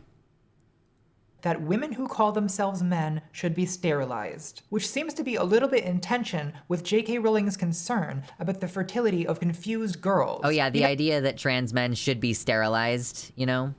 You might look at these differences of opinion between Rowling and Parker. Little things like pro-feminist versus anti-feminist. Yeah, Violet, that was super fucked up. That at like a park, like a public park type a camping deal, a trans man asked the private owner what bathroom he should use, and the private owner said that he wanted the person to use the women's bathroom even though he was a trans man. And then he went into the women's room, and then a man who was staying at the campgrounds like assaulted him and and like that was a whole situation that we covered on the channel last year. So even if you use the bathroom that they say you're supposed to, you could still get beat up. And then when the police arrive, you're being a little bit like erratic because you were just attacked, and then you get arrested. That's what happened to that guy. Left versus right, pro-abortion versus anti-abortion, concern about trans men's fertility versus advocating forced sterilization of trans men, against annihilating women who stand in your way versus pro-annihilating each and every woman who stands in your way. You might look at these differences and expect that these two women would be at odds, but they aren't. No. Because promoting anti-trans bigotry is a common cause that for both of them trumps all else. In 2020, Posey Parker paid for a poster reading "I Heart J.K. Rowling" to be displayed at a railway station in Edinburgh, and Rowling has tweeted in defense of Parker numerous times and has modeled her t-shirts. So, the gender-critical movement, started by lesbian separatists in the 1970s, has finally passed into the hands of Pound Shop Ava Browns, as gender-critical lesbian Julie Bindel memorably described them. It's a movement that has no beliefs apart from a shared determination to reduce the number of trans people. In the numbers we're currently seeing, Natalie is still not going to call it genocidal. I think she's still stopping short of calling it genocidal, which is a little bit sad, because she has a huge platform and she could really influence the discussion on this, and she's not going to talk about it like it's a genocide, which is, it's just the unfortunate, still kind of liberal thing that she's got going on. Particularly of young people coming forward, I find cause for doubt. In the meantime, while we're trying to get through to the decision makers, we have to try to limit the harm. And that means reducing or keeping down the number of people who transition. And that's for two reasons. One of them is that every one of those people is a person who's been damaged. But the second one is every one of those people is basically, a huge problem to a sane world. Like if you've got people, that, whether they're transitioned, whether they're happily transitioned, whether they're unhappily transitioned, whether they're detransitioned, if you've got people who've dissociated from their sex in some way, every one of those people is someone who needs special accommodation in a sane world where we re-acknowledge the truth of sex. So to wrap this up, is the backlash... It kind of feels like if you don't use this opportunity to call attention to the genocide, then this was just a drama video. Like, it kind of how it feels at the, like, it just, you know what I mean? Like, if you don't manage to pull this around, and she's not going to, like, to say, like, this is a fascist attempt to eliminate trans people, and, like, that's genocidal, like, this is a hugely missed opportunity. Against J.K. Rowling a witch hunt?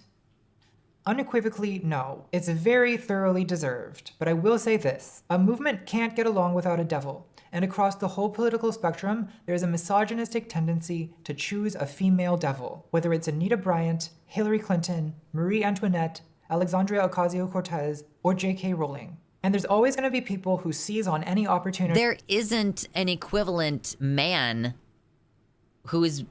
We dunk on Graham Linehan all the time. He's not influential enough to be a devil. He's a clown.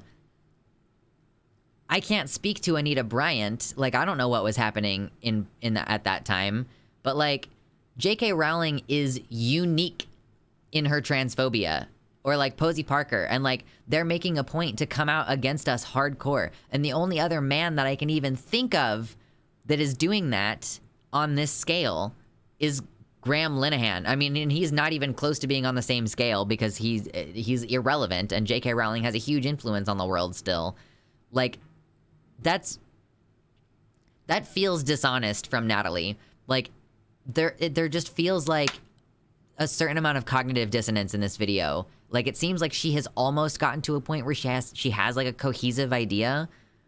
Matt Walsh. Well, I mean, Matt Walsh is really recent on this. He's really recent on this, and he also is fully out there about being a fascist. So, like, it's not like we need to convince people that Matt Walsh is a fascist. He openly says he's a theocratic fascist. So, or a theocratic nationalist, or whatever the fuck he says.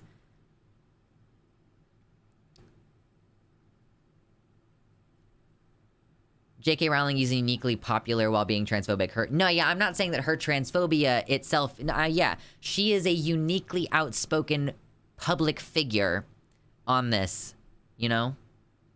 To be misogynistic. So, I would advise trans people and our allies to keep in mind that J.K. Rowling is not the final boss of transphobia. She's not our devil. The devil is the Republican Party, the Conservative Party. The devil is patriarchy. It's the right-wing men who will be the ones to put gender-critical theory into brutal practice. Anita... Okay. Like Natalie said toward the beginning of this video that like Anita Bryant did sway public opinion. Field Notes, thank you so much for the $5 dono. I appreciate that again. And thank you, and like welcome to the website. I see that you're a first timer on the website tonight. Thank you so much. Maybe Contrapoints could do a video about genocide. Also take your shirt off. You know, it seems like we're not gonna quite get there tonight. Unfortunately, it seems like we're not gonna quite get there tonight. We're gonna have to start over at some later date. We're still so short. I haven't even gotten to 250 to put on the horns, you know?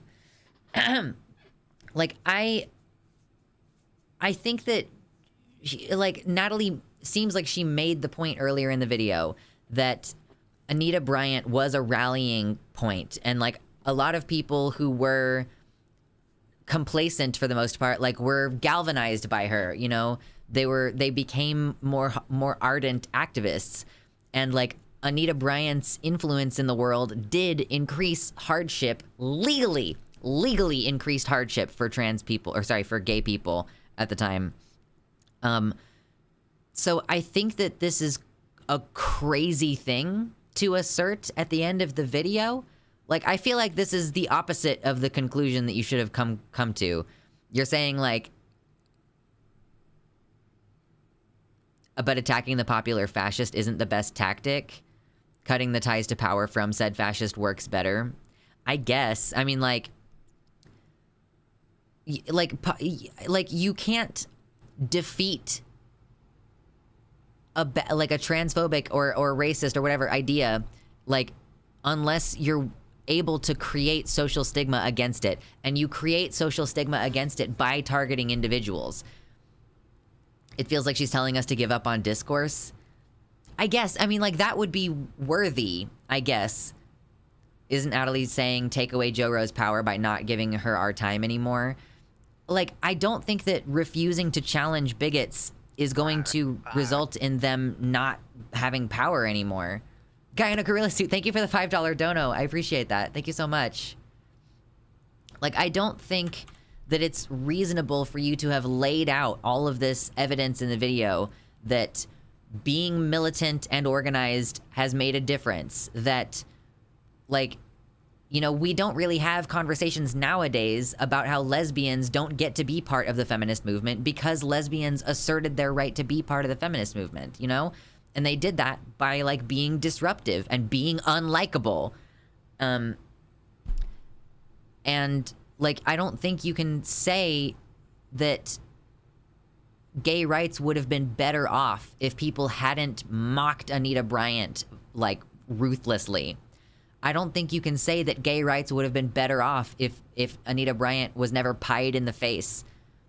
I think that actually, like, Natalie spent, like, an hour and a half crafting a video detailing how like,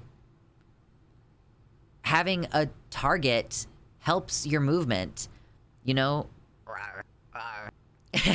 Thank you, Numpty, for the $10.31 dono. They said, horns, please.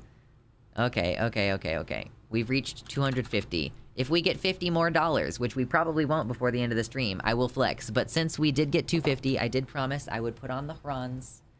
I will wear the Harons. Here we go. Okay. Here we go. Now I gotta tighten them up a little bit. Here we go.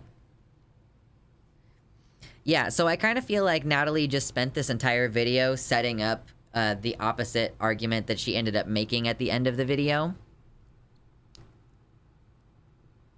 She's saying we need a devil, but beware to always focus on the real devil. Like, I don't think you can say the Republican Party is the devil that we're gonna really try to focus on, because that's not the same. It's not the same as having one person that you can mock ruthlessly.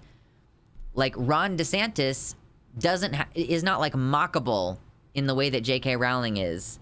And, like, I mean, DeSantis is not mockable in the way that Trump is, even, you know? Like, if Ron DeSantis gets the nomination, it's going to be a lot harder to tackle this by social stigma.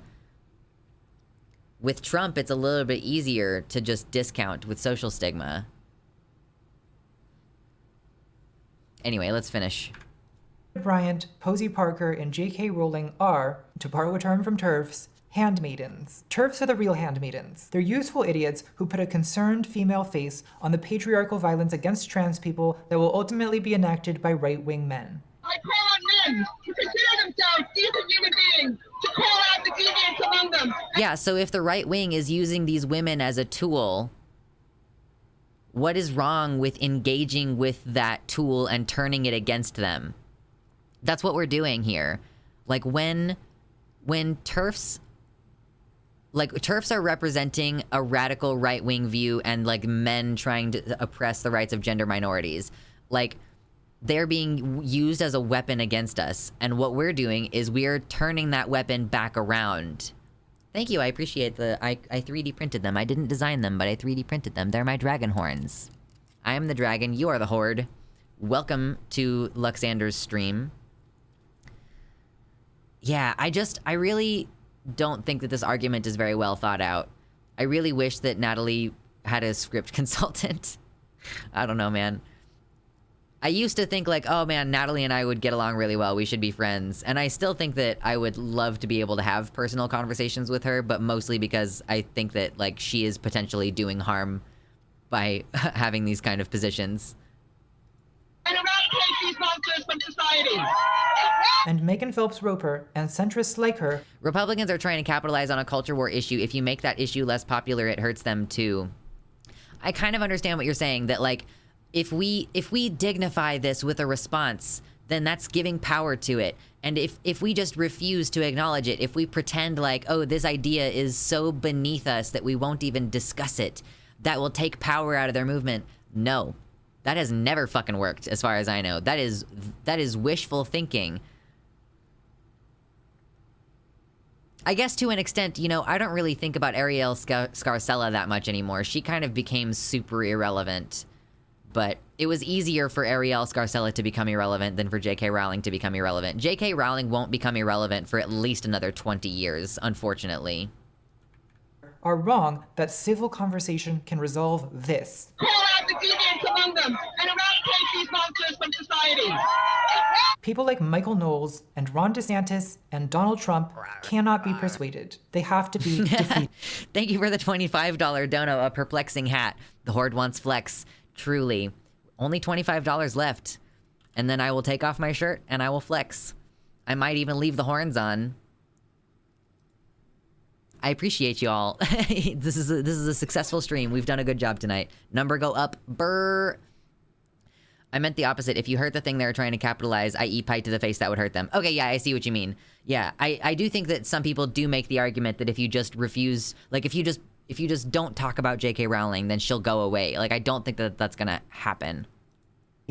As for what to do about J.K. Rowling, honestly, let's all just block her. Open up Twitter right now. Yeah, this is the argument that where she just ends block at. her. Problem solved. Like, don't harass her. That doesn't help. But also, I wouldn't wait for her to change. She's gone down what I call the bigotry. I'm not trying to make her change. I'm trying to make her look like foolish to convince other people that she looks foolish, or to like get them to question it, or to galvanize other trans people. Like sometimes creating group solidarity is one of the points of dunking on transphobes.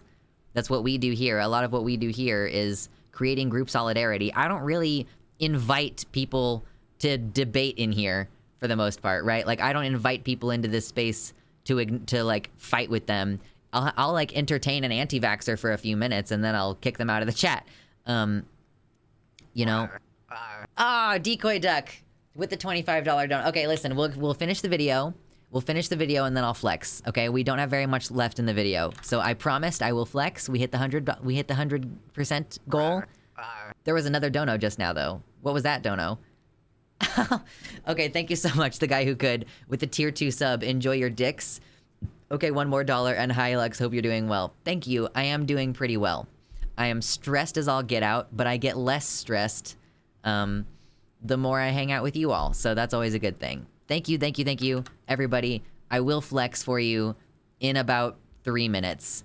Let's finish this video. All right, let's roll. Pool. The deeper you go in, the harder it is to leave, for the same reasons that it's hard to quit a cult or scam. To quote video essayist Dan Olson, one of the most insidious elements of a confidence scam is that the victims who invested the most are often the most passionate defenders, because shame is a powerful force in the human psyche, and they can't bear the shame of admitting they were tricked. Reformed bigots have to face not only the shame of being dupes, but also the guilt of having devoted years of life to harming vulnerable people. This is something Megan, to her credit, faced head-on. If we were wrong, then I had spent every day of my life industriously sowing doom, discord, and rage to so many, not at the behest of God, but of my grandfather. I had wasted my life only to fill others with pain and misery. Most bigots cannot stand to face this moral sunk cost. It's why an obsessive bigot like Graham Linehan, whose all-consuming hatred of trans people has ruined his life, cost him his marriage, and left him alone to tweet about destroying gender ideology minutes before midnight on New Year's Eve, feels psychologically compelled to insist with ever more certainty that trans people are not just delusional or dangerous, but are all demonic He did all perverts. these transphobic tweets in just 3 days, and he never stops. An enemy so hyperbolically evil that they justify his self-immolating crusade. They took everything from me, you know. They took my family, you know. And I just said, no, hang on a sec. Stop calling these women TERFs. Stop sending them abuse. Let them speak. And for that, they just destroyed me. Do you honestly feel destroyed? No, because the one thing about this that keeps me going is that I know I'm right, you know. I know I'm right. As long as he stays here, in the bottom of the whirlpool, he never has to face that he's ruined his relationships and wasted years of life because he just couldn't let it go. And if J.K. Rowling doesn't log off soon, this will I feel so much better for his wife. I feel like she's in a better place. Likely be her fate as well. I guess what I'm really trying to say is, Harry Potter's dead to me. I'm switching to Twilight. All right. Is there anything in the post credits about? I don't think. Okay, is there any post credits scene? I don't think so. At least it's a fruit pie. Okay, I knew there was gonna be something. All right, Natalie. Okay. I said I would take my shirt off. All right, I'll do it. Stephanie Meyer shout out. Yeah, the weird Mormon lady. Let's go with that. Let's go with the weird Mormon lady. All right. Yeah. All right. I'm now officially a stripper. That's officially what I am now, okay? I'm still wearing the bra, all right? You can't make me take off the bra. Ooh, I don't know, I'm like, here's this one. The right arm's starting to get some definition. For sure. The shoulder, starting to get a little bit bigger. Shoulder starting to look nicer. Yeah, hold on, let me back it up a little bit. Let's back it up a little bit. Back is starting to get a little bit more fleshed out. Yeah. We're looking nice. I'm enjoying the results. You know? We love progress. Yeah. I don't really, like, show off my belly very much, but, like, that's, you know, I don't know, I don't think the muscles are really showing in the belly area yet, but I'm not really doing a lot of, targeted ab work, although I probably should be doing. Oh, man. Yeah, this is starting to look good. What's the tattoo? It's a roses coming out of a skull. That's what the tattoo is, so. Ooh. Yeah. There we go. I thought I was pro-gun I thought I was pro-gun control until now.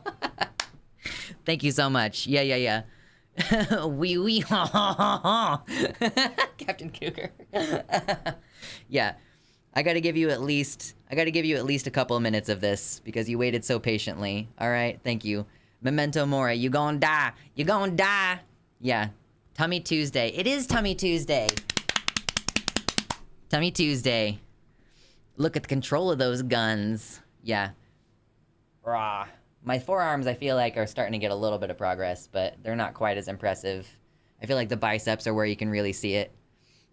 So yeah, that's me after like 6 weeks of hypertrophic working out, like really trying to increase the muscles, the strong, trying to make it the strong. Anyway, selling my body for tips. This is what we do. Screen caps, yeah. This is the FAP material, you know? This is the good. You don't even get this much skin on the Fansly. I have a safe for work Fansly, and I literally show off too much. It's too bad you can't stream from the gym. I am never going to post streams or screenshots from my gym. That is a private moment for me, for sure. I don't want anybody to have any inkling where I might be working out or know anything about my gym. That's private time for Luxander. Dude, someone talked to me today during my workout. Some old guy was like, oh, you know, every time I see you in here, I think you remind me of my daughter. And I'm like, okay. I wasn't like rude about it at the time. I want you to understand that. But internally, I'm like, why the fuck are you talking to me? Like, I'm pumping right now. Like, I'm in the middle of talking. Or not in the middle of talking. Like, I'm sorry, I'm in the middle of talking now. Like, I'm in the middle of my workout. I had just transitioned from one aspect of my workout to another. I'm like, I can't fucking think straight. Do you wear headphones? Welcome to the website, Joanna. I usually do have an earbud in, but I left it at home today. And also my earbud just kind of looks like my earbud looks like a hearing aid. So, I don't know. Yeah, I hate it. Like, why the fuck would you talk to me at the gym? Unless you need something. If you're like, hey, are you still using that? Or like, hey, are you almost done on that machine? Like, that kind of conversation, sure. That's fine. But maybe his daughter died, Sag, I guess. And like, here's the other thing. I'm wearing an N95 mask at the gym, okay? I'm wearing an N95 because COVID is the third leading cause of death in this country. I specifically go to the gym at the specific time of day when it's least busy. Like, that's my whole fucking thing. And this guy is also wearing a mask, but then as he starts to talk to me, and I'm sitting down, like I'm locked into one of the machines, like sitting down. He like starts to pull down his mask to talk to me. And I'm like, I like kind of like flinched away a little bit. And like, I'm literally incapable of creating more space between us because you're just like hovering over me while I'm sitting in this workout machine. I fucking hate men. It is part of the lesson on this. But also don't talk to anyone at the gym. What is the matter with you?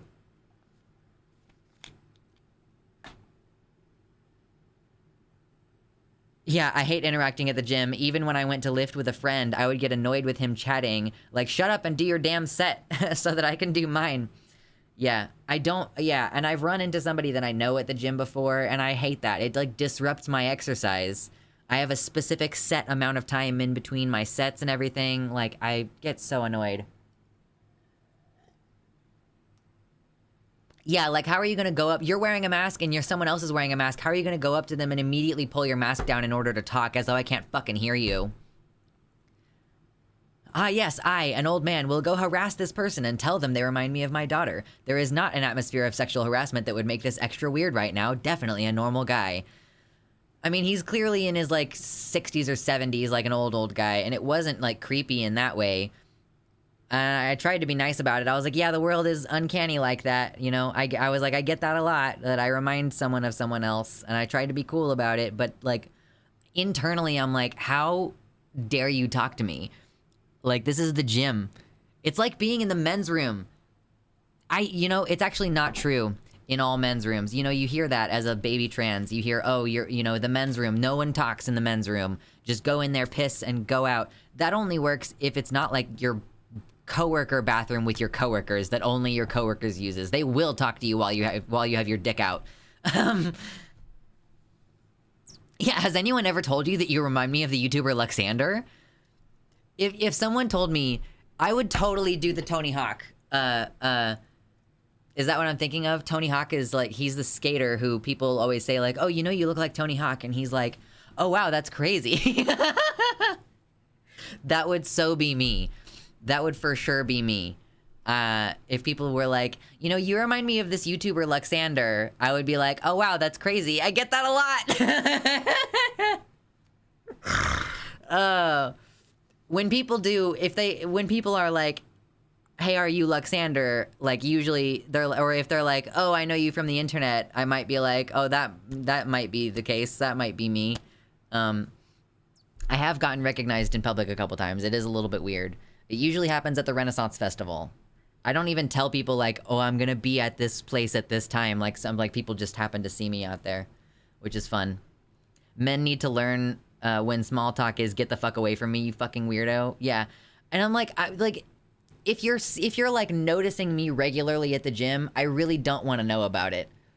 If you see me at the gym and you recognize me any further beyond like, this is a person who is in the gym sometimes, like that, you're thinking about me too much, frankly. You should not think about, I don't think about you at all when I'm at the gym. I only think about you to the extent like, are you on the machine I'm trying to use? Did I just see you sneeze into your hands and immediately start touching the pull-up bar again? Like, I've seen that. I literally twice last week, I witnessed on 2 separate occasions, 2 separate white cis men sneeze into their hands, and then one of them like wiped off his hands on his shirt a little bit and then immediately started touching equipment again. But neither one of them like used hand sanitizer. They didn't try to sneeze into their elbow or into their shirt. Like, they sneezed fully into their hands and then started touching shit. Like, psycho behavior, truly. Who's the person on TikTok who teaches how to respond to cat callers? Oh, I haven't seen that person. I think I definitely had been catcalled or something. Will fuck you up, source socialized as female. It's weird to start getting catcalled as a teenager. Lux doesn't think of me at the gym. Yeah, no. I'm at, like, my partner can't even get a response from me when I'm at the gym. And it's not just at the gym. Like, I like leave my place and I go to the gym and I am there and I might read a message if my partner sends me a message, but I'm not going to respond. And I will usually not respond until I get home, which often I'll go to the grocery store or the pharmacy on the way home. So, like, yeah, there's a solid, like, 2 hours of my day where it's, I mean, maybe closer to an hour and a half most days. Like, it depends on whether I go to the store afterwards, I guess. But, like, most times that I go to the gym, oh, yeah. I can't even wear, like, tank tops on stream if I'm going to be putting the flexing behind paywalls, because I'll do something like stretch to scratch my back, and there's flexing happening again. Anyway, yeah, I don't, like, the gym is completely, it's a time where just I exist by myself, and I, like, sometimes I even forget to bring my earbud, and so I'm just sat there, like, with nothing but my thoughts, and it's fucking amazing.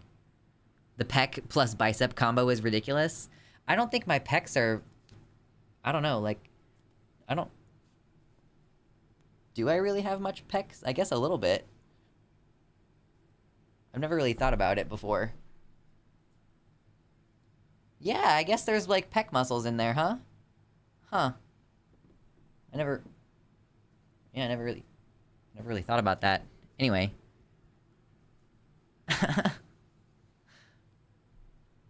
Just call it a sneak peek. It's weird to start getting catcalled as a trans woman in your 40s, but it happens to me almost every other day here in Ohio. Welcome to womanhood. I have no idea what that voice sounded like outside my head, because that's the only time I've ever made that voice before. When you do the bicep pose, the angle is great. Like this one, the regular bicep pose. Oh yeah, you can see the chest muscle right there. Definition. Anyway. SpongeBob? Is that what SpongeBob sounds like? I haven't actually tried to listen to SpongeBob in a long time. Can we just call him Jim at the gym? Fred for sure. I mean, Fred was so cool. This was Fred. But I did something that was, like, I did something that was a little bit more squeezed than that, and I can't even do it again.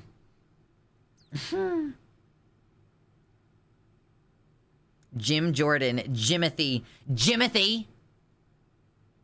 Oh yeah, we like the tattoo. I have like 4 tattoos. I always forget that. I have a semicolon tattoo. I have this tattoo, which is Latin. I have a gender tattoo. Is it under? Hold on. Where is my gender tattoo? There it is.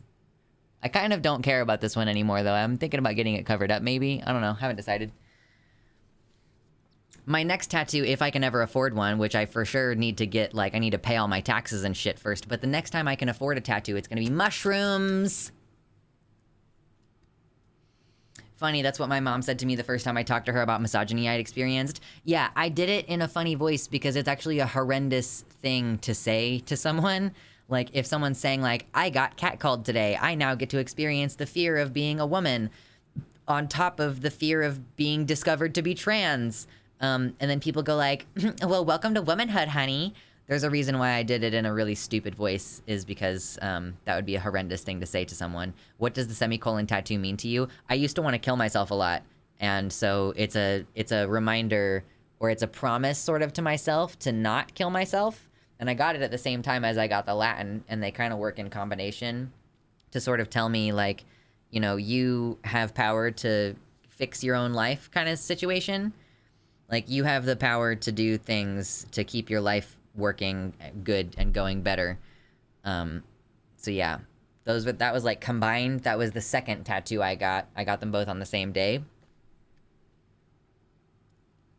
That's one of my next tattoos, but as a butterfly. The semicolon, nice. That sounds beautiful. I think that I could see myself getting a butterfly tattooed.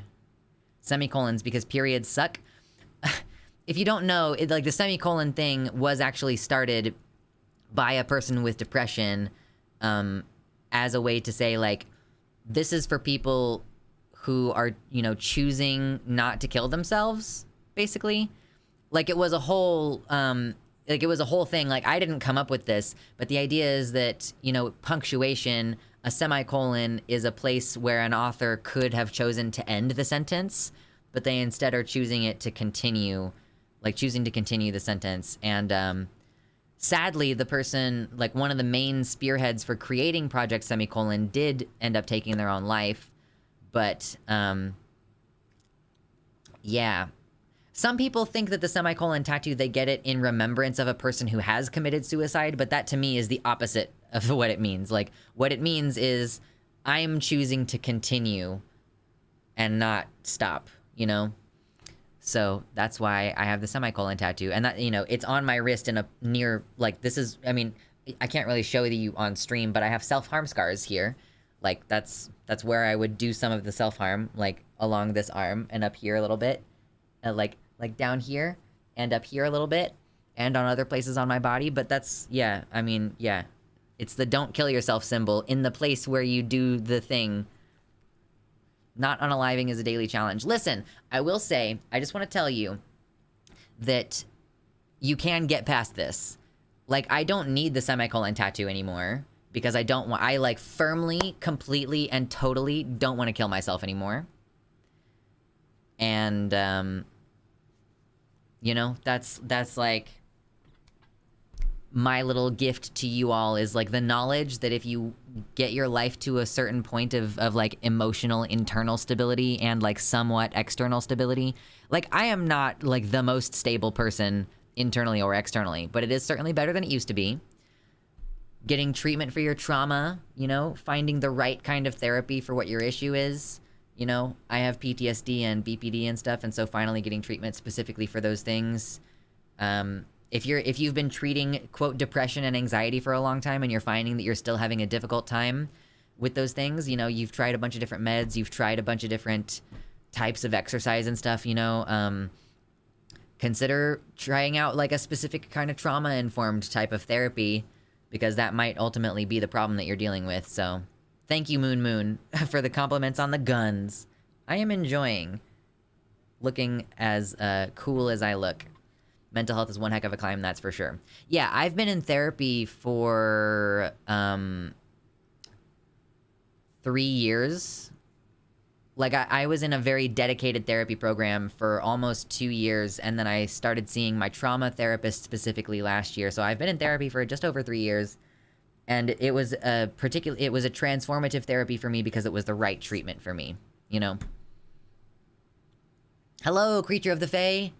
I popped up. You gotta hit the notification bell. Listen, all of you who are here, I gotta tell you something. If you click the bell on a channel, but you told YouTube at some previous point not to give you notifications, you won't get the pop-up notifications for any of the channels that you hit. Like, literally half of the people who've rang the bell on my channel are not getting notifications, even though they asked for them, because you told YouTube not to give you notifications. So double check your settings for me and for every other channel that you're on. Make sure you click the right button, whether you want it to be personalized or all.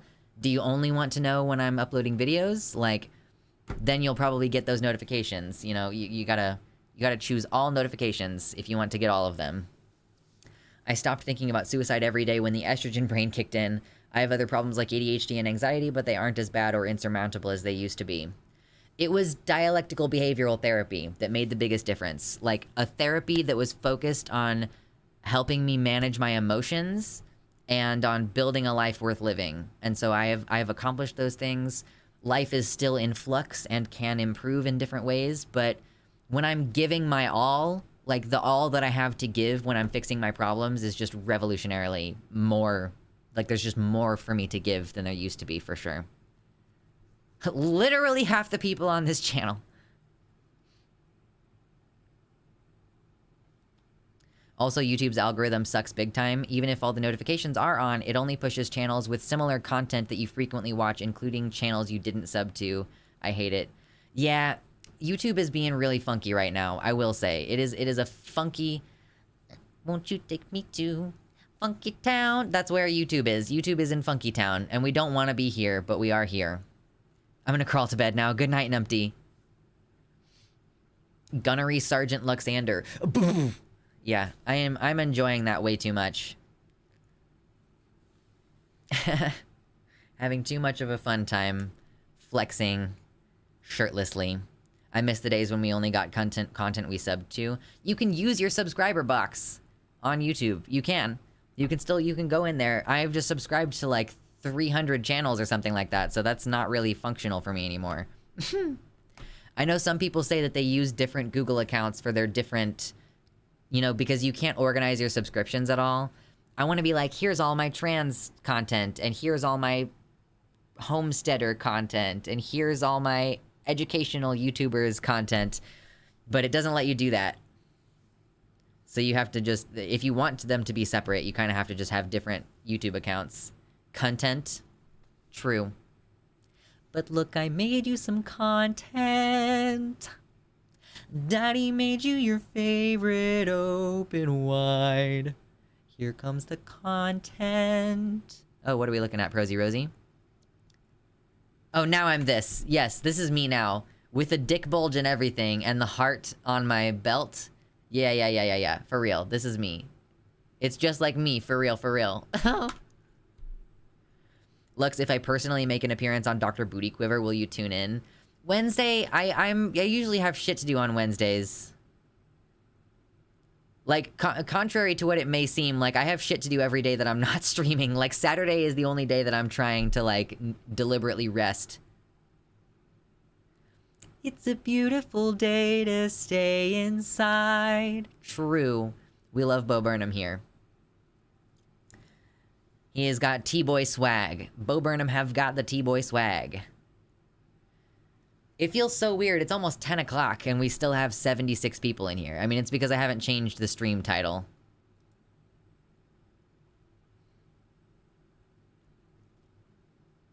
Would you like a subscription that lets you remove extortionately long ads instead?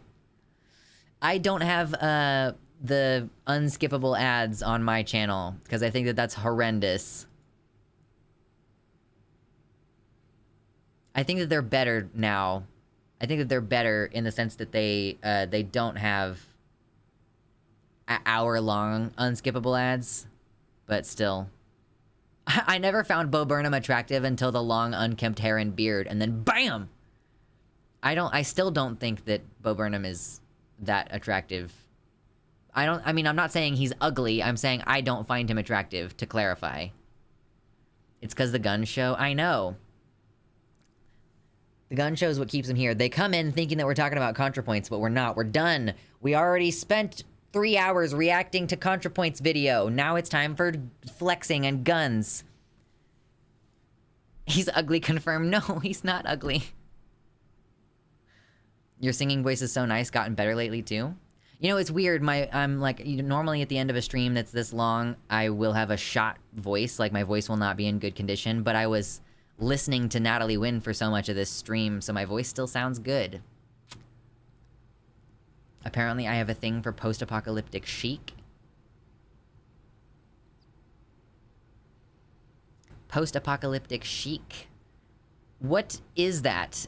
Like, what is post-apocalyptic chic? The underarm muscle? Yeah, this thing? This, like, back muscle? I think my back is starting to look a little cool, too. Oh, the hair and beard being post-apocalyptic chic. I just would not have thought of Bo Burnham as someone who I would describe as being chic. That's wild. Shaggy Bo apocalypse chic. An open window. A novel. A couple holding hands. That's such a good song. Like, White Woman's Instagram is just phenomenal. YouTube, adds incredibly long, unskippable ads, gives creators very little ad revenue, and takes 30% of membership fees. Also YouTube, why do people complain about sponsors in every video and use ad block? Someday, I hope to get a sponsorship. That would be nice. I recently got an email from NordVPN. It was definitely not NordVPN, but they said they were from NordVPN. I think, listen, if NordVPN were to contact me, which they won't because I'm way too small of a channel, but if they were to contact me, I would go with them. You know why? Because Tom Scott works with NordVPN, and that means that I would trust working with them. Because, like, Tom Scott is very choosy about who he works with, you know? White Woman's Instagram can make me cry just saying. Listen, okay, White Woman's Instagram, the part of the song, the bridge, that part does make me cry. For sure. Show turn again? What is show turn again? What is this? What are you asking for? Show tum again. I can't read. Show tum again? I mean, yeah, we did $300 in donos, so here's tummy. Tummy, tummy, tummy, tummy Tuesday. Oh, do we want the back too? I don't know if I have I don't really have a very muscular back. It's not really that impressive, but now you've seen, like, my entire torso. But no, I agree, Creature of the Fae. That song, that part of the song, I can't really sing it without crying. Oh, I'm sorry, but this grosses me out. Like, he's so sweaty. Sweaty men like that, not attractive to me. Like, gross. I can smell it. Internet comment etiquette with Eric does the only sponsor ads worth not skipping. What undies are you wearing? No. You know what? If you get the donos up to $500 before the end of stream, I will show you my undies. But that's it. I know it's not normal for me either. Why? I don't know. Thank you, Daddy. Yeah, you're welcome.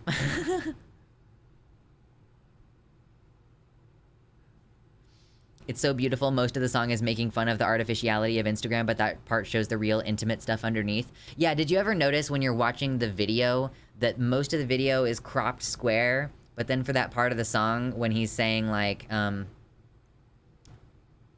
does it go? I can't remember how it goes. But, like, when he's talking about, like, it's been 10 years since Dad died or whatever, like, or it's, whatever. She's saying, like, it's been 10 years since my mom died, and, like, Mama, I love you, I got a job in my own apartment, all that shit. Like, the screen is widening to normal 10, 20, to normal 16 by 9.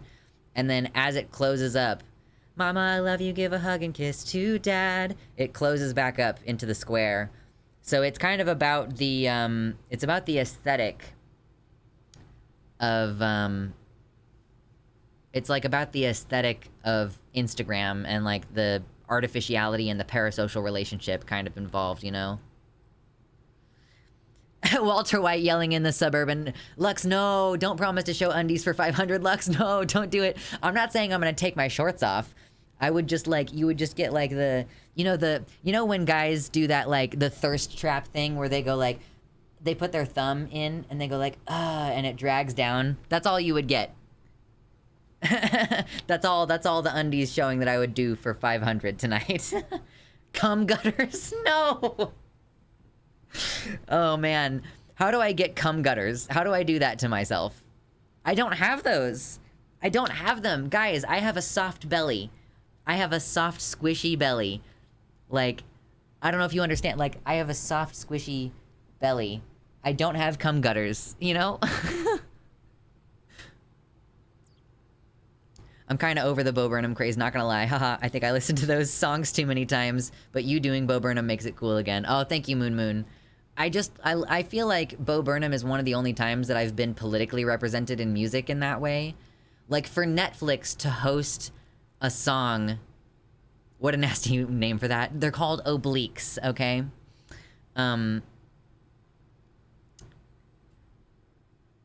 But yeah, Bo Burnham, like, you know, for on Netflix, for there to be a song that's like, and the FBI killed Martin Luther King. Private property's inherently theft, and neoliberal fascists are destroying the left, and every politician, every cop on the street protects the interests of the pedophilic corporate elite. Like, wow, I was shook. I was shook when I first heard that. I get cum gutters by doing hip thrusts, Smuggy. Oh man, I guess, yeah, bridges are part of the calisthenics program. So when I switch off of my bulk and switch back to calisthenics in a month and a half or so. Yeah. That is how the world works. That is how the world works. From A to zebra to the worms in the dirt. That's how it works. What a beautiful song. What a beautiful little sock puppet friend. It's Socko. Hey. Anyway. I've been doing 3x35 sets of hip thrusts twice a week, and I can see the gutters when I wake up. Smuggy. Oh, that's a big Smuggy moment. Mae Martin stuff is probs the most I felt my mind represented on Netflix. Yeah, and I'm not specifically saying that, like, it's about Netflix itself being meaningful. It's like any kind of big platform. You know, obviously I've heard the song, Love Me, Love Me, Love Me, I'm a liberal. And I've also heard even, like, updated versions, but that's, like, that's very indie, you know? It's not, like, on a main stage kind of platform. You know what I'm trying to say? I'm gonna be honest, only came into the second half of the special. Still haven't seen it all. I'm kind of scared too. The first half of the special is way more enjoyable than the second half of the special. You should watch the first half. The first half is where all the good music is in. Socko is my spirit animal. I too am in a frightening liminal space between states of being. Oh no. Not quite dead, not quite alive. As well as the outtakes. Yeah, I still haven't caught the outtakes. I still need to watch that at some point. What's this mean? Oh no, wait, you know what? I don't have my headphones on. So whatever's happening here, I don't want to know what it is because I can't hear it. Okay, we'll get back to that in a second. Hold on. What was it? Hold on. What's this meme? Now that I can hear it.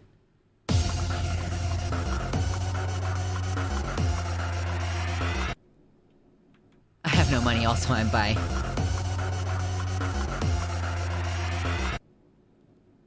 Yeah, lovely. Beautiful.